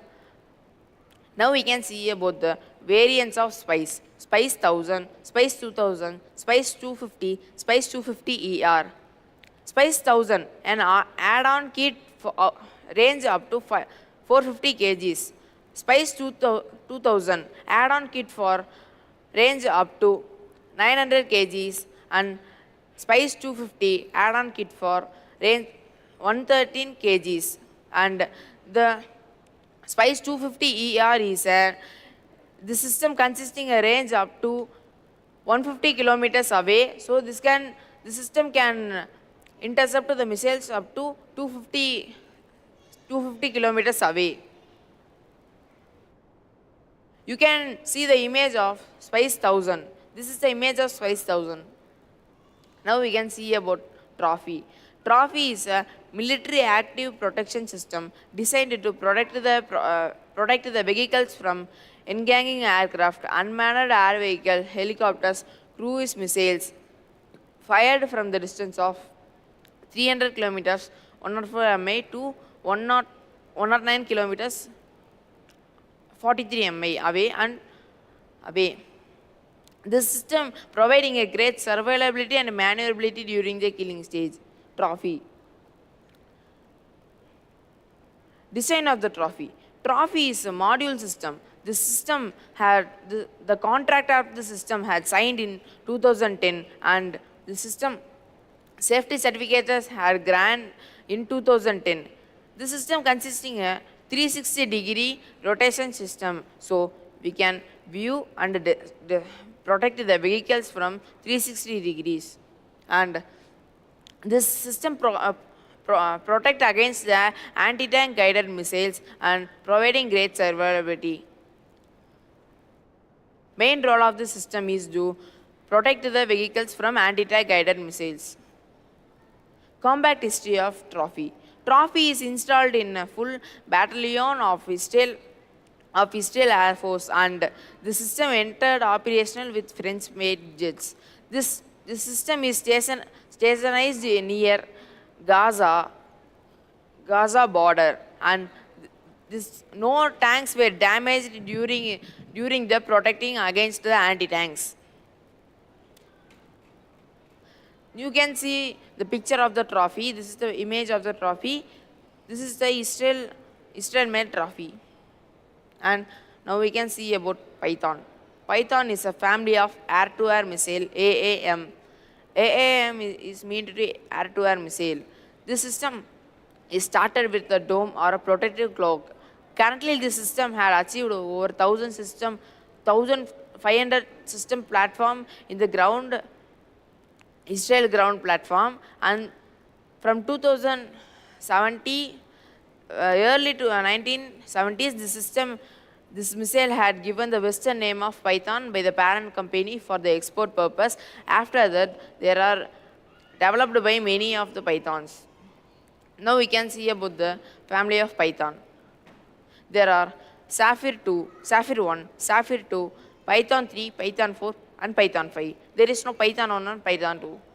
Now we can see about the Python family. Sapphire 1. Sapphire 1 was developed in 1963 to 1971 to fulfill the IAF. IAF is meant to Israel Air Force IAF. To promote the domestic-made air-to-air missile and reduce reliance in the foreign export. In 1950s, the Israel Air Force submitted a domestic-made air-to-air missile and reduce reliance in the foreign exports. This system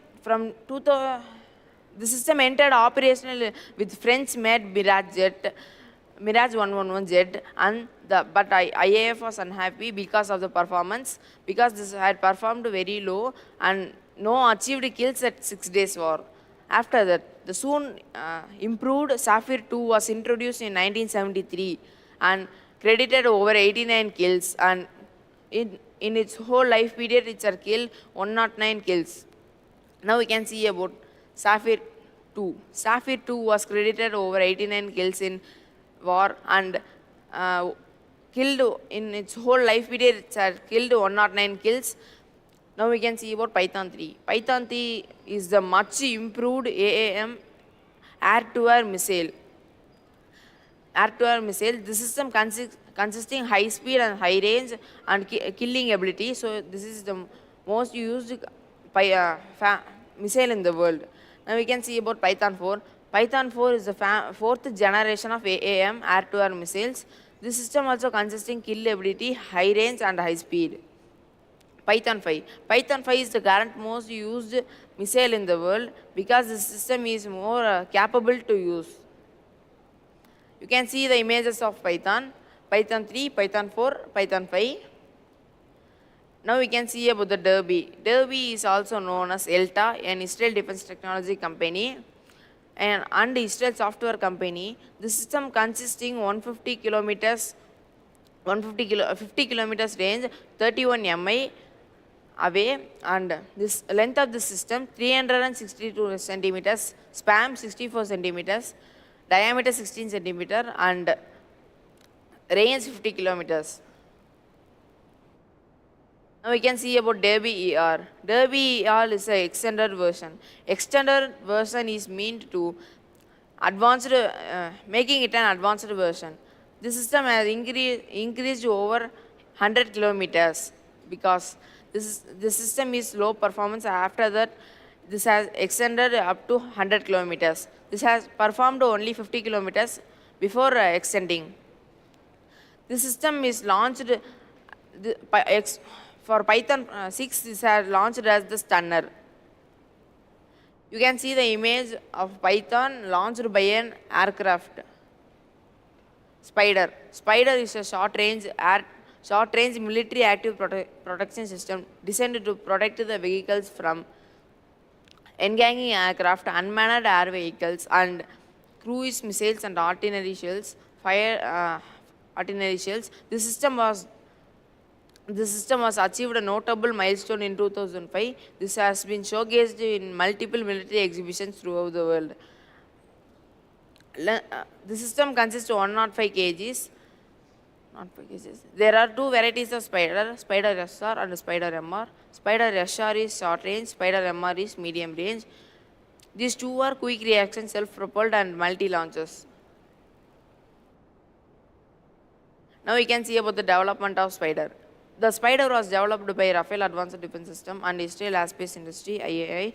The Rafael Advanced Defense System is the prime contractor of the Spider system. The IAI, Israel Aerospace Industry, is the subcontractor of this Spider system.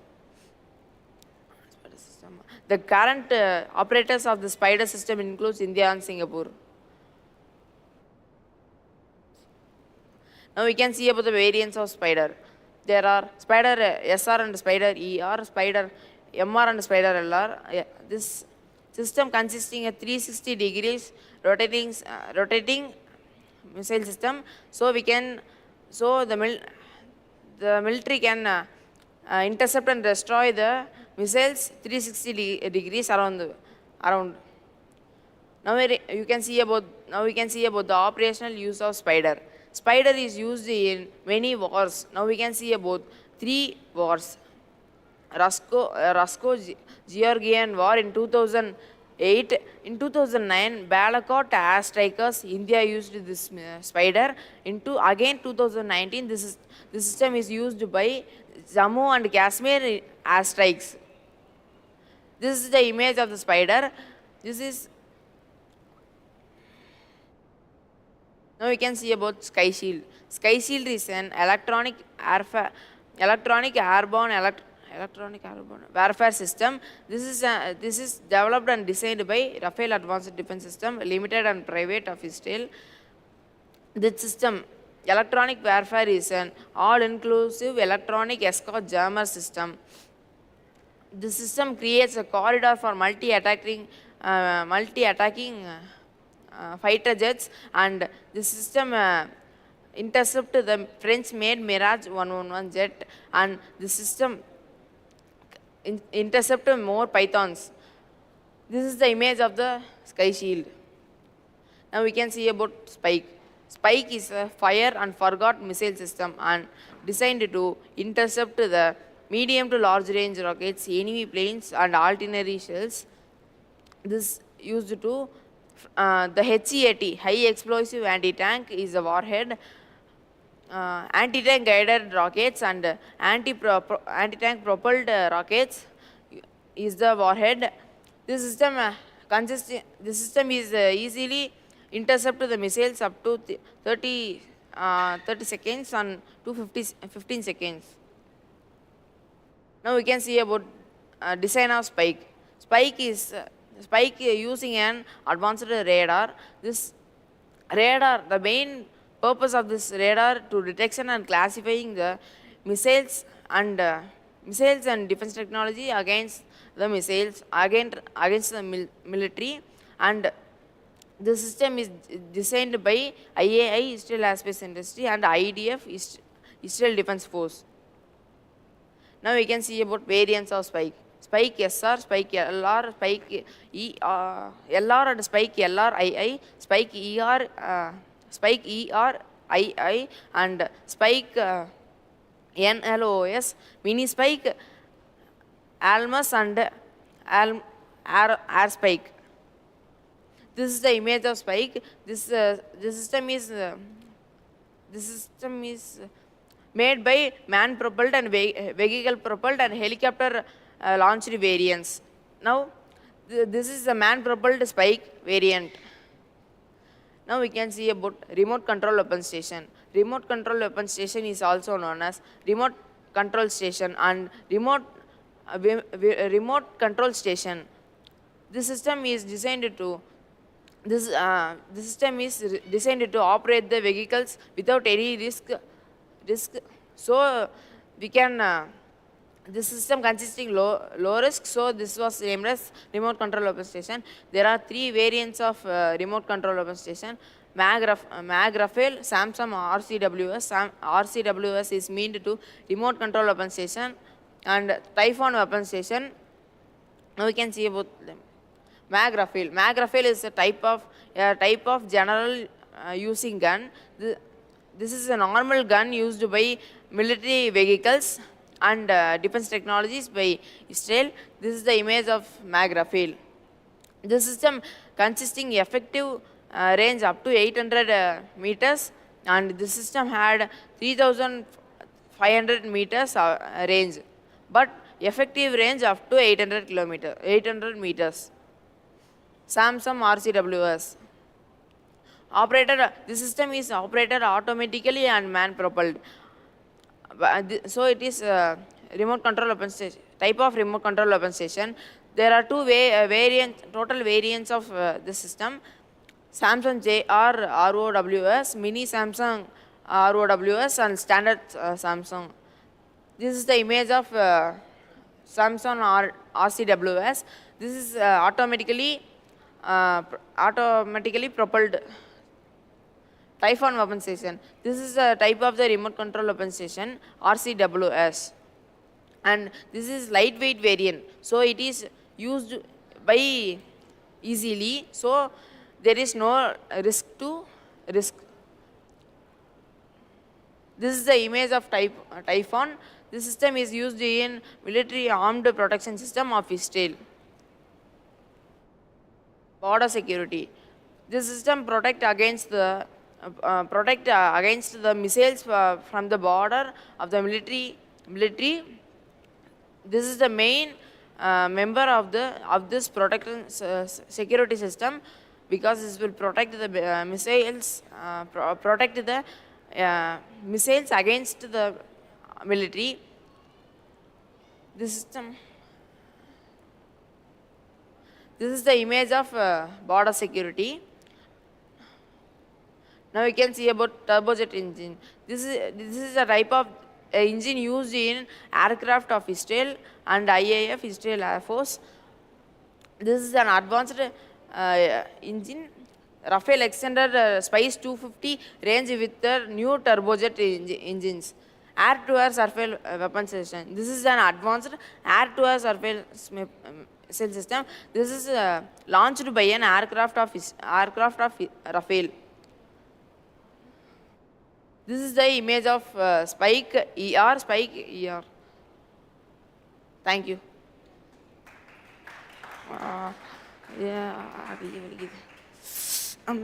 A very warm welcome to one and all present here. I am Akshay of grade 12 from Frontline Academy, Matriculation Higher Secondary School. Now I am here to give a lecture about cloud computing technology.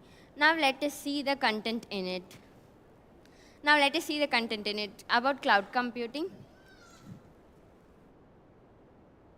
About cloud computing. What is cloud? Application based on cloud computing, benefits, key risks, advantages, disadvantages, working model, risks, and cloud computing architecture, and at last cloud computing technology. Now, what is cloud computing? Cloud computing is a way to use the internet or resources to borrow the programs and services from your computer to from internet to your computer. Instead of doing everything on your own machine, you can just go to the website where the program is stored and you can just access it from there. It's like having a virtual toolbox over your computer that has all the tools you required. Imagine you want to use a special program like video creators or document editors. Instead of doing everything instead of installing applications on your computer, you can just go to the website where the program is stored and you can access it from there. It's like it is a virtual toolbox over your computer that has all the tools you require. You don't want to worry about maintaining or buying any piece of software in it.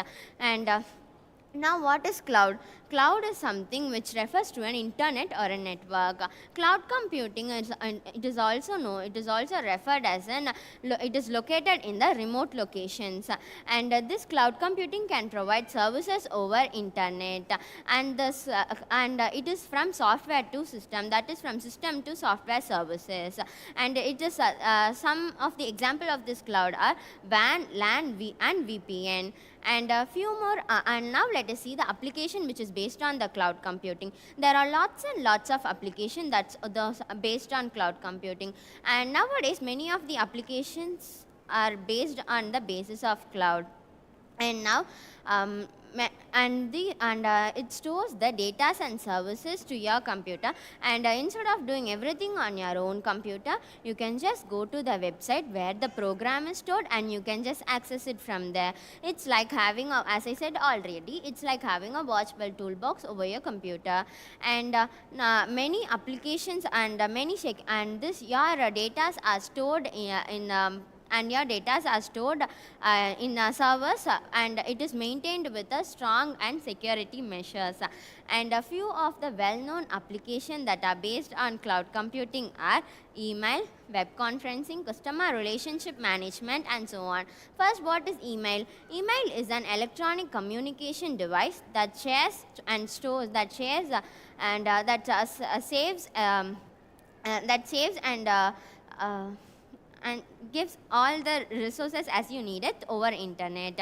And web conferencing, it is a real-time environment, and it is a real-time environment over the internet. And few more applications that are based on the cloud computing are ERP, that is Enterprise Resource Process, HRMS, Human Resource Management System, CRP, that is Control Resource Infrastructure, VDI, that is Virtual Desktop Infrastructure, and many more are control units over internet. And now let us see the basic concept of that. To make the cloud computing more feasible and accessible, there are few model workings and scene making behind the cloud computing to make it more feasible and accessible. This working models are classified into two types, namely deployment model and service model. First, let us see what is deployment model. Deployment model is something in which it is defined as the location of where the cloud is located and how the users access it. And this deployment it defines the arrangement of resources and cloud locations over the internet and refers to the physical locations and data centers. And this deployment model are classified into four types, namely in public cloud, private cloud, community cloud, and hybrid cloud. First, let us describe what is public cloud. Public cloud is something in which the system or service work within the public, and this is less secure because of its public nature. Example of this is Microsoft 365 and so on. And next is private cloud. Private cloud is something in which the system or service work within a group of within an organization, and this private cloud is more secure because of its private nature. And next is community cloud. Community cloud is something in which the system or service work within a group of organization. And next is hybrid cloud. Now a hybrid cloud is something, it is the collaboration of public cloud and private cloud. However, all the more secured programs are done by public cloud, and less secured programs are made by public cloud, and more secure programs are made by private cloud. And next, let us see about service model. Service model is a fundamental reference model in which the cloud is based. This is a framework for cloud computing to make it more feasible and accessible. There are the this service model is a basis of this cloud computing. And this service model is classified into 3 types, namely infrastructure as the service, IaaS, platform as the service, PaaS, software as the service, SaaS. Now first let us see what is infrastructure as the service, that is IaaS. IaaS, infrastructure as a service, refers to the provision of virtualized computing resources over the internet. It serves the storages, storages and so on. This IaaS is a delivery of technology infrastructure as an on-demand scalable sources, and this is usually built based on the tenants, and it is an usually multi-tenant environment, and this can be coupled using managed systems OS and application support. And now let us see what is software as the service. Software as the service is an delivery model that encompasses the delivery of software through a subscription basis. And this software as the service is a methodology that provides a licensed multi-tenant access to the users, and it is a multi-tenant environment. It is usually built based on the usages, and this software as the service is a high scalable architecture. And now let us see what is platform as the service. Platform as the service provides a runtime environment for an application. This platform as the service is usually built based on the ability of the resources over internet, and this platform as the service provides facilities to require the applications and resources that supports the complete life cycle of building the delivery web applications and services. And now let us see history of cloud computing. This cloud computing emerged in the early 2000s. Cloud computing, cloud computing is something in which users can borrow the resources from internet to your computer. Instead of doing everything on your own machine, you can just go to the internet where the program is stored, and you can just access it from there.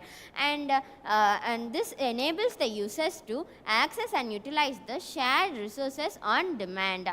And now let us see the evolution chart of cloud computing. In 1960, John MC introduces the mainframe time sharing, and in 1969 apparent by JCR Lightrider, and in 1917 virtualized software launched, and in 1997 cloud computing is defined by Professor Ramnath Chellappa, and in 2006 Amazon launches the Elastic Compute Cloud Simple Storage Services, and in 2013 worldwide public cloud market services evolved, and at last in 2014 an estimate global cloud spending model evolved. And now let us see benefits of cloud computing. There are lots and lots of benefits of cloud computing, and cloud computing is it is your flexibility and accessibility to use the resources and programs as you need it. That means you can configure, customize the applications as online. This is used in day or night, that is by 24/7, that is day or night. Users can simply access the resources and programs and services as they needed from internet to your computer. It's like borrowing the resources from internet to your computer. And now let us see few applications that works on the basis of cloud computing. This cloud computing provides an on-demand self-service, and this provides a platform of independent access access to any type of client. This cloud computing manipulate customer and configure the application through online. And few more benefits in this cloud computing are, this cloud computing is highly cost effective and because of its higher efficiency and its utilities. And this cloud computing offers a load balance that is more reliable. And although there are lots and lots of benefits in this cloud computing, there exist few risks. Although the cloud computing is a great innovation in the world of computing, there exist few risks. And the few of the well-known risks in this cloud computing are security and privacy, lock-in, isolation failures, and management interface compromise. Now, isolation failure is something in which the breakdown or separation between the computers or computer components or cloud computing components and the users. And now let us see, most common risks in this cloud computing is data loss, and this data loss is the most common security risks in this cloud computing. And this data loss is also known as data leakage. And a few more key risks in this cloud computing are data breaches, data loss, account hijacking, insider threat, insider API, account hijacking, data leakage, and many more. And now let us see characteristics in this cloud computing. Though to make this cloud computing more feasible and accessible, there exist few characteristics.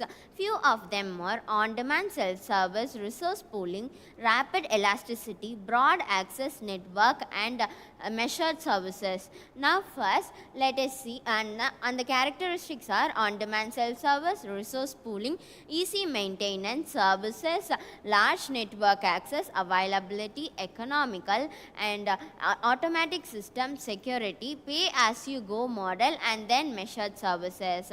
Now let us see what is on-demand self-service. On-demand self-service is it allows the users to access the cloud services and resources on demand. You can simply go to the network, you can simply log in the website where the program is stored, and you can just access it from there. And users can simply access it through online. The main key feature of this on-demand self-service is its flexibilities. Users do not want to bother about maintaining or buying any set of software as they needed for installing their applications. Instead of that, they can simply go to the network where the program is stored, and you can access it from there. And this is a diagrammatical representation of on-demand self-service. In this model, the engineer is requesting the cloud for a particular services, and this cloud is responding to the request, and this is an on-demand self-service. And next is resource pooling. Resource pooling is something in which multi-tenants share a particular pool in it, and it involves an efficient allocation, virtualization of resources among tenants, ensuring a particular isolations and security. And this is an diagrammatical representation of resource pooling. In this, multiple users are connected through internet and are using a particular pool at a time. This is the example of resource pooling. And next we are going to see about rapid elasticity. Rapid elasticity is something which means scaling up or down the resources on online. This is mainly used in the business purpose. For scaling, in this business purpose, the companies can just note where the increase or decrease level of internet over increase or decrease level of services on internet. And this is an ability of system to adjust the resources and allocations in real time. And this is the diagrammatical representation of rapid elasticity. This shows the graphical representation in which it shows the time and the visitor's place. And now let us see what is broad network access. Broad network access is something in which multiple users can access a particular applications or programs or resources which they needed in internet at a particular time. And it is accessed from anywhere with an internet connection. As we all know that this cloud computing is a web-based application, the users can access it through online, and this is referred as an broad network access. And now let us see few cloud architectural components. To make cloud computing more feasible and accessible, there are few cloud architecture components. And now let me explain few cloud architecture components. Those are front-end platform, back-end platform, cloud-based delivery model, and network. First, let us see what is front-end platform. Front-end platform is an user-defined interactive mode in which users can interact with the cloud-based applications and components through online. And this front-end platform is an user-defined model. And next is back-end platform. Back-end platform is also known as an infrastructure platform. This back-end platform is mainly depend on the infrastructure. It is mainly depend on maintaining the infrastructure basis of cloud computing. And now this backend platform maintains the infrastructure level, and this is mainly used in the business purpose in which users can access, and in which the companies they don't want to rent more in spending their physical infrastructure, and instead of that they can leverage the cloud application and can access it through, and this is known as backend platform. Now let us see what is cloud based delivery model. Cloud based delivery models are as I said already, this is classified into three types, namely infrastructure as a service IaaS, platform as the service PaaS, and software as the service SaaS. Now let me briefly explain what is infrastructure as the service. Infrastructure as a service is an provision of virtualized computing resources over the internet, and this is mainly used in the business purpose. To see the if you can users don't want to rent more for their physical infrastructure. Instead of that, they can leverage the cloud applications and storages and online, and they can use it. And next is platform as the service. Platform as the service is an abstraction, is an higher level of abstraction through internet. And next we are going to see about software as the service. So as a software as the service is an model working in which the softwares are in which the cloud application it encompasses the delivery of software applications through online, and this gives the users a licensed access of software applications through online. This is known as software as the service. The main key feature of this software as the service is on-demand scalability. And next, the key feature of this platform as a service is flexibility, and to software and to infrastructure as a service is its flexibility. And next let us see what is internet. Internet is a combination of front-end platform and back-end platform. The data which are stored in the servers are being used by this internet. And now let us see few cloud computing technologies. There are lots of cloud computing technologies to make it accessible and feasible. And few of the well-known cloud computing technologies are containerizations, virtualization, Orchard framework, initiation, automation tool working behind the cloud computing platform. Now let us see the types in this cloud computing architecture. This they are classified as four types, namely virtualization, service-oriented architecture, grid computing, and utility computing. Now first let us see virtualization. Virtualization is a process in which the virtualized computing resources are maintained through internet, and this virtualization maintains services storages over internet. And next is service oriented architecture. This service oriented architecture is mainly depend upon the architectural performance of cloud computing. To make cloud computing more feasible and accessible, this service oriented architecture is used. And next, grid computing. As we all know that this grid computing harnesses the cloud computing network. It solves the complex programs and services through online. And next is utility computing. Utility computing is something in which users can it is an pay only for resources. And now utility computing is similar for it is similar for the on-demand services.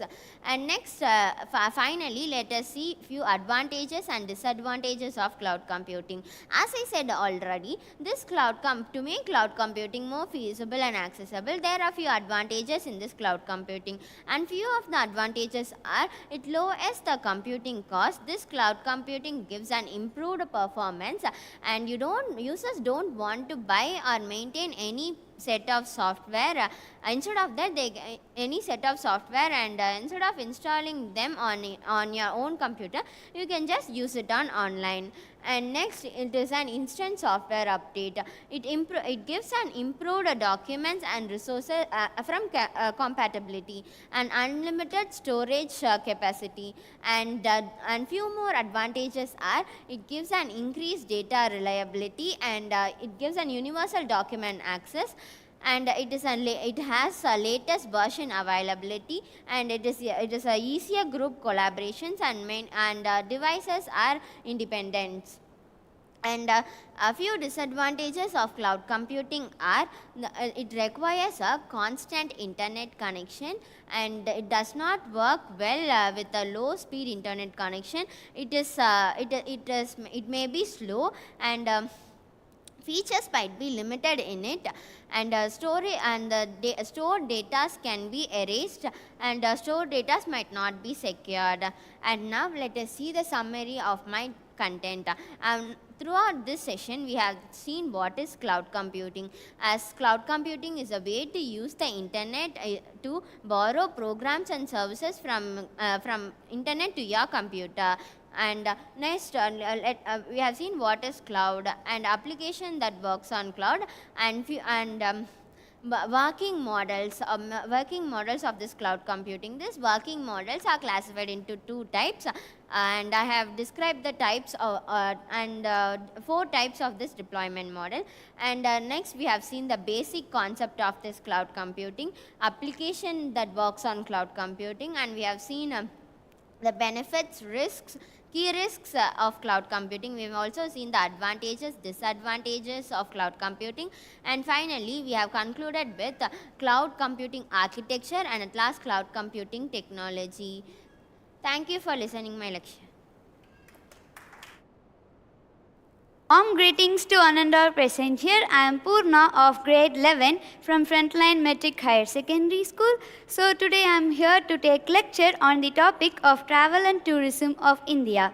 So travel, it is not like just simply traveling from one place to another place. So when we are traveling to a new place, we can see many new things, and we can learn things like culture, language, and we can experience a lot of new things at the place where we are traveling.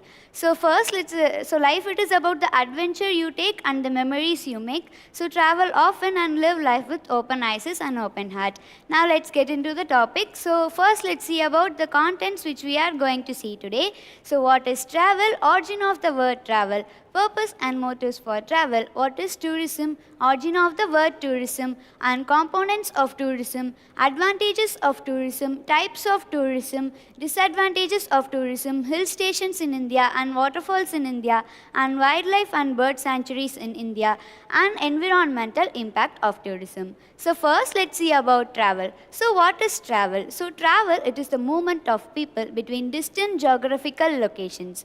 Movement of people means from one place to another place. A travel can be done by foot, bicycle, bus, boat, ship, airplanes, or other means with or without luggage. And a travel can be in one way or round trip. And there are three types of travel. The first one is commuting. So commuting means when a person is making a same trip to work or school. So this type of travel is usually known as commuting. And the second one is business travel. Business travel means when a person is traveling to another city as part of their job. So this type of travel is known as business travel. And the third one is human migration. Human migration means when many people is traveling to a distant locations for staying is known as human migration. And these are the three types of travel. Now let's see about the origin of the word travel. Origin of the word travel is derived from an old English word. Origin of the word travel is old French word travail, which means work, and the Middle English word travailen, which means journey. And now let's see about the purpose and motives for travel. So purpose for travel. Purpose for travel, it includes like recreations, holidays, regenerations, research travel, gathering the information, visiting people, migration, trade and travel for charities. And travelers may use human-powered transport and such as walking, bicycling and vehicles. And they also use such as public transports like bus, boat, ship, airplanes. And now let's see about the motives for travel. Motives for travel, it includes pleasure, relaxation, discovery, exploration, adventure, forming memories, avoiding stress and intercultural communications are the motives for travel. Now let's see about tourism. So what is tourism? Tourism, it is the travel for pleasure or business and the commercial activities of providing and supporting such travelers. And tourism, it is known as the traveling to and staying in the places in outside in their usual environment. And it is also known as the act and process of staying away from home. And a tourist will not travel more than 1 year and less than 24 hours. And there are two types of tourism. And the first one is domestic tourism and the second one is international tourism. So domestic tourism. Domestic tourism means it is traveling within the traveler's own country is known as domestic tourism. For example, if my own country is India means I am traveling a state to state in India itself. So it is known as domestic tourism. And the second one is international tourism. International tourism means traveling to another country is known as international tourism. For example, India from US or London is known as international tourism. Now let's see about the origin of the word tourism. Origin of the word tourism is derived from an old English word Turian, which refers to a person who travel out of his usual environment for not more than 1 year and less than 24 hours. And now let's see about the basic components of tourism.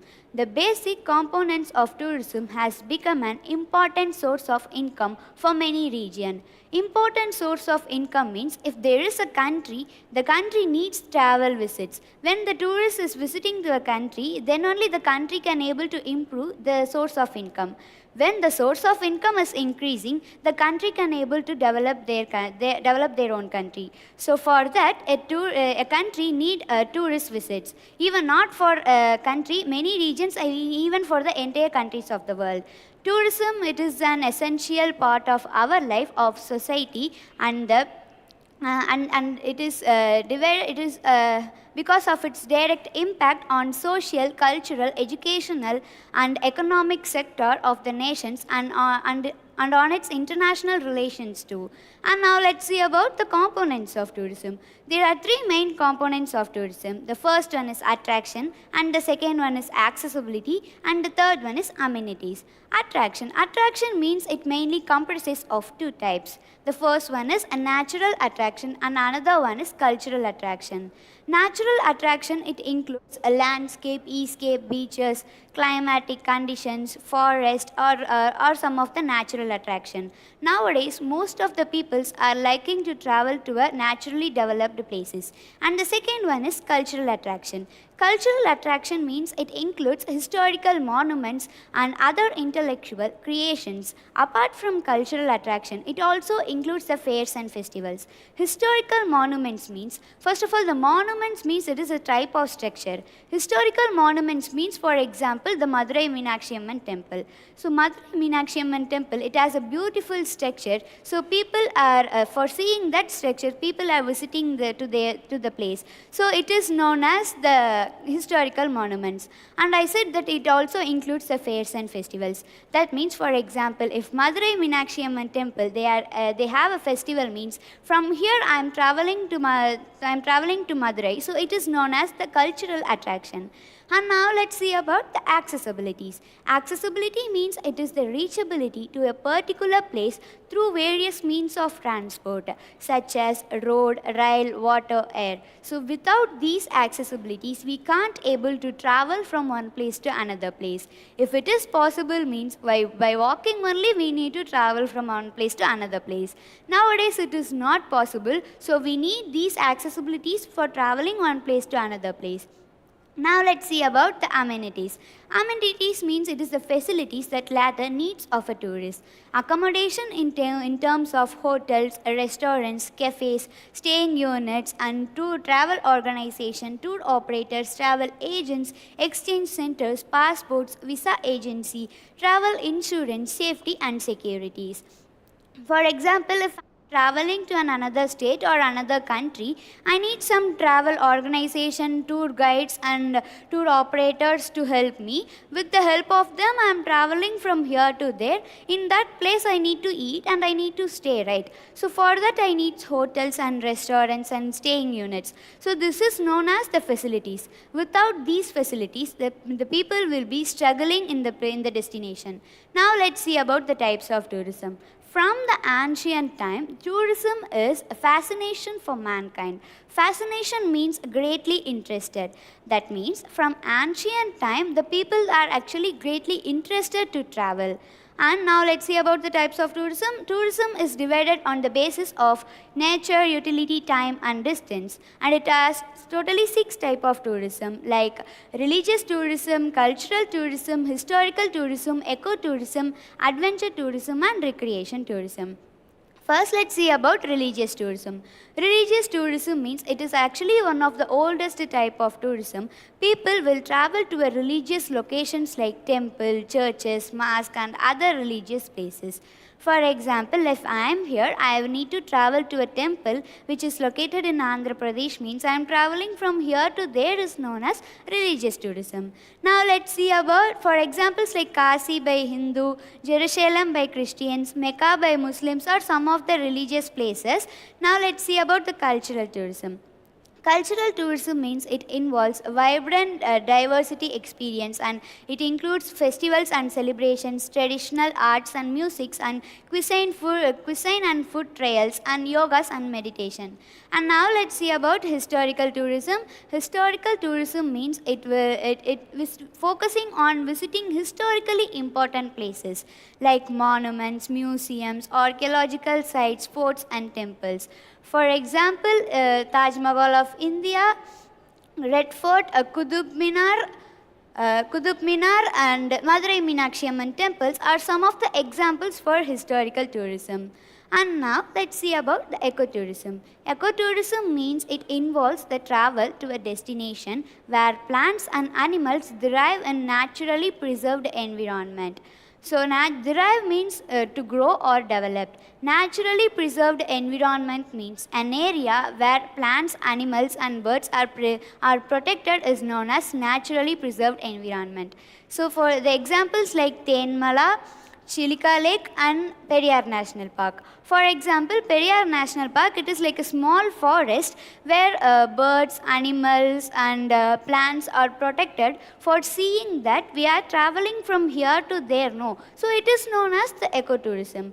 And now let's see about the adventure tourism. Adventure tourism, it involves and it engages the travelers to adventure activities such as trekking, climbing, rafting, diving or some of the adventurous things.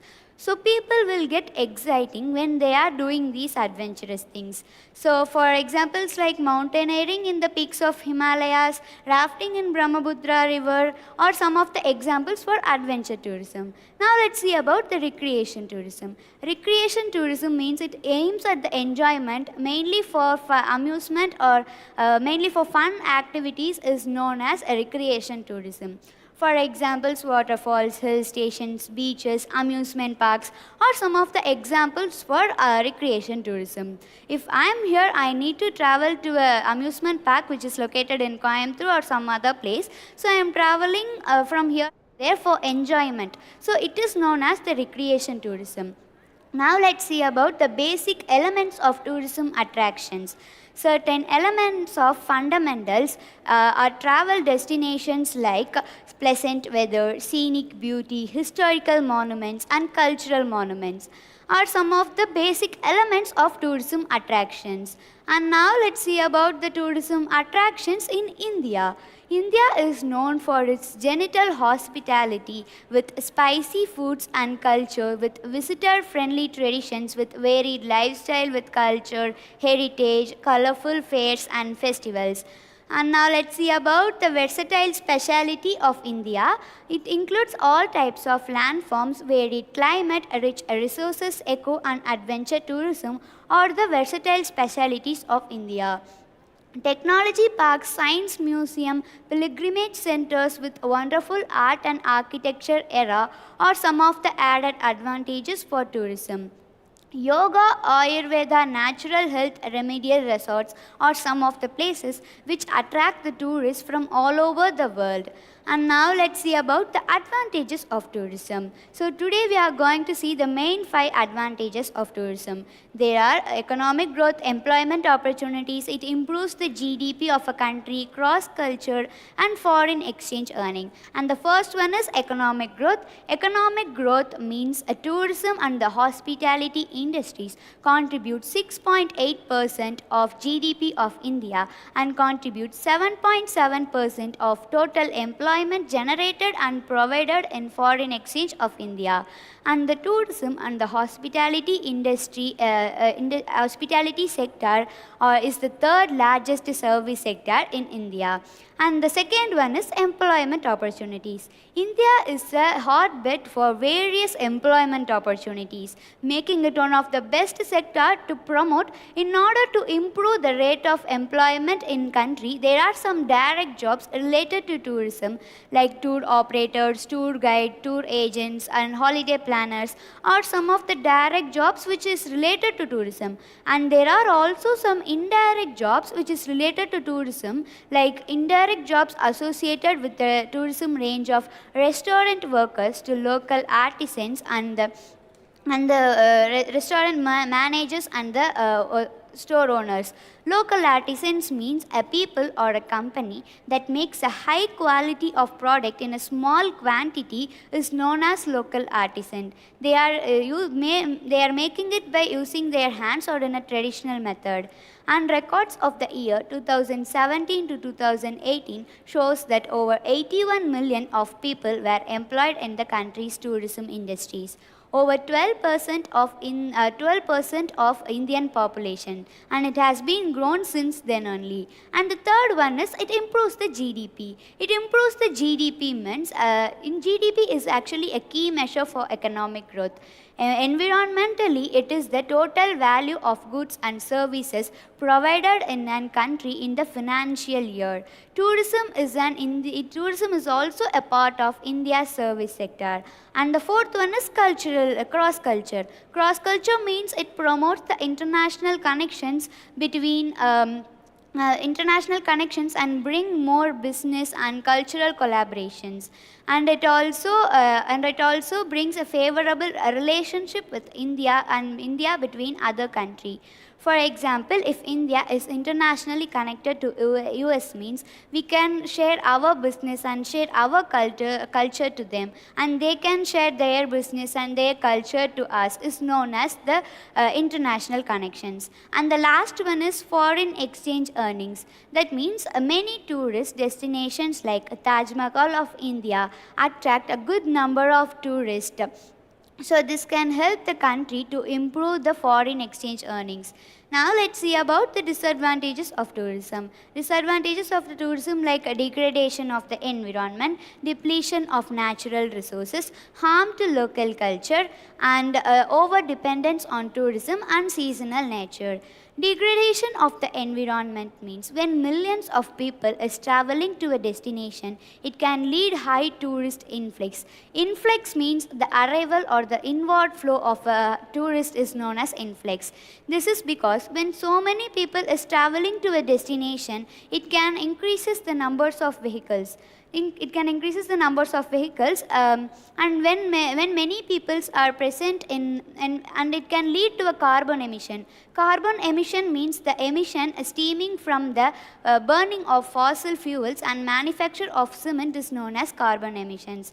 Moreover, when many people is present at the same site, it also increases the garbage waste, leading to a generation of massive quantity in the non-biodegradable waste. This impacts the environment so badly. And the second one is depletion of natural resources.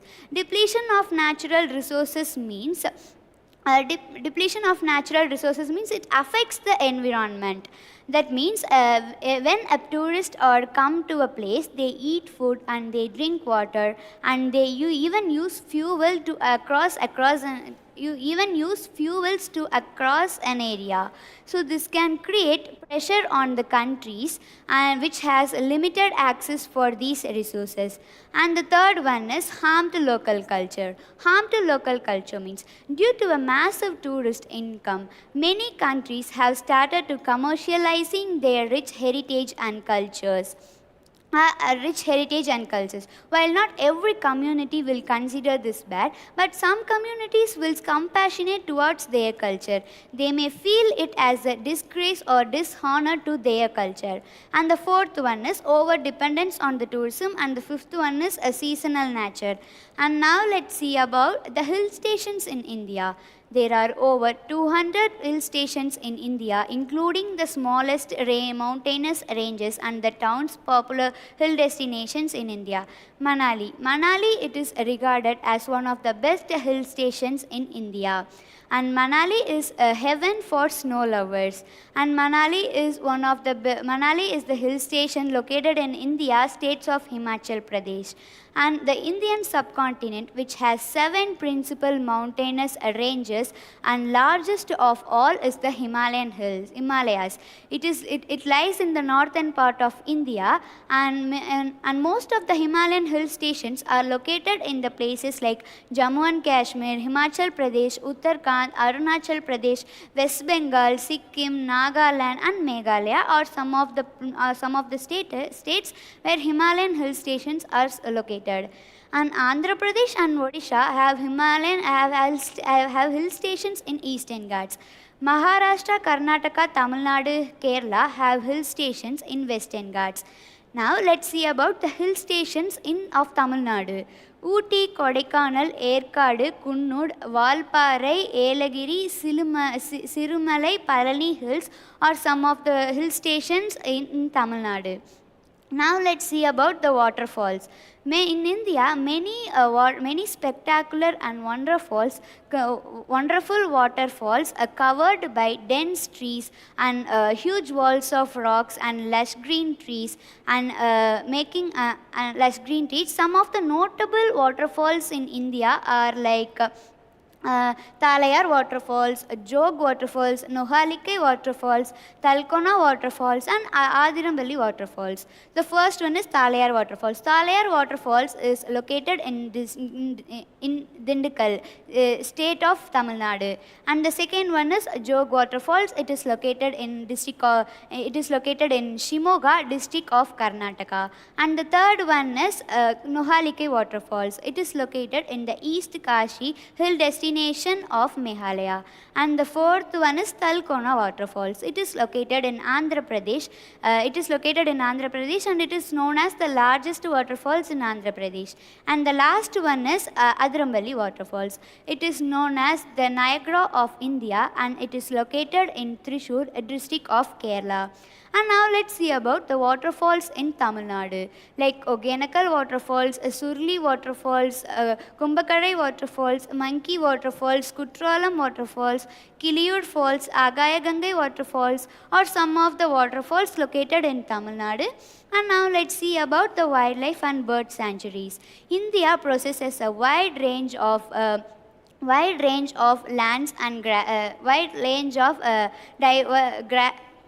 lands and grasslands, and diversity of lands, making it one of the hotspot of flora and fauna. The dense and the dark forest of Indian states provided a suitable habitat for an wide and unique variety of birds and animals. So, for examples like Mudumalai, Point, Kalimar, Indira Gandhi, Kalad are some of the places which has wildlife bird sanctuaries, and Vedangudi, Karaivetti, Vellodu and Vedandangal are some of the places which has bird sanctuaries. And now let's see about the most charming beaches in Tamil Nadu, like Kovalam Beach, Marina Beach, Kanyakumari Beach, Rameswaram Beach, Eloit Beach, Mahabalipuram Beach and Muttukadu Beach are some of the most charming beaches in Tamil Nadu. And now let's see about religious places in Tamil Nadu. Tamil Nadu, it is a Tamil Nadu, it is a home for temples. There are over 33,000 temples are around in Tamil Nadu. It's like Tanjavur Big Temple, Madurai Meenakshi Amman Temple, Rameshwaram Temple, Kanchipuram Temple, Velankanni Mata Church and Nagur Dargah are some of the religious locations in Tamil Nadu. And now let's see about the national parks in Tamil Nadu. Gindi National Park, Gulf of Mannar, Indira Gandhi National Park, Mukurthi National Park and Mudumalai National Parks are some of the famous national parks in Tamil Nadu. Now let's see about the environmental impacts of tourism. The quality of environment is essential for tourism. The tourism also creates several positive and negative impacts. Positive impacts like direct financial contribution to government revenues, improved environmental management and planning, and increasing environmental awareness and protection and preservation of environment. And there are some negative impacts like a depletion of natural resources and population. Depletion of natural resources includes water resources, land resources and local resources. Populations like air and noise pollution, solid waste and littering and sewages are included in population. And now let's see about the benefits of travel. The benefits of traveling. Traveling makes you more mentally and physically healthier. When you are traveling, traveling can boost your immune system and it improve your mood. For example, traveling is said to lower the risk of heart attack significantly. In addition, travel may your general physical fitness and makes you mentally more brisk. All in all, traveling is said to lower the has the positive impact on both your mind and body. As much you should try to travel a bit more than usual. And it also traveling can also improve your communication skills. That means when you are traveling to another country, you interact with the people who are unfamiliar with your language and cultures, and therefore you will find often yourself in the situation where you need to communicate in a foreign language, or you need to come up with the creative ways to illustrate your thoughts without the help of the words. That means traveling to a new place can improve. Your can make flexible when you are communicating with another people. Thank you.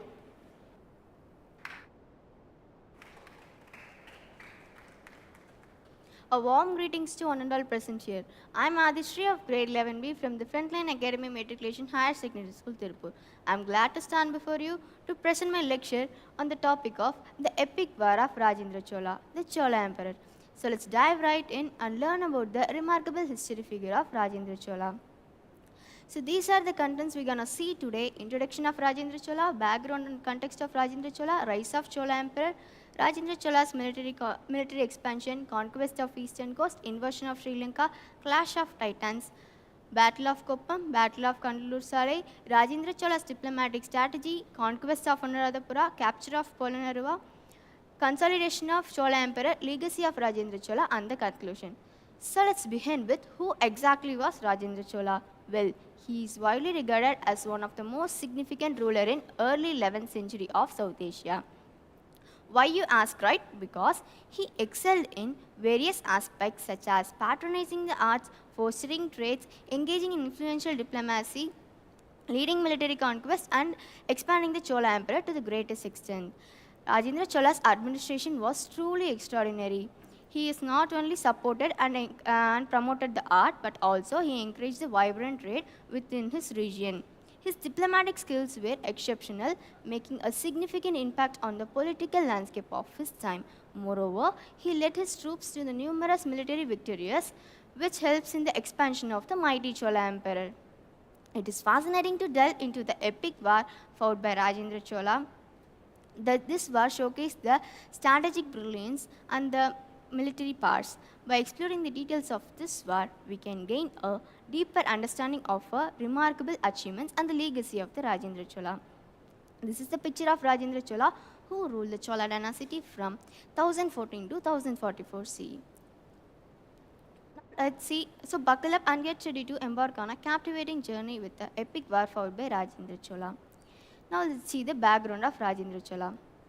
Rajendra Chola is also known as Rajendra the Great, Gangaikonda Cholan and Kadaram Kondan, was a ruler who ruled the Chola dynasty from 1014 to 1044 CE. He was born in the vibrant city of Tanjavur and was the son of Rajaraja I and Tirupuvana Madeviyar. Rajendra Chola had 3 children, Rajendra II, Rajadiraja I and Veera Rajendra Chola. Now let's dig deeper into the background of the great ruler. Rajendra Chola earned several titles due to the significant achievements and the contribution to the Chola dynasty. He earned Rajendra the Great for his successful leadership skill and Gangaikonda Cholan for his conquest led by the Gangaikonda Cholapuram city and the Kadaram Kundan for his successful expedition in Kadaram, that is the modern day in Malaysia. Born in a vibrant city of Tanjavur, Rajendra Chola grew up under the guidance of his parents Rajaraja I and Tirupuvana Madeviyar. Their influence and teaching plays a significant role in shaping his character and leadership skill. Rajendra, in turn, passed down his legacy to his 3 children, Rajendra II, Rajadiraja I and Veera Rajendra Chola. The background of Rajendra Chola provides us with glimpse into an illustrious lineage and rich history of Chola dynasty. It explored the understanding of the Chola Emperor to the greatest extent. Now let's move to the context of Rajendra Chola. Rajendra Chola embarked on a major invasion of Kingdom of Polonnaruwa in the south. The Chola Emperor launched raids from Rajaratha into Rohana for making their southwards expansion. By Rajendra's 5th year of administration, he proudly declared that he had conquered the entire island. Now picture this, Rajendra leading his forces into battle, making their way towards land and facing challenges and ultimately emerging victorious. These conquests lead Rajendra to embark on a major invasion. Now, this is the picture of Rajaraja I, who is the father of Rajendra Chola. He ruled the Chola dynasty from 993 CE to 1014 CE. Now, let's move to the rise of Chola Emperor. Let's delve into the rise of Chola Emperor. The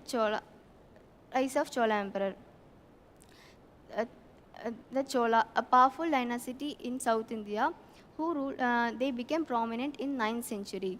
They went on conquering the neighboring lands like Sri Lanka, Polonnaruwa, Pandyas, and Battle of Koppam. We can see this in upcoming slides. The Chola dynasty was established in 300 BCE. The rise of medieval Cholas was in 848 CE. They extended the greatest extent in 1030 CE. This is the rise of Chola Emperor picture, which was taken in the Tanjavur. Now let's move to the military expansion. Under Rajaraja Chola I and Rajendra Chola, his son, the dynasty became a military, economic and culture power in Asia. The Chola army is to have 2 million soldiers fighting for their kingdom from fought stimulatingly. They expanded the Chola Emperor by the by they conquering the military, by conquesting kingdoms through the military empire. This is the great Chola military picture. Now let's move to the conquest of eastern coast. According to V. Selvarajan, who was the head of Department of Maritime Department and the Marine Archaeology, he told that Chola has abundant resources to construct this ship for this long sea voyage, and they attract the seamen and warriors from the various regions, and they attract them to fight for the kingdom. This is the great Chola navy picture. Now let's move to invasion of Sri Lanka. Invasion of Sri Lanka. The Chola was invading the Sri Lanka in 993 BCE to 1014 BCE. The Chola kingdom did not stop there. In 1015 CE to 1017 CE, they conquering the Chera kingdom and the Pandyas kingdom too. In 1019 CE, they went on a major conquest of Sri Lanka. Now this is the picture of conquesting of Sri Lanka. Now let's move to the clash of titans. The titans is mentioned here as Mauryas. The Chola were ruled for 600 years, and the Mauryas were ruled the whole countries from Afghanistan to Sri Lanka for 500 years. The Sarvatas were ruled the kingdom for 400 years, and we should not forget the Guptas. The Guptas were ruled for 300 years. You can't believe it, right? But this results the conclusion. Rajendra Chola, the Chola dynasty has prominent. This is the soldiers of Mauryas. Now let's see the Battle of Koppam. Battle of Koppam was run by Rajendra Chola's father Rajaraja I in 993 CE to 1014 CE. This is the Battle of Koppam picture. Now let's move to Battle of Kandalur Salai. Kandalur Salai is a battle fought by Rajendra Chola's children Rajendra II and Rajadi Raja I. They fought with the naval army. The Kandalur Salai is also known as Kandalur Salai. It is located in the southern part of Kerala. This is the picture of Kandalur Salai. It is an excellent picture which explains the force of navy. Then we can go to the diplomatic strategy. Rajendra Chola had different strategy for his ruling the kingdom. Absolute despotism of the monarchy, mandalas and mudalis at the provincial level, autonomous assembly in the district, autonomous village assemblies in Agrahar. Agrahar means the living area of Brahmins. Now, who is mandalas and mudalis? The kings have all the powers in his hand, but he can't excel in various aspects. So the mandalas and mudalis were seeing the provincial level of the kingdom under the Chola dynasty. They were the right hand of the kings. Now he follows a different strategy. Now let's see the conquest of Anuradhapura. The Chola conquest and accomplished Anuradhapura kingdom military invasion of the kingdom of Anuradhapura by Chola emperor. The conquest started with the invasion of the Anuradhapura kingdom in 993 CE. By Rajendra I, he sent a large army by Chola to conquest the kingdom. Rajaraja I, who is the father of Rajendra Chola, had invasion in the Anuradhapura. He sent the army to cover the three sides of the Polonnaruwa kingdom. This is the picture of the conquest of Polonnaruwa. Now let's see the conquest of Polonnaruwa. Under Rajendra Chola's influence, Vijay Bahu captured Polonnaruwa. Polonnaruwa was captured by Vijayabahu. He was also known as the Vijayabahu the Great because he conquered the Polonnaruwa. This is the picture where they were taken after the conquering of Polonnaruwa. Now let's see the consolidation of Chola Emperor. In 925 AD, Prantak I defeated Rashtragupta ruler Krishna II and expanded the territories into the northern Sri Lanka. The most powerful kings who ruled the Chola dynasty is Rajaraja I, that is who is the father of Rajendra Chola, who ruled the dynasty from 985 to 1014 AD. Rajendra Chola, he ruled the Chola dynasty for 1012 to 1044 CD and get the credit for consolidation of Chola Emperor. This is the picture where Chola dynasty was ruled. Kanjipuram, Tanjavur, Madurai, Polonnaruwa and Sri Lanka too. Legacy of Rajendra Chola. Rajendra Chola built Gangaikonda Cholapuram to commemorate his victories over the Pala dynasty. It is also known as the city of conqueror of Ganga river or the town of one who defeated the king near the Ganga. The Gangaikonda Cholapuram city was built by Rajendra Chola to showcase his power over the Pala dynasty. This is the picture of Rajendra Chola, which is located in Gangaikonda Cholapuram city. Let's see the conclusion of Chola dynasty. The Chola king was supreme in all the powers and matters to the greatest extents of the power and administration was extraordinary during the Chola period. Chola period came to an end in 1279 AD. Rajendra Chola embarked on a major invasion of Sri Lanka. He conquered the. He was also known as Gangaikonda Cholan for his conquest led by the Gangaikonda Cholapuram city and Kadaram Kundan for his successful exploration in Kadaram. He was born in the vibrant city of Tanjavur and was the son of Rajaraja I and Tirupuvana Mahadeviyer. Their influence and guidance plays an important role in shaping his character and leadership skill. Rajendra Chola passed down his legacy into his three children, Rajaraja I, Rajendra II, Rajadiraja I and Veera Rajendra Chola. Now let's Rajendra Chola,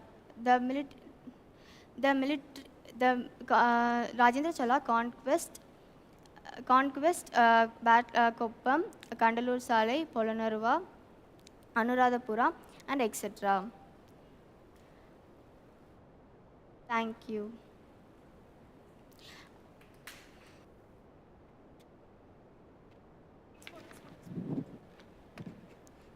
Hello everyone, a warm welcome to one and all present here.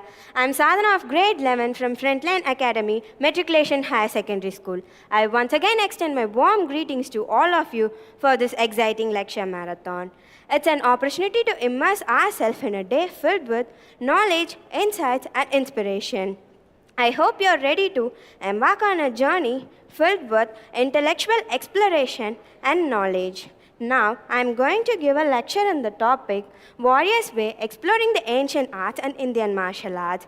First, let us see about the martial arts. What is martial arts? Martial arts refer to a broad range of combat practices that have been developed and refined over centuries. These disciplines encompass physical and mental aspects of the individuals. And these disciplines encompass various techniques, traditions, and spiritual and enhance the spiritual, mental, and physical aspect of the individuals. These martial arts have been originated from the different regions of the world, each with its different styles and unique approaches. This martial art is practiced for self-defense, physical fitness, or for personal development, and also practiced for numerous benefits and provide for the individuals. Now, let us see about the historical background of martial arts.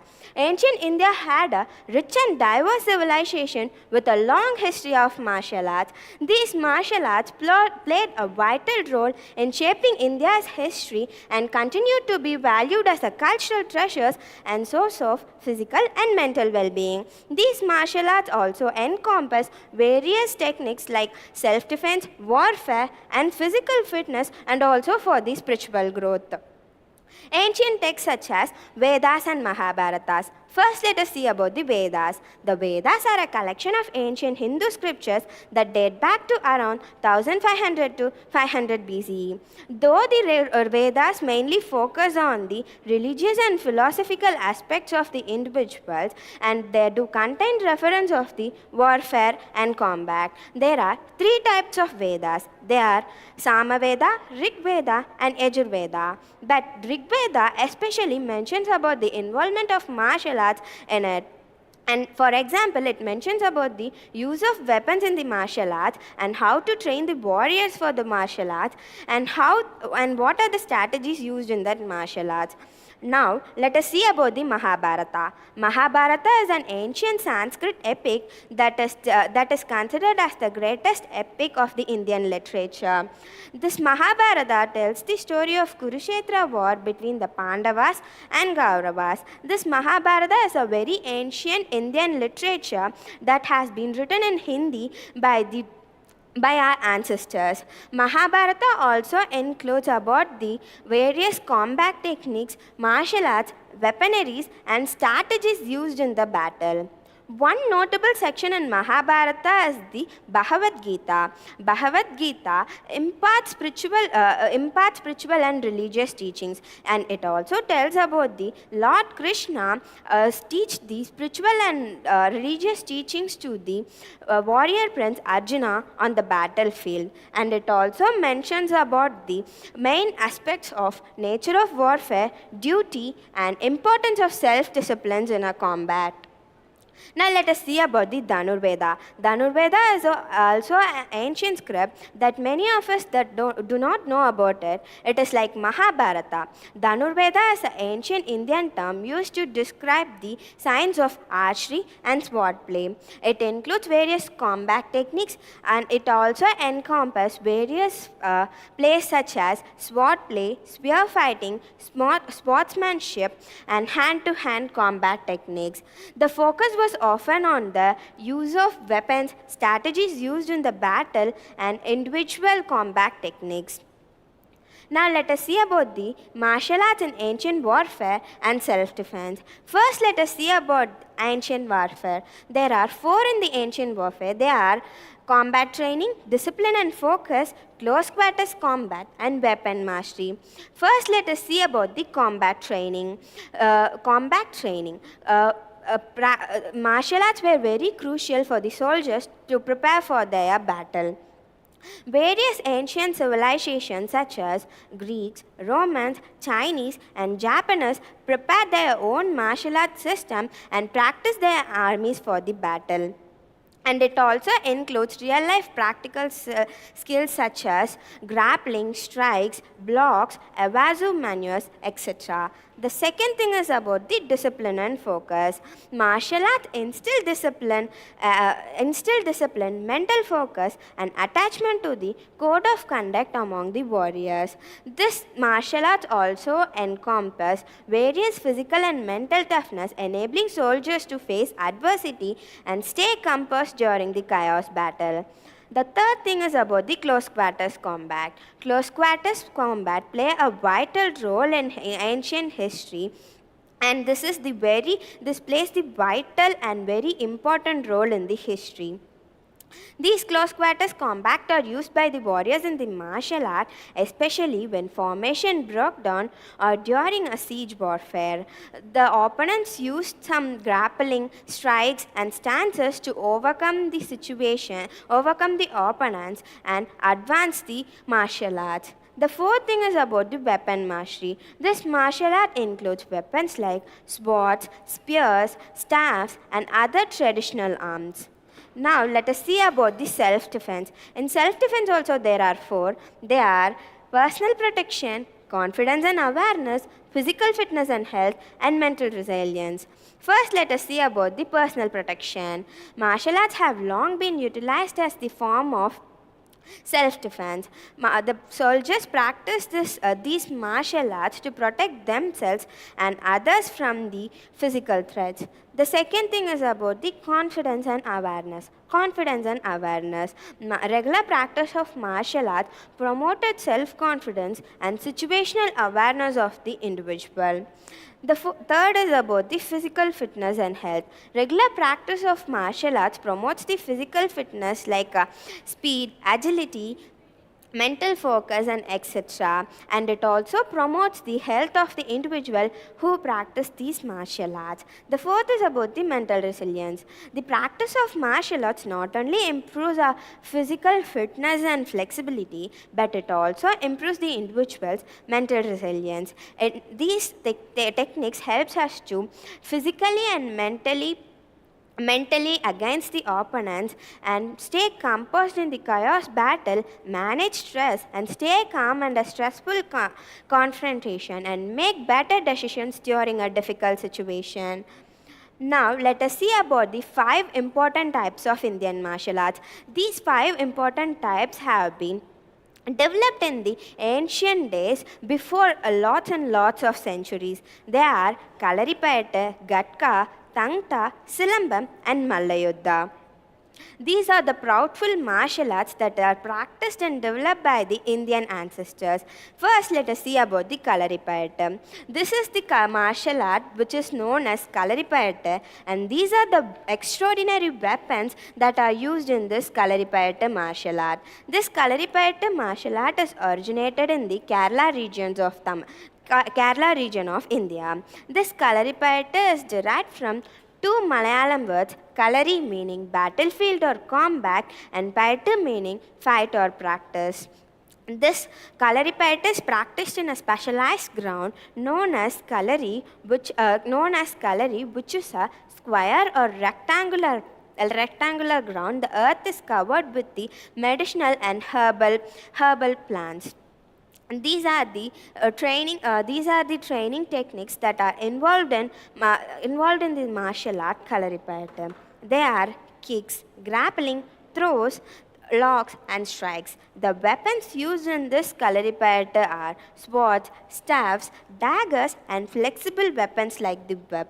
And this regular practice of this Kalaripayattu also promotes the flexibility, stamina and physical fitness of the individual and helps the individuals to stay composed in a confrontation. It also includes healing methods such as massage that promotes the recovery and prevent injury. This Kalaripayattu martial art is also recognized as a cultural art form. This Kalaripayattu includes a traditional method known as Kalaripayattu Kathakali, which is a dance drama which are performed by the practitioners to showcase their skills through a rhythmical movements, gestures and a storytelling movement. This Kalaripayattu is not only practiced in Kerala but also gained popularity globally nowadays. This Kalaripayattu martial art is not only promotes the physical fitness but also promotes the mental toughness of the individuals. This is the very oldest martial art that have been originated in the India.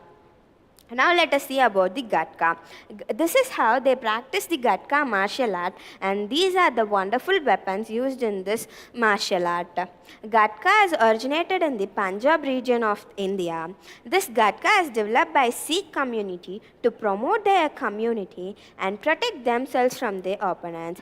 This Gatka martial arts promotes the rich heritage of the Punjab people as well as the Sikh communities.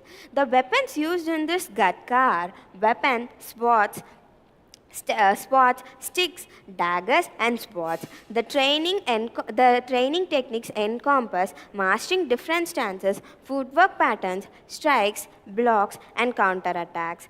This martial art Gatka is performed during festivals, processions, during a martial arts demonstration, as well as to promote and showcase the rich heritage of the Punjab and showcase the rich heritage of the Sikh communities. It promotes the Sikh community and physical fitness and self-confidence of the individuals, and it plays a significant role in the culture and history of Punjab. This Gatka is recognized as well as a sport and a self-defense martial art that is not only performed by the Punjabians but also performed by others globally. These martial art techniques also include fighting different stances, blocks, evasive maneuvers, grappling, and etc. Now, let us see about the Tangta. This is a very unique martial art that is practiced in Manipur, and these are the steel weapons used in this martial art. This Tangta has originated in the northeastern Indian state of Manipur. This Tangta is also known as Hyon Lalong, the art of sword and spear. This Tangta is used for both the armed and unarmed combat techniques. The weapon techniques included in this Tangta are sword play, spear fighting, forms of staff combat, and is used for both the offensive and defensive purpose for the individuals or the practitioners who practice this Tangta. This Tangta is also known as the sword and spear. Tangta is a Manipur word. Now, let us see about the fighting techniques involved in this Tangta. These fighting techniques are empty hand combat techniques, which means the practitioners showcase their skills without using any weapons with their only hand. This techniques includes kicks, grappling, punches, which develops the strength, ability, speed, and precision of the individual. It also encompasses footwork patterns, stances, body movements, strikes, blocks, and evasive maneuvers. Now, this Tangta is practiced by the warriors to promote the traditional martial art as a Manipur, and it promotes the physical fitness and cultural preservation of the Manipur state. And this Tangta is also recognized as a sport and self-defense martial art. This Tangta is practiced by the individuals who wants to explore the Indian heritage and those seeking to explore the different cultures and different stances. Now let us see about the Silambam. Silambam is the very ancient martial art that is used by weapons. This Silambam is also known as Silambatam, which is originated in Tamil Nadu, the southern part of India. These are the weapons used for the Silambam. Basically, we all know that Silambam is practiced only by using a long stick, but the Silambam incorporates various weapons as well. Now, let us see those various weapons in the upcoming slides. Silambam is a martial art that is performed using a long staff or can that is made up of a bamboo or rattan. The height of the stick varies according to the practitioner's height.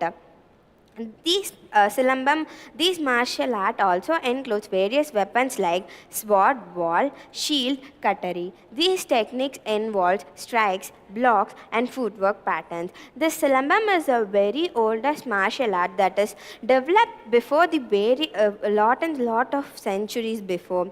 This Silambam is practiced in the many Indian literatures. This Silambam is not only practiced by the professionals who practice Silambams, but also practiced by the ordinary people and also the school students.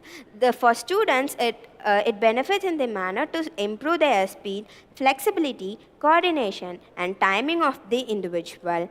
By practicing this Silambam, it also helps the students in their academics as well.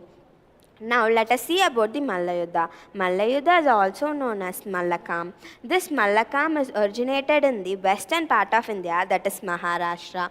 This Mallakhamb includes elements like wrestling, gymnastics and as well as yoga. This Mallakhamb is derived from the Sanskrit that is meaning combat wrestling. The techniques included in this Mallakhamb are grappling, acrobatic exercise, with a strength training and hanging in a rope or pole as a prop, climbing, holding position, twisting and balancing positions. And Mallakhamb is of two types. They are New Yuddha Mallakhamb and Vyayam Mallakhamb. The New Yuddha Mallakhamb is a competitive form and Vyayam Mallakhamb is a fitness oriented form.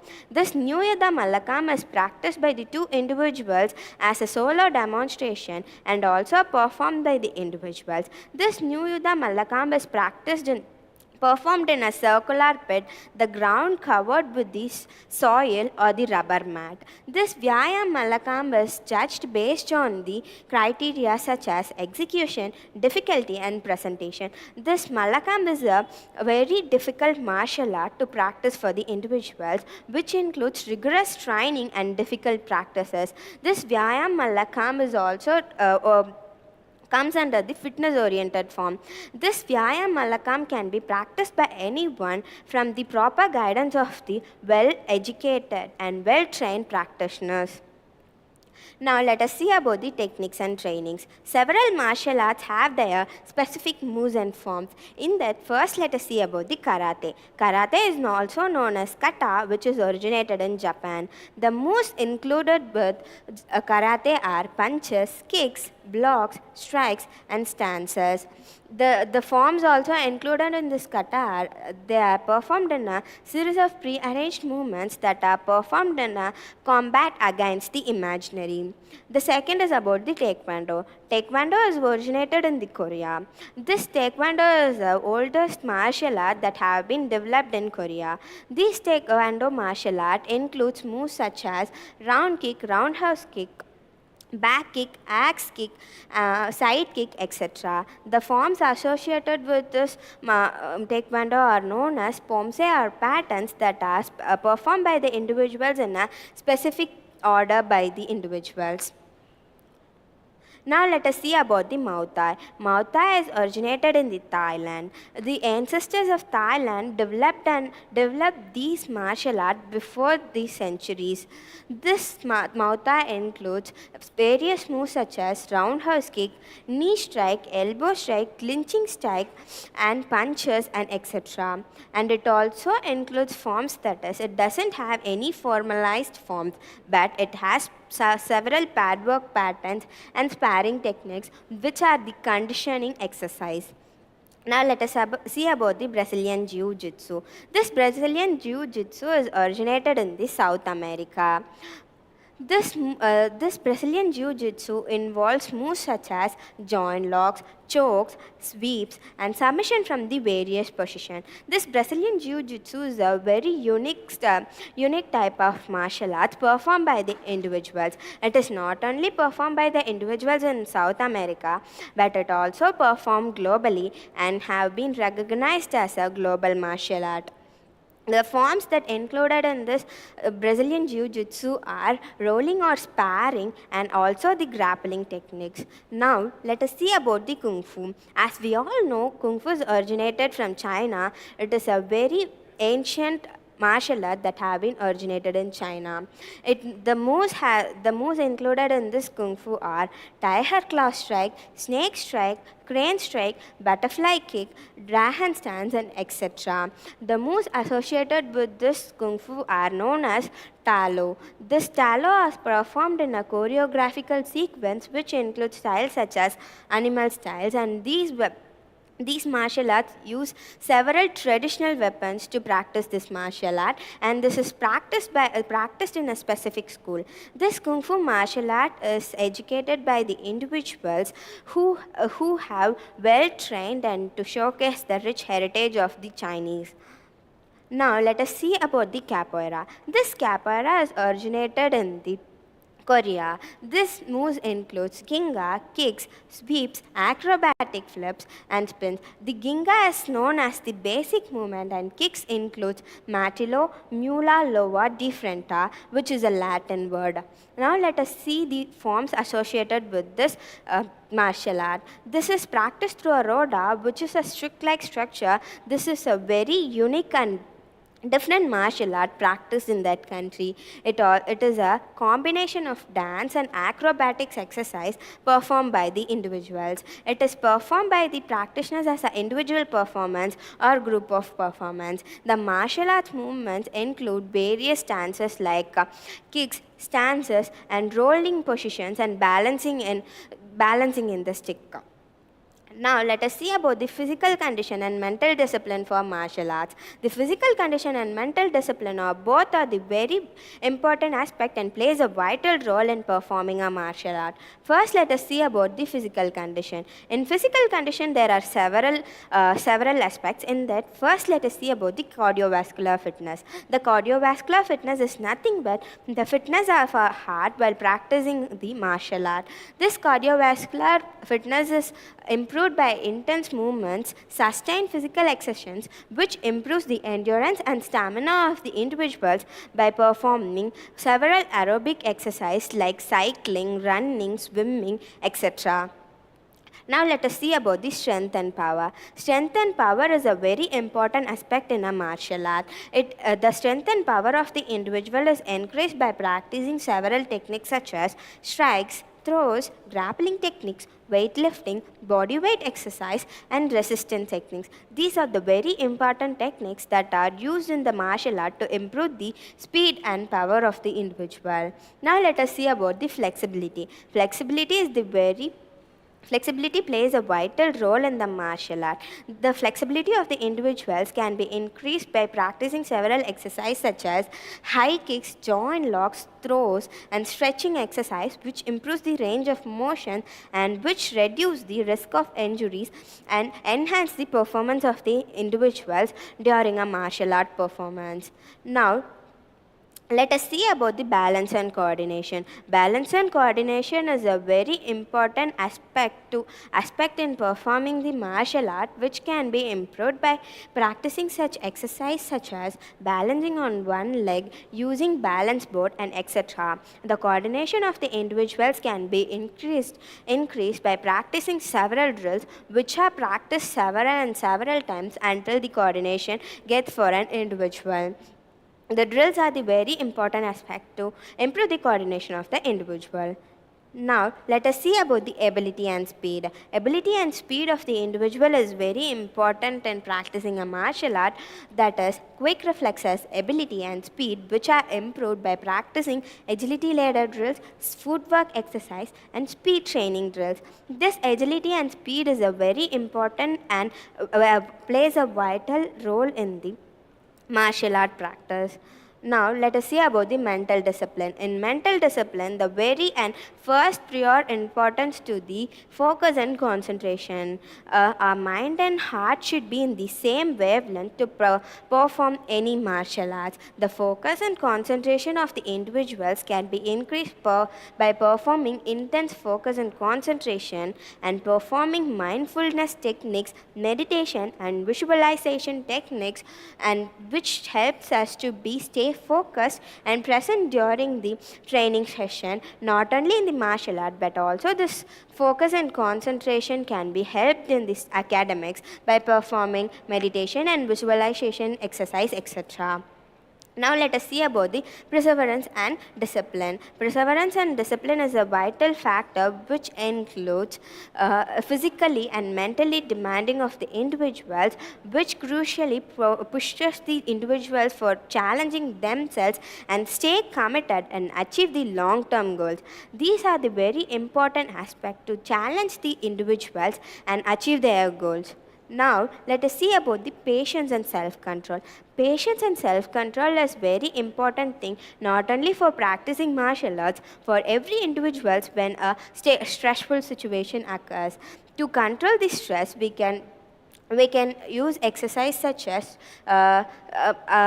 avoiding getting stressed, we can meditate for a 1 minute to manage emotion, avoid impulsive reaction, and maintain inner composure to stressful situation.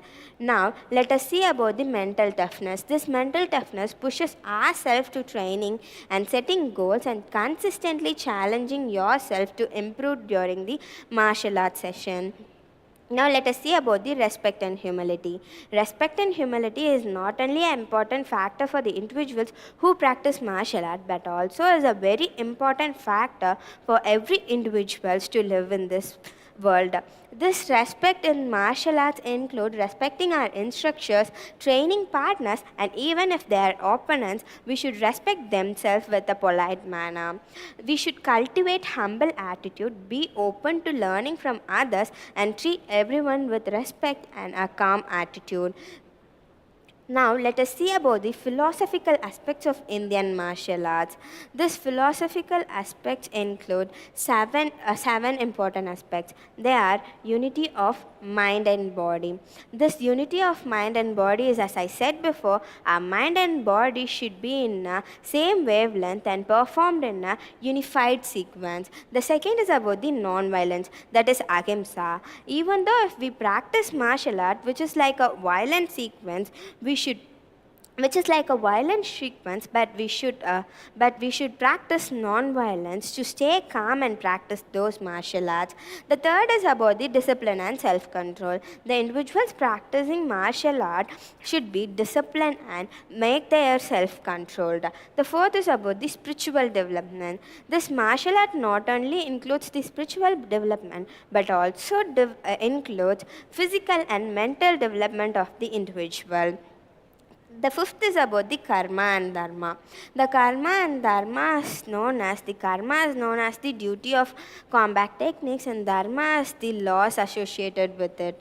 Inner transformation not only includes the individuals but also promotes their mental and physical fitness through certain exercise. The seventh is about the mindfulness and presence.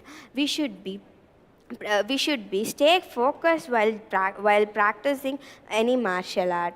Now let us see about the significance and rituals associated with Indian martial arts. There are 10 significance and rituals associated with this martial art. The first is about the historical significance. This martial art system has been developed over centuries and performed by the individuals as a very important factor to promote their physical and mental fitness. The second is about the physical fitness and discipline. The regular practice of the individuals promotes the physical fitness and discipline of the individual. The third is about the connection to Indian mythology and epics. Indian mythology may be a fake aspect for some, but it is a very good aspect for in my point of view. This Indian mythology is a very important aspect in this martial arts.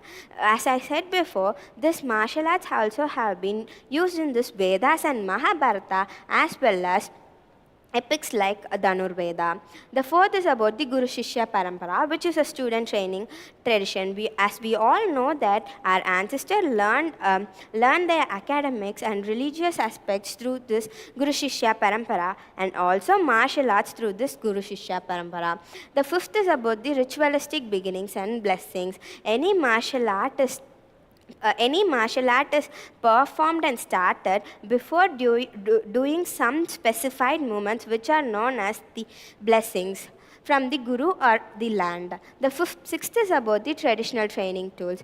Various martial arts have their traditional and specific training tools to practice that. The seventh is about the combat and self-defense techniques. The eighth is the mental and spiritual development. Ninth one is about the performance of cultural and expression. The 10th is about the preservation and tradition. As we discuss about what is martial arts and historical background of martial art, the martial arts in the texts such as Vedas and Mahabharata, also the Dhanurveda, and it also performs an important role in the self-defense and ancient warfare, and five main types of martial arts. They are Kalaripayattu, Gatka, Tangta, Silambam, and Mallayuddha. And these are the very important martial arts that have been practiced in our India, and they have gained popularity globally. These martial arts are practiced by many individuals to promote the physical fitness and mental discipline, and those seeking to experiences the different culture of India. Everyone should practice a martial arts, which is a very good habit to prevent themselves if physically necessary, and promotes the physical and spiritual growth of the individual.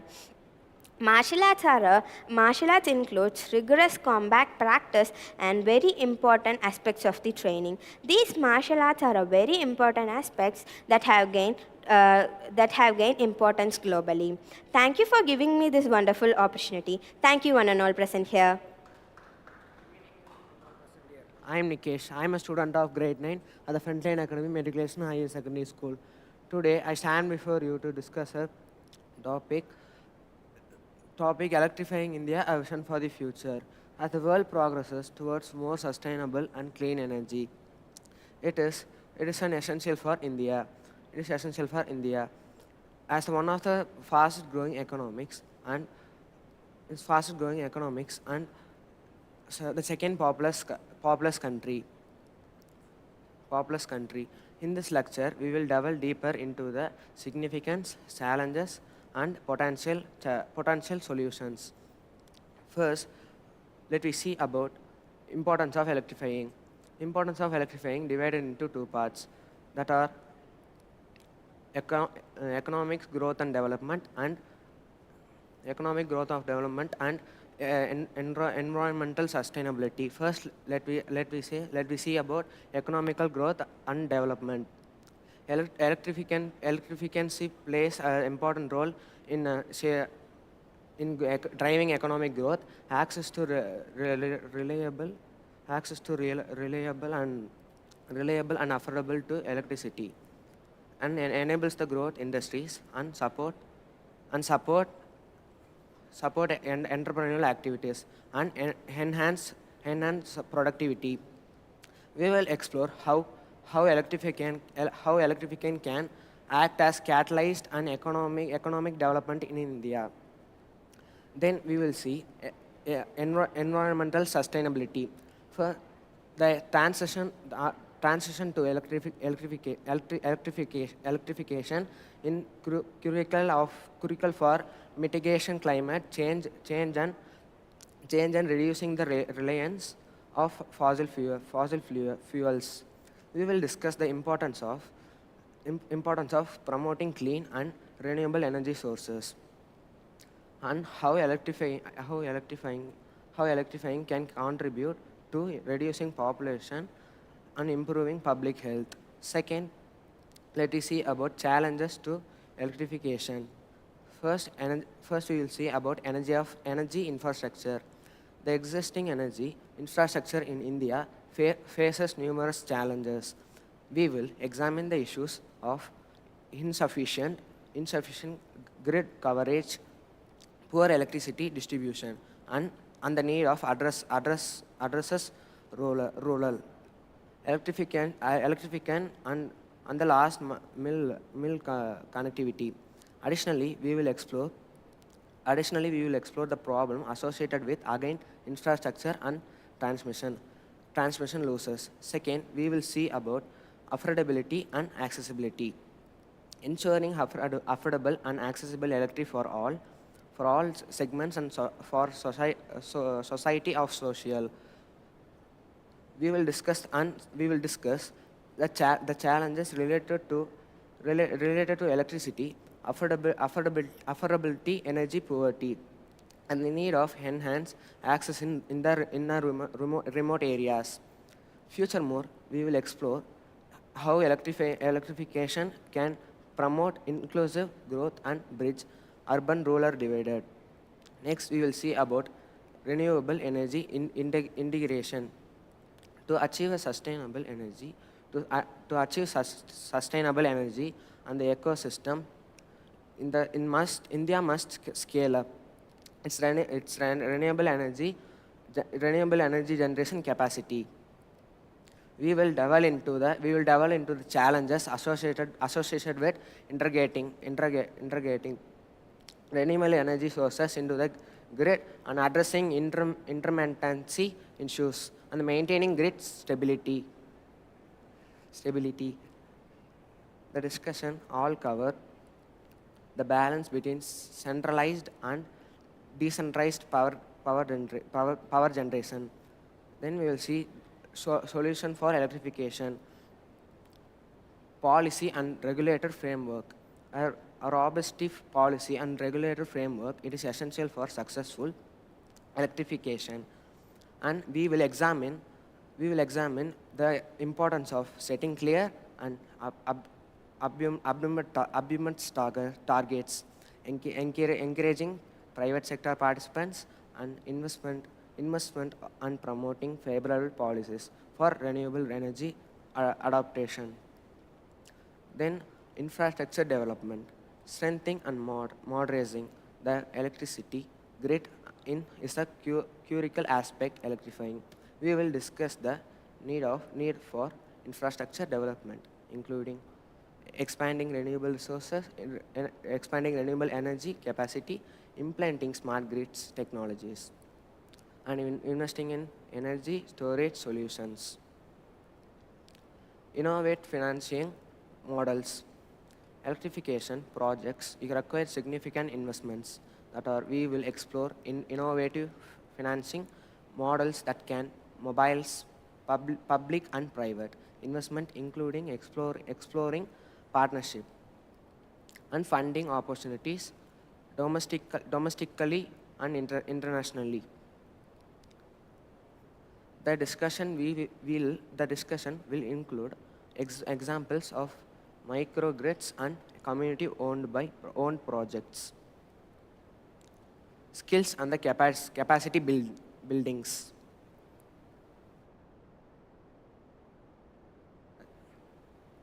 To support the electrification vision, a skilled workforce needed, we will discuss the importance of skill and the capacity building initiatives and including trainings, programs for techniques and engineering in renewable technologies. Additionally, we will explore the significance and creating awareness for promoting energy conversations practices.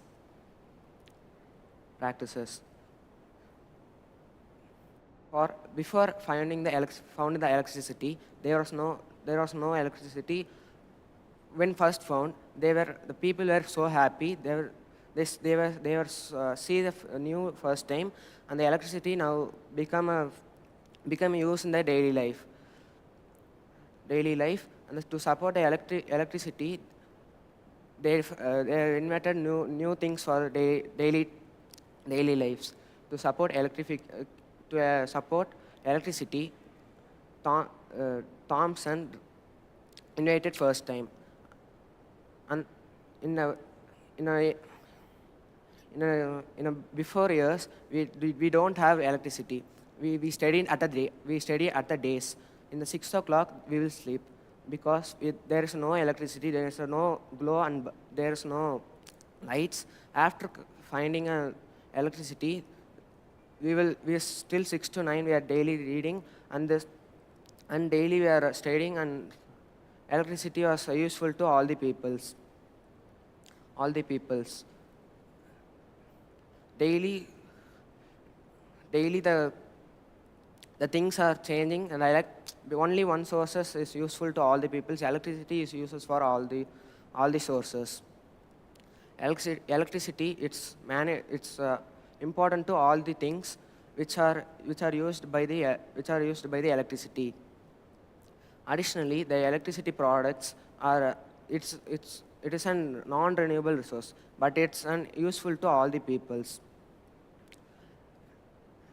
Before inventing electricity, there was no light, and there are no early human beings. They don't know how the electricity.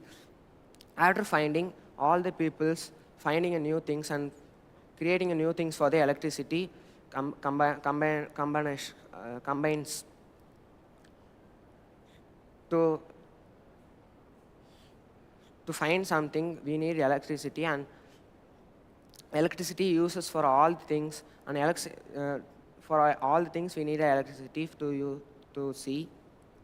Electricity uses for daily life for all the peoples. We now no electricity. Now there is no electricity. We will not be enjoy our life.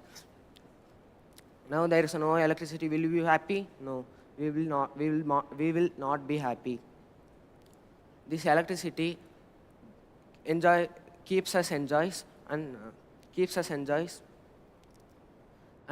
additionally what things we automate. Electricity is helps us from the doing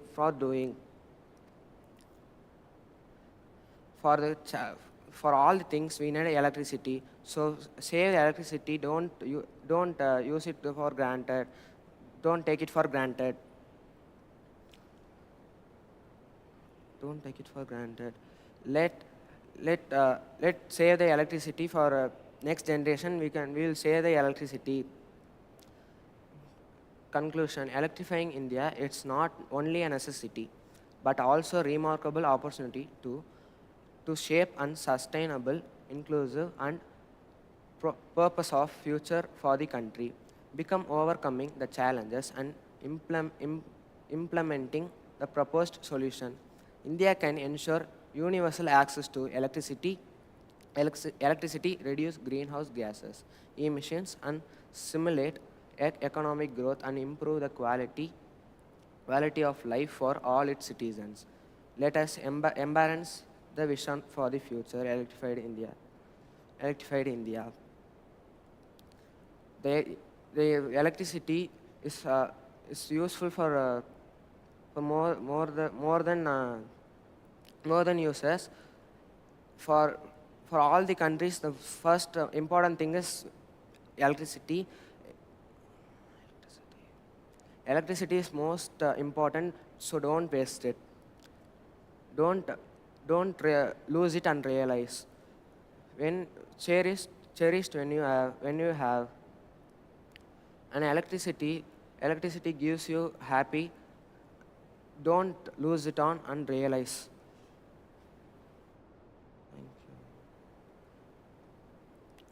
Electricity it gives happiness to all the peoples. For their daily purposes, we are daily using the electricity for all the things. Now I'm standing, no lights, we can't see me. Because of you're seeing me, lights and the fans are running because of the electricity. All the things are made up of electricity, so that don't waste it. Don't waste it, and don't lose it and realize. Don't waste it and realize. For all the things we need electricity. For the future, all the things will made up of electricity. Because of one switch, a fan is running, a light is on, and all controls in the one switch. So that the work is so short, and the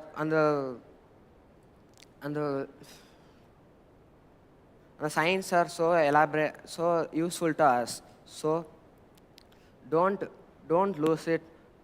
Don't lose the electricity. Please save the electricity. Don't use it for simple causes. Thank you for giving this opportunity.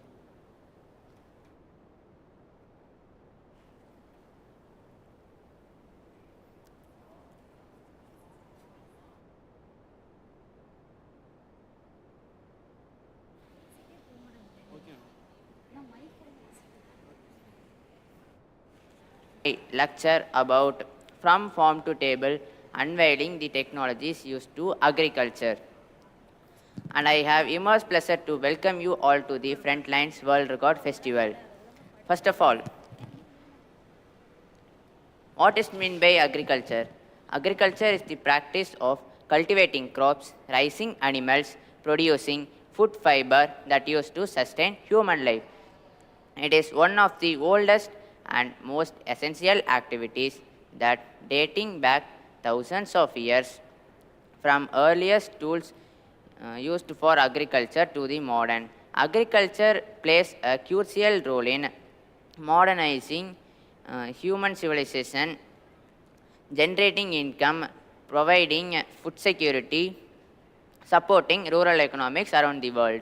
The specialized branches of agriculture include crop cultivation, animal husbandry, aquaculture, horticulture, and forestry. Among others, with the growing global population and changing dietary preferences, agriculture faces numerous challenges. The challenges include increasing productivity to meet food demand, adapting to the climatic change, managing limited water resource, minimizing the use of harmful pesticides and fertilizers, promoting sustainable practice to conserve biodiversity and preserve ecosystem. Next, we are going to see about technology. Technology refers to the application of scientific knowledge, tools and techniques that create, modify or improve process, system and products. That involves in the use of machines, tools and software, other innovative ideas to solve problems enhance efficiently to achieve a desired outcome in diverse fields such as industry, communication, healthcare, transportation, and agricultural technology that encompasses a wide range of disciplines, continually evolves, shaping the way we live, work, interact with the world around us. It also played a crucial role in driving progress, innovation, improving the quality of life. Next, we are going to see about agricultural technology. Agricultural technology, often referred to as AgTech, that encompasses a wide range of disciplines, continually evolves, shaping the way we live, work, interact with the world around us.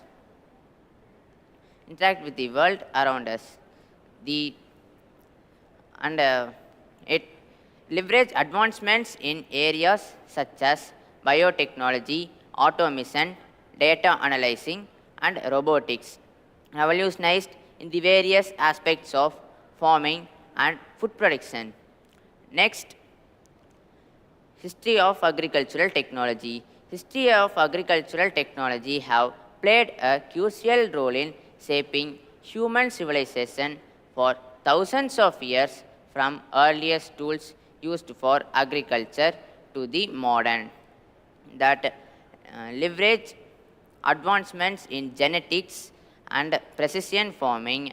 The history of agricultural technology had testament human dignity and innovation. These technologies revolutionized in the way we produce, process, and distribute the food products, leading to increased agricultural productivity, promoting food security, ability to sustain in growing global population. The history of agricultural technology had showcases the continuous quest of improved productivity, efficiency, and sustainability in agricultural sector and in food production. As we navigate the challenges of present and future, these technologies will undoubtedly play a crucial role in providing global food security, generating income, and promoting more sustainable and resilient agricultural sector. Next, we are going to see about mechanization. Mechanization in agriculture refers to the application of scientific knowledge, tools, and techniques that create, modify, or improve process, system, and products to streamline and automate farming operations.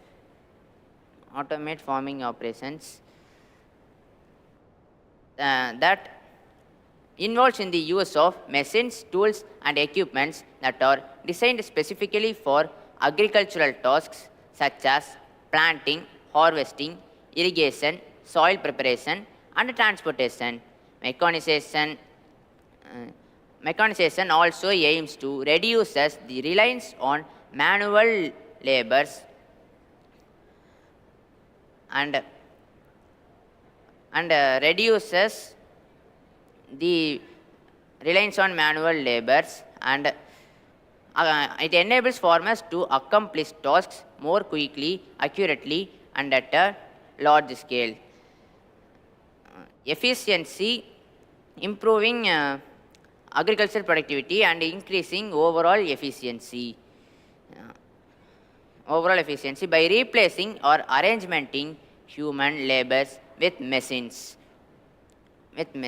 It also helps to overcome the labor shortage, particularly in the region where there is a scarcity for skilled farm workers. It also plays a crucial role in driving progress,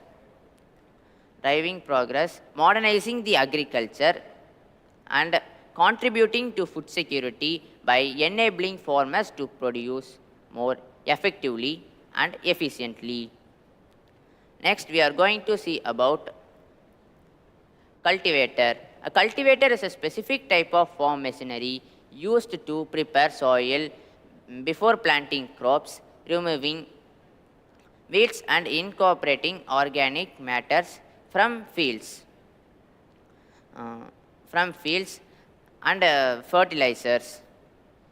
A cultivator typically consists of multiple rigid or spring-loaded at tines or blabels.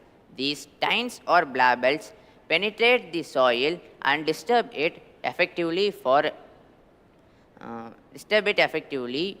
aerating and loosening the soil for better seed bedding preparation. Next, we are going to see about an interesting topic called tractor. A tractor is a powerful motorized vehicle designed primarily for agricultural purpose, such as plowing fields, planting crops, harvesting crops, towing heavy loads, and transporting materials. Tractor have various attachments that include a plow for breaking and turning the soil, a harrow for smoothing the ground, a seeder for planting seeds, a combine for harvesting crops, and a trailer for hauling materials. Next, we are going to see about rice planter. Rice planter is a vital type of farm machinery used for efficient and automate planting of rice seedlings in paddy farms, and it also simplifies the accelerator's manual intensive task of transplanting rice seedlings. A rice planter consists of a container or tray that holds the seedlings, and there is a mechanism that releases and plants them at a specific interval of time on fields. A rice planter brings numerous benefits for the farmers. It significantly reduces the time and labor required for planting crops and allowing a larger areas to be covered in a shorter time frame. As the machine moves forward, it ensures an even a regular spacing and embedding between the crops into the soil. Next, we are going to see about broadcasting spreader. A broadcasting spreader is a valuable agricultural tool used for even distribution of the granular material such as pesticides, seeds, and fertilizers. These handheld or machine-mounted organisms have a hopper that holds the granular material, and there is a mechanism that spreads them uniformly in a broad pattern. The spreader disperses material by centrifugal force propelled either by the operator's pushing motion or machine's power source, ensuring an even distribution of the material across the desired field. And it enables farmers to cover an expansive field, garden or lawns. It saves time and effort as compared to the manual distribution of method. Next, we are going to see about Green Revolution. Green Revolution refers to the period of significant advancements in agricultural practice and technologies that took place during mid-20th century that aimed to increase productivity, sustainability, and improve agricultural efficiency, especially in the developing countries. In simple terms, the Green Revolution involved in the introduction of new crop varieties and use of synthetic fertilizers and pesticides.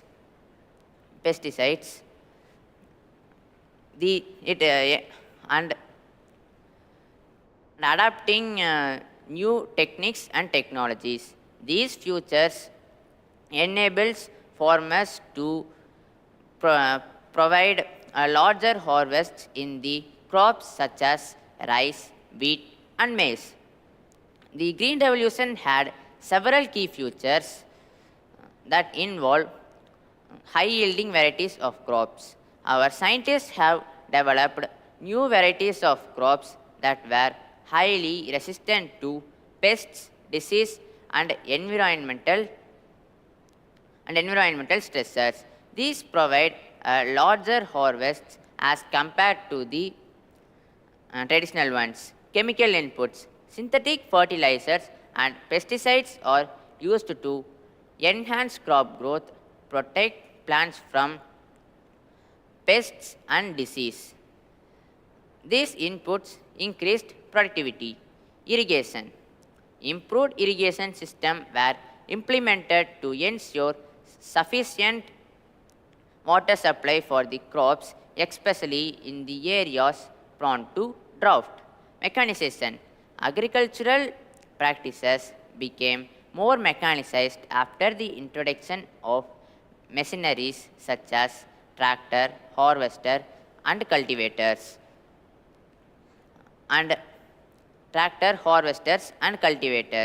These provide a large production and reduces the labor requirement. Green Revolution have several impacts in increased productivity and promoting food security, reduces poverty in many parts of the world. And the Green Revolution, however, it faces its criticism for its negative effects such as soil degradation, water pollution, and reducing biodiversity. The Green Revolution is the significant advancements in agricultural practice that aimed to address global food shortage and improving agricultural practices by adapting new techniques and technologies. Next, we are going to see about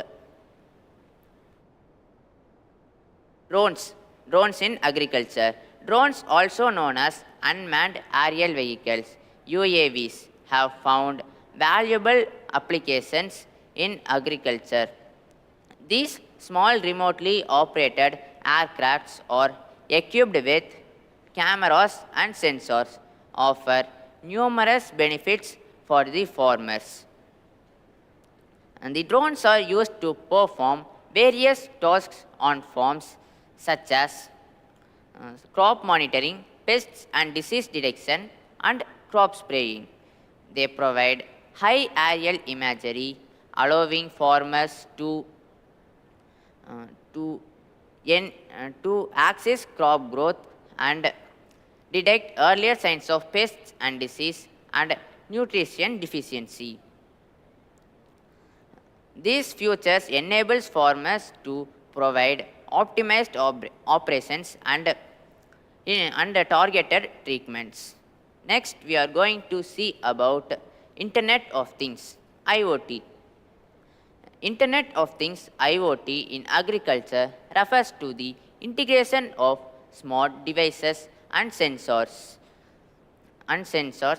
connectivity technologies to enhance agricultural practice and optimize farm operations. By deploying IoT solutions, farmers can gather real-time data on various factors such as soil moisture, humidity, temperature, crop growth and livestock conditions. These devices transmit data to a central system or cloud-based platform where it is analyzed and used to make informed decisions that helps to protect crops from pests. Next, we are going to see about genetics and biotechnology. Genetics and biotechnology have revolutionized the field of agriculture, offering innovative solutions to address various challenges through genetic engineering techniques. Scientists can develop the genetic makeup of plants, making them more resistant to pests, disease, and environmental stressors. This had led to the improvement and development of genetically modified crops.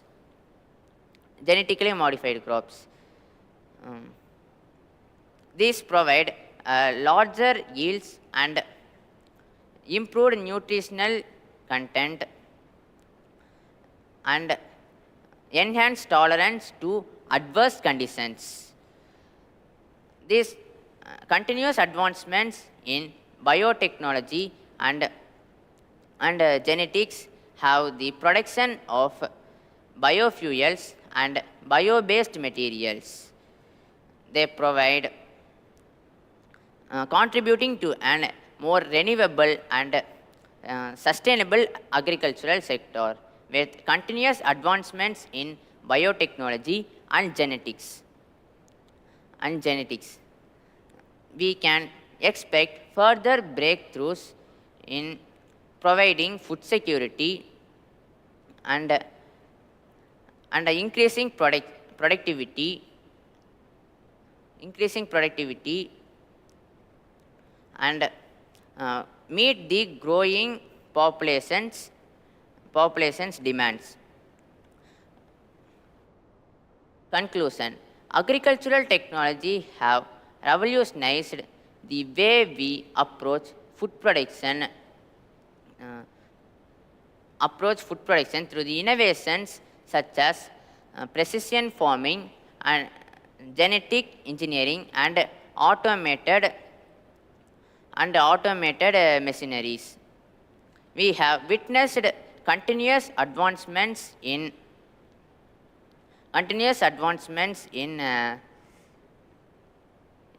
crop production and crop yielding. We have further breakthroughs in agricultural practices through innovations and improving the quality of life. Continuous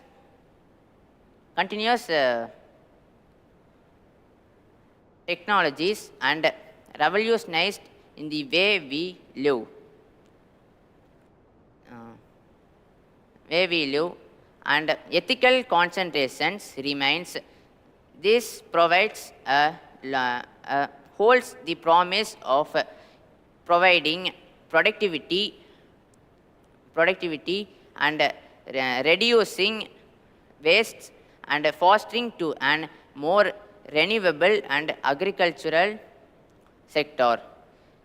Thank you for giving me the opportunity to share my lecture. I hope this will be useful for you. Thank you. Welcome to one and all present here. I am Ashad Ibrahim of grade 12D. I stand before you to explore a topic that have gained significant recognition in recent years. That is the power of minimalism and finding inspiration towards simplicity. I stand before you to take a lecture and also be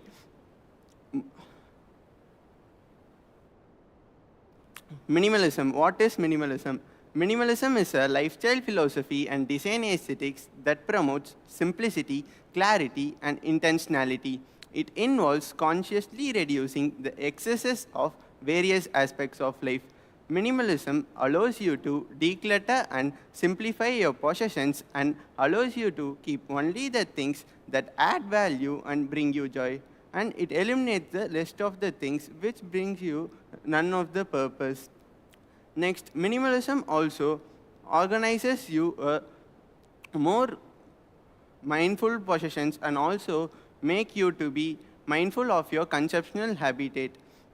And minimalism emphasizes on scheduling the essential aspects of your life and involves you to be more mindful and conceptual about your habitat. Next, by eliminating the distractions and unnecessary activities, you can be more productivity and you can focus on the things that brings you the most fulfillment. By eliminating the unwanted materials, minimalism grants you more time and freedom. It also identifies what matters you the most and aligning your time, energy, and resources accordingly. By eliminating the distractions and the necessary aspects of your life, you can be more focused on the things which brings you the most fulfillment. Next, the principle of minimalism. The principle of minimalism provides a foundation for intentional living and offers numerous benefits that improves various aspects of your life. And minimalism is a lifestyle philosophy that emphasizes on the importance of living with less. It also prioritizes the value over material possessions and allows the individuals to be mindful of their conceptual habitat.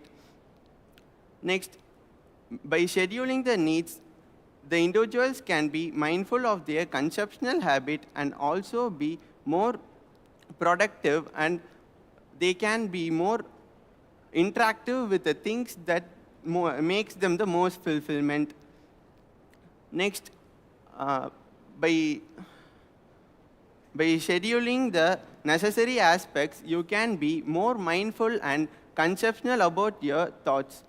Next, I am going to speak about why we need minimalism. There are many reasons why people choose to adapt a minimalist lifestyle.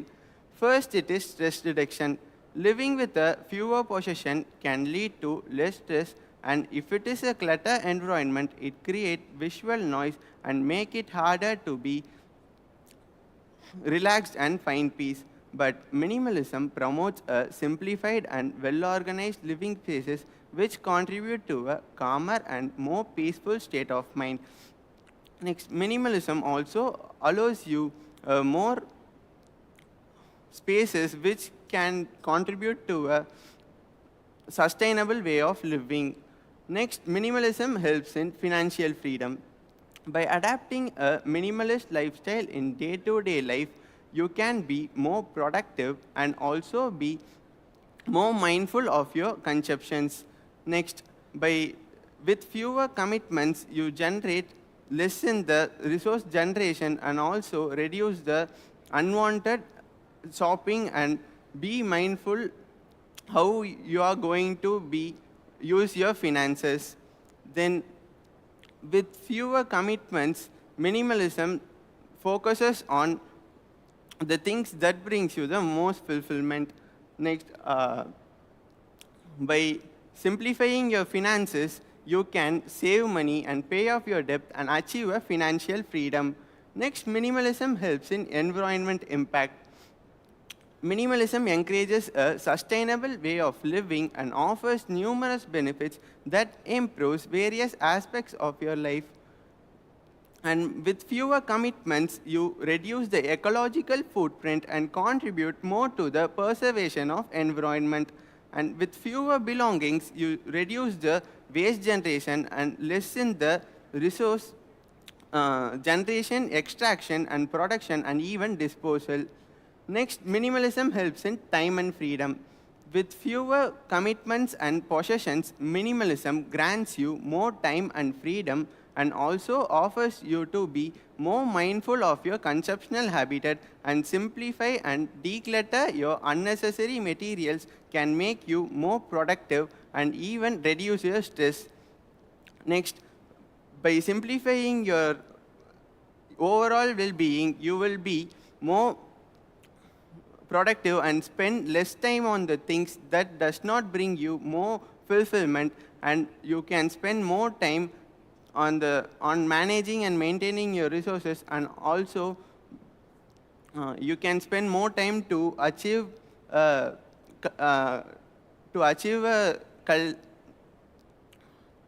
to achieve an important relationship, and also you can be more mindful of your things that you own.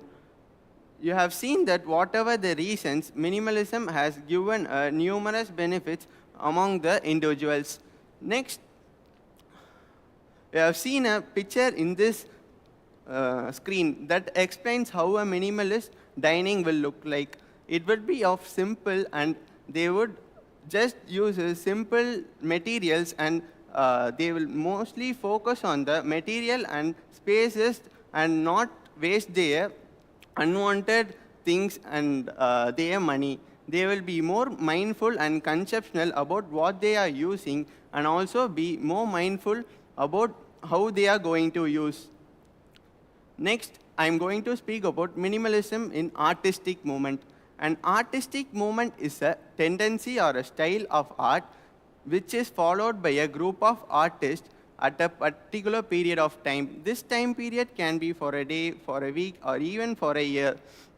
Minimalism has been emerged in this mid-20th century as an artistic movement, especially in visual art and architecture.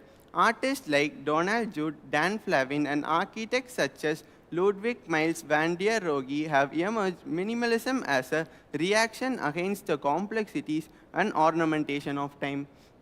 And it also characterized by simple geometric form and neutral color, and also focuses on the necessary aspects and materials and the spaces used in the artwork.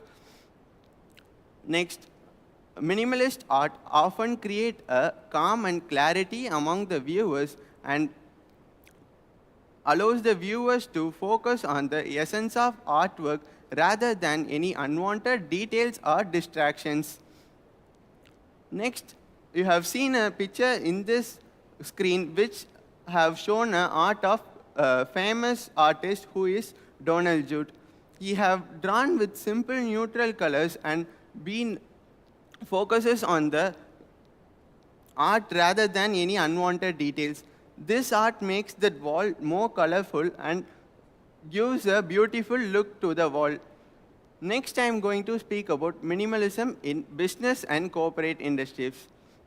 Minimalism has been emerged as by many business and corporations as a way to streamline their expressions and also to their operations and to improve their efficiencies.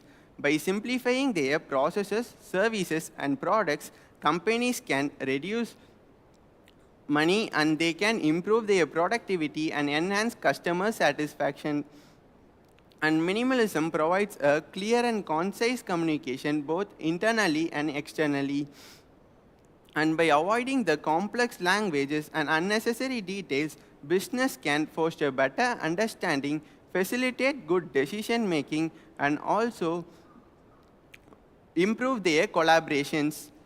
Next, by avoiding the unnecessary details, business can be more productive and be more efficient in their operations. And businesses in this corporate world have emphasizes providing a clear and concise communication, and also it provides you to be more mindful, and it provides a clean and decluttered customer experiences. And by simplifying the needs, you can allocate your resources to activities that align with your goals and values. And by simplifying the processes, interfaces, and interactions, companies can be more mindful of their choice and be conceptual about the things they bring into their life. And attaining a principle of minimalism like leaning Six Sigmas can help individuals to be more mindful of their choice and also be greater in their efficiencies. This Six Sigmas involves reducing wastages, reducing the excess inventory, and focusing on the new inventory and adding on the new inventory, and focuses on the productivity and cost efficiencies. By simplifying and decluttering the unnecessary materials, business can be more productive and enhance customer satisfaction, and also be greater in their efficiency and operations that they have. Next, I am going to speak about minimalism in normal life. Minimalism is not just for the artists and business executives. It can be applied to every part of our life. Like it can be applied from a home decor, and from home decor to fashion, and from fashion to food. It can be applied everywhere where individuals can simplify their choices and be mindful of their conceptions and focuses on the necessary items. By embracing minimalism in day-to-day life, you can be more productive and also be also it helps you to reduce stress, increase your productivity, and enhance overall quality of your life. And minimalism also helps you in simplifying meal planning and cooking by focusing on nutritious, which makes the individuals to prepare the meals easily, and also it helps the individuals to reduce the wastage of food and increase their time and energy. Next, by scheduling your tasks and activities that align with your goals and values, you can manage your time, and also involves you to saying no to the unnecessary material possessions and focusing on the necessary items.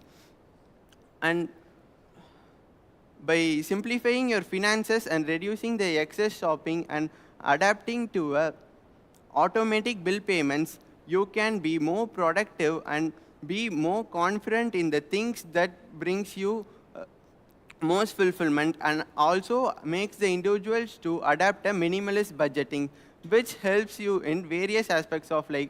Like it can bring you financially stabilize and also reduce your financial stress. You have seen a picture in the screen that have shown how a minimalist living spaces will look. They have used in simple and colorful things, but also brings attractive to the viewers and makes the home more attractive, and find some new inventories from them. Next, I am going to speak about decluttering and simplifying in minimalism. One of the key principles of minimalism is decluttering and simplifying the physical spaces. And decluttering means removing the unwanted materials from the untidy area, and it also involves getting rid of the unnecessary material possessions and the things that does not brings you any practical purpose. And decluttering and simplifying your spaces, you can be more productive, and also helps you to reduce the stress and be attain a greater efficiency in your overall well-being. Next, by decluttering and simplifying, appreciates your things that you own, and also it also helps in becoming mindful of their consumptional habit. By decluttering and simplifying, you can be more mindful of your things that you own. And it also allows you to be physically and mentally prepared for everything.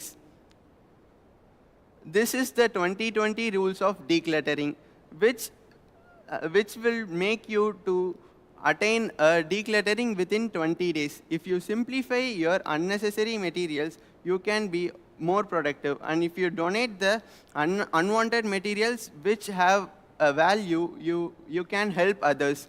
And if you keep the necessary items that add values to you, you can be more productive. And if you trash the unwanted materials which does not brings you a practical purpose, you can also be productive by this. And if you sell the things that have value but which does not makes you a practical purpose, will makes you more productive. And by recycling the unnecessary material, you can be more efficient. And by sorting the things after this processes, you can keep your things clean and well. This is the 2020 rules of decluttering, which makes you to minimalize within 20 days. Next, I am going to speak about minimalist wardrobe. In a minimalist wardrobe, each item serves a specific purpose, and also each items can be worn in multiple ways. And this approaches encourages the individuals to be mindful of their choice and also prioritize their value over material possessions. And it also helps us to be of thoughtful consumption and reduce the excesses of shopping.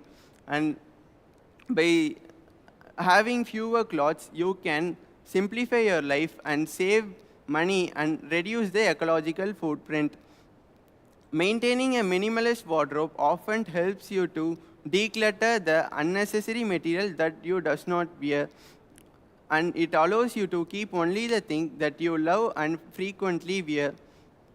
And minimalists use a capsule wardrobe, which makes you more productive and be more simplified in your life. It creates a variety of different outfits within a small selection of clothes. And minimalist wardrobe emphasizes on quality rather than quantity. You have seen how a minimalist wardrobe would look like. They will have a small selection of clothes and small selection of shoes and the outfits with them, but they would be wear those items into multiple ways.